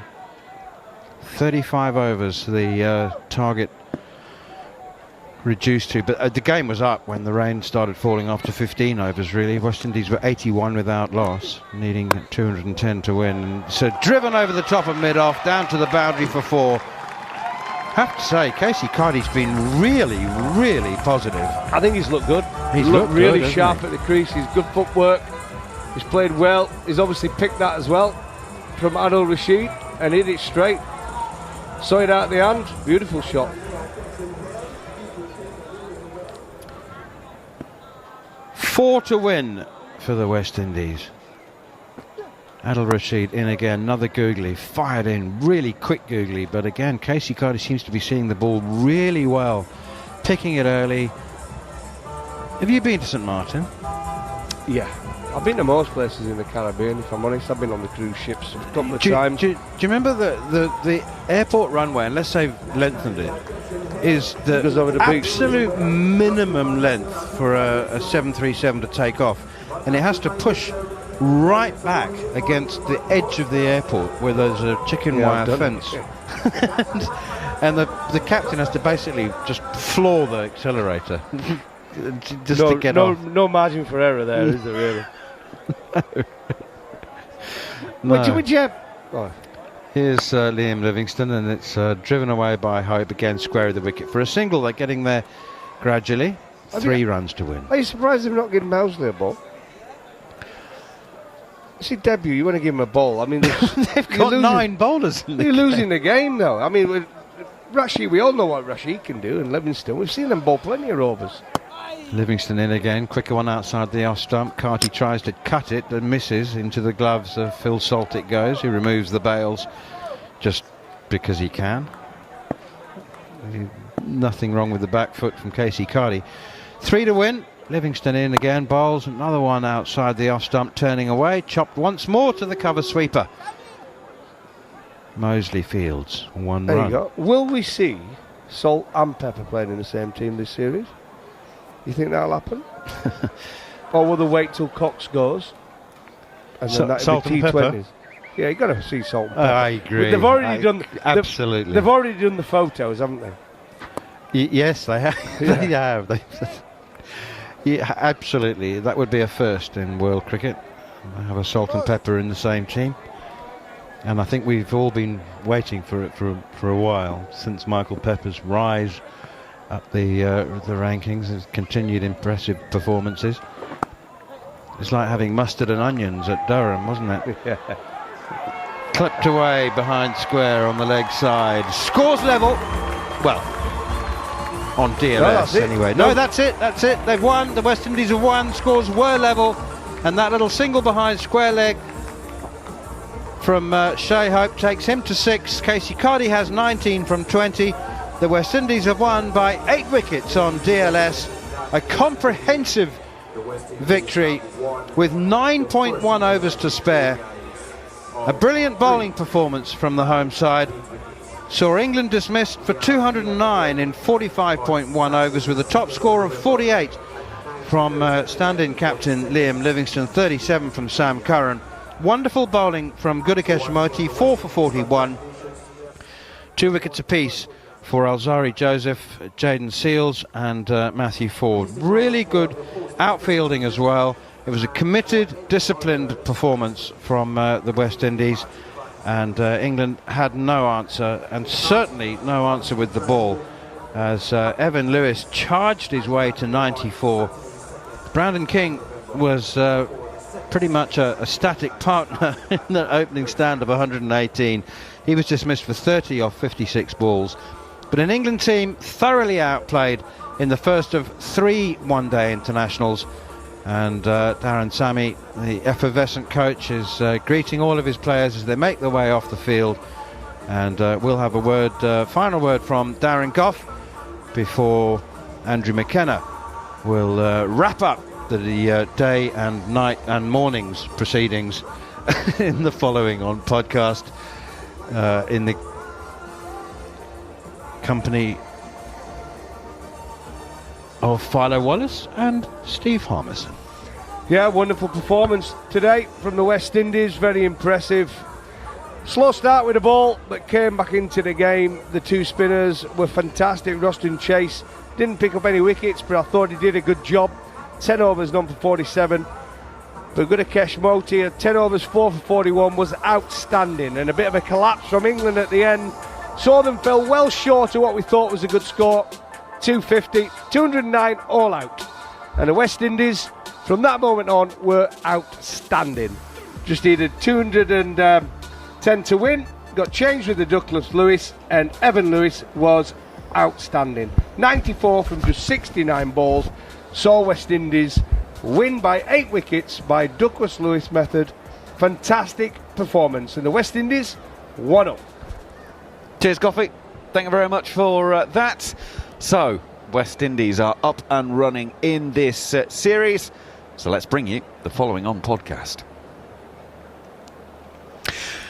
Well, you are listening to Following On. I'm Andrew McKenna, and I'll be joined by the former England fast bowler Steve Harmison and the former West Indies international Philo Wallace to look back at the West Indies' dominant 8-wicket win over England in the first one-dayer in Antigua.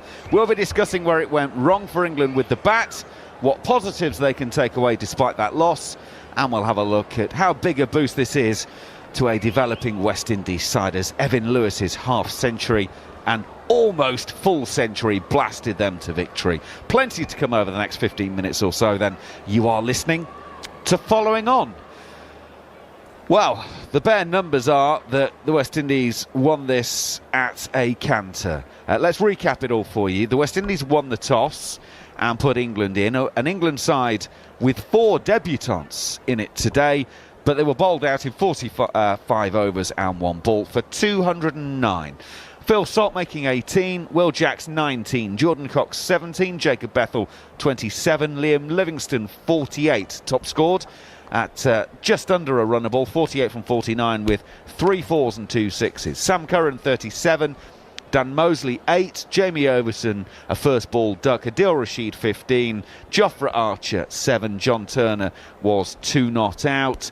The most successful bowler for the West Indies was Gudakesh Moti, the left-arm spinner. He took 4 for 41 from his 10. 2 apiece for Matthew Ford, Jayden Seales and Alzari Joseph. Roston Chase went wicketless.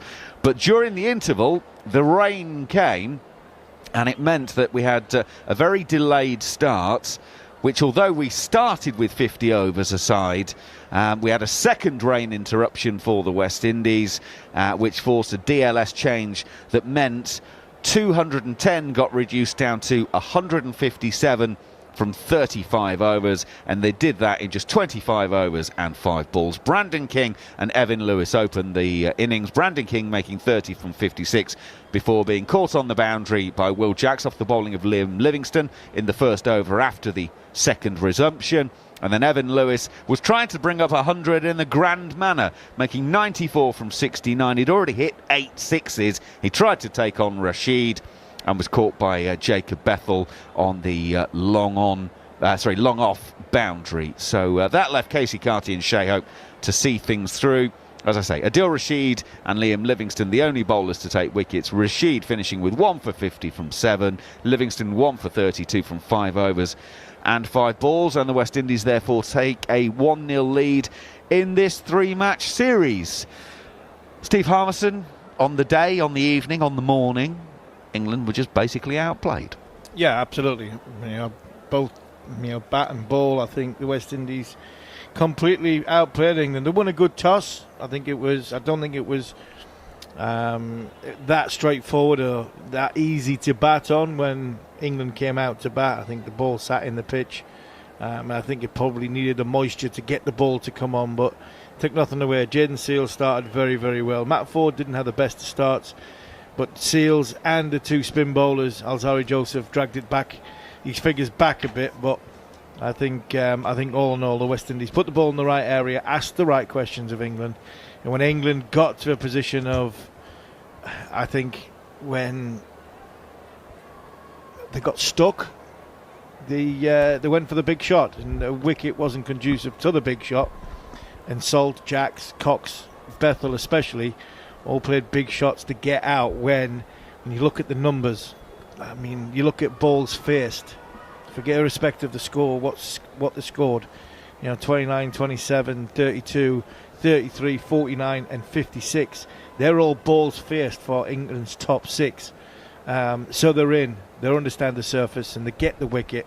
But unfortunately, when the going got tough and the West Indies put a bit of pressure on the England batters, it was 6 or it was out. And the majority of the time, other than Liam Livingstone at 2 big sixes, it was the latter and it was out. And that's the disappointing thing for me, that England, I mean, the hardest part of the game, they just give their wickets away. In fairness, for anyone who hasn't been listening to the whole game or watched it and is just looking at the scorecards, you're thinking, blimey, 209 and the West Indies were cruising. What we need to point out is the pitch was not easy in the first innings to play. It was stodgy. It wasn't coming through. And when the rain got on it, it just sort of juiced up the top and it came onto the bat much nicer. Now, I'm not trying to make excuses for the England players here, but they had the worst of the conditions. They did, and I take what you say on board, but it was more than a 209 pitch. I mean, it was a 250. You're in the game, but you still ran about par. I think a par score was 260. Above par score, anything in excess of 280.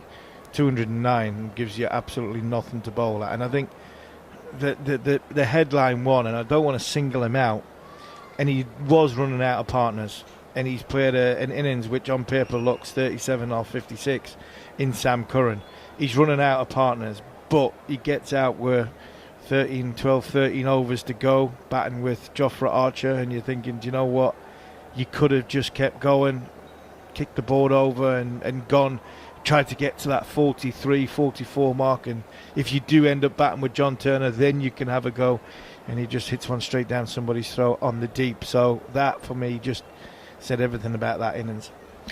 Fellow, let's be positive though from a West Indian point of view. A good performance from them. They'll be very happy with pretty much all aspects of the play, and it now means they've won 4 of the last 5 one-day internationals that they played against England in the Caribbean. They certainly were the better side and performed much better today. Yeah, well, obviously, coming out of Sri Lanka, there would have been a lot of negatives and a few positives. And one of the positives coming out of Sri Lanka was Evan Lewis scoring that 100 in the final one-day international, and Rutherford as well, getting another half-century. And then today, you saw with the run chase, I thought that when the rain came down onto the surface, yes, it made it a lot better and easier for batting, and particularly the West Indian batters at the top, Brandon King and Evan Lewis, they like the ball coming on to them. They weathered the storm with the England's opening pair of Archer and Turner. Bowled some good balls, but in bowling good balls, they didn't pick up wickets. And once you survive those good balls as an opener, you know that you stand a chance to really cash in. And obviously, Lewis continuing his good form, hitting the ball to all parts of the ground with a lot of power and authority. And obviously, he and King put on a 100-run partnership, and that really laid the foundation for hope and Casey Carty to just come and put the icing on the cake. So this has been a big win for West Indies. It's a good moral booster for them as well on the back of the Sri Lankan series, and to start with a victory in a 3 ODI series against England, who they seem to have the boogie.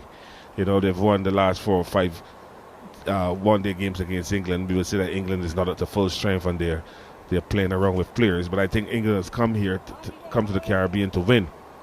And obviously, West Indies will want to try and protect their reputation and their record at home. So it's a good win, a good start for the series, and it sets it up quite nicely now for the other 2 games. And that's the point, isn't it? It gets you off and underway. You know, you basically got to, you almost try to have to lose this series from here, 1 up with only 2 to play. If you play anything like, you're in, you know, there you are, you've got yourself a series win. Yeah, I mean, I also have to remember that even in the T20 series against Sri Lanka, West Indies won the first game, and then Sri Lanka obviously came back and won it 2-1. So that will be in the back of their minds. Mind you, West Indies are playing at home. They might play on the same surface on Saturday, and then they go to Barbados for the final game on Wednesday. But obviously they need to take all the positives from this game. I thought that they bowled well. There were some lapses in the field, but the lapses did not cost a lot. And obviously they will have to buckle up a bit more in their fielding. And Alzari Joseph didn't start well, but he came back and realized if he bowled full and straight, he'll get wickets. And he picked up some wickets, 2 wickets, which would give him a big boost. You know, and Matthew Ford obviously continues to improve and gain knowledge and experience. But the key is Moti. He came in and he ripped the belly out of the England middle order, and that is what you want from your spinner. Ralston Chase was not that effective, but obviously he held his own. But when you look at it, Moti is the bowler who would have really ripped the heart out of the England middle order and set up West Indies to chase a very low total at the end of the Duckworth-Lewis calculation. So, Harmy, England have to win both games that are left. Throwing it ahead to Saturday's game. Now, it is a day game.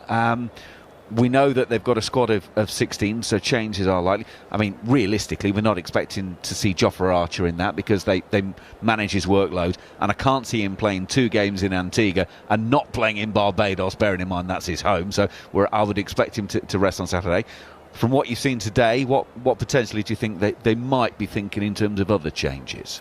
Possibly John Turner. I think they have to look after his body.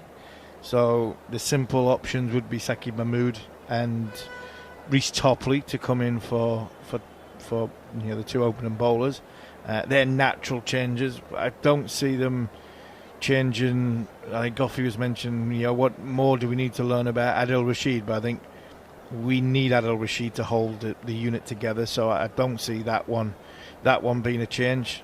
Simply the top 6 will be the top 6 because there's nobody else. Michael Pepper could potentially stake a claim for one of the top order players, but I think the top 7 will be the same, and it wouldn't surprise me at the weekend if we have just the 2 changes. We'll see Saqib Mahmood come in for John Turner and Reece Topley come in for Jofra Archer. I would, like Pakistan, like Multan, I'd go and play on the same pitch.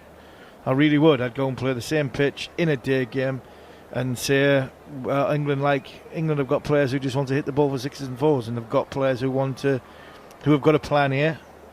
Have they got a plan B? Really, have England got a plan B, which is to old-fashioned ODI cricket to somehow get themselves to 275 on a wicket, which is sitting in. It's a day game, so it's going to be both sides. It's going to be playing on a pitch which is slow and low and very, very difficult to time, and you not always feel as though you're going to be in, so you're going to have to work hard to earn the right to score runs like what Evan Lewis did. I think looking at the West Indies, they've got a formula that can bowl on that surface and potentially put England under pressure. So I wouldn't, if I was the West Indies and Darren Sammy, I wouldn't be adverse to playing on the same surface.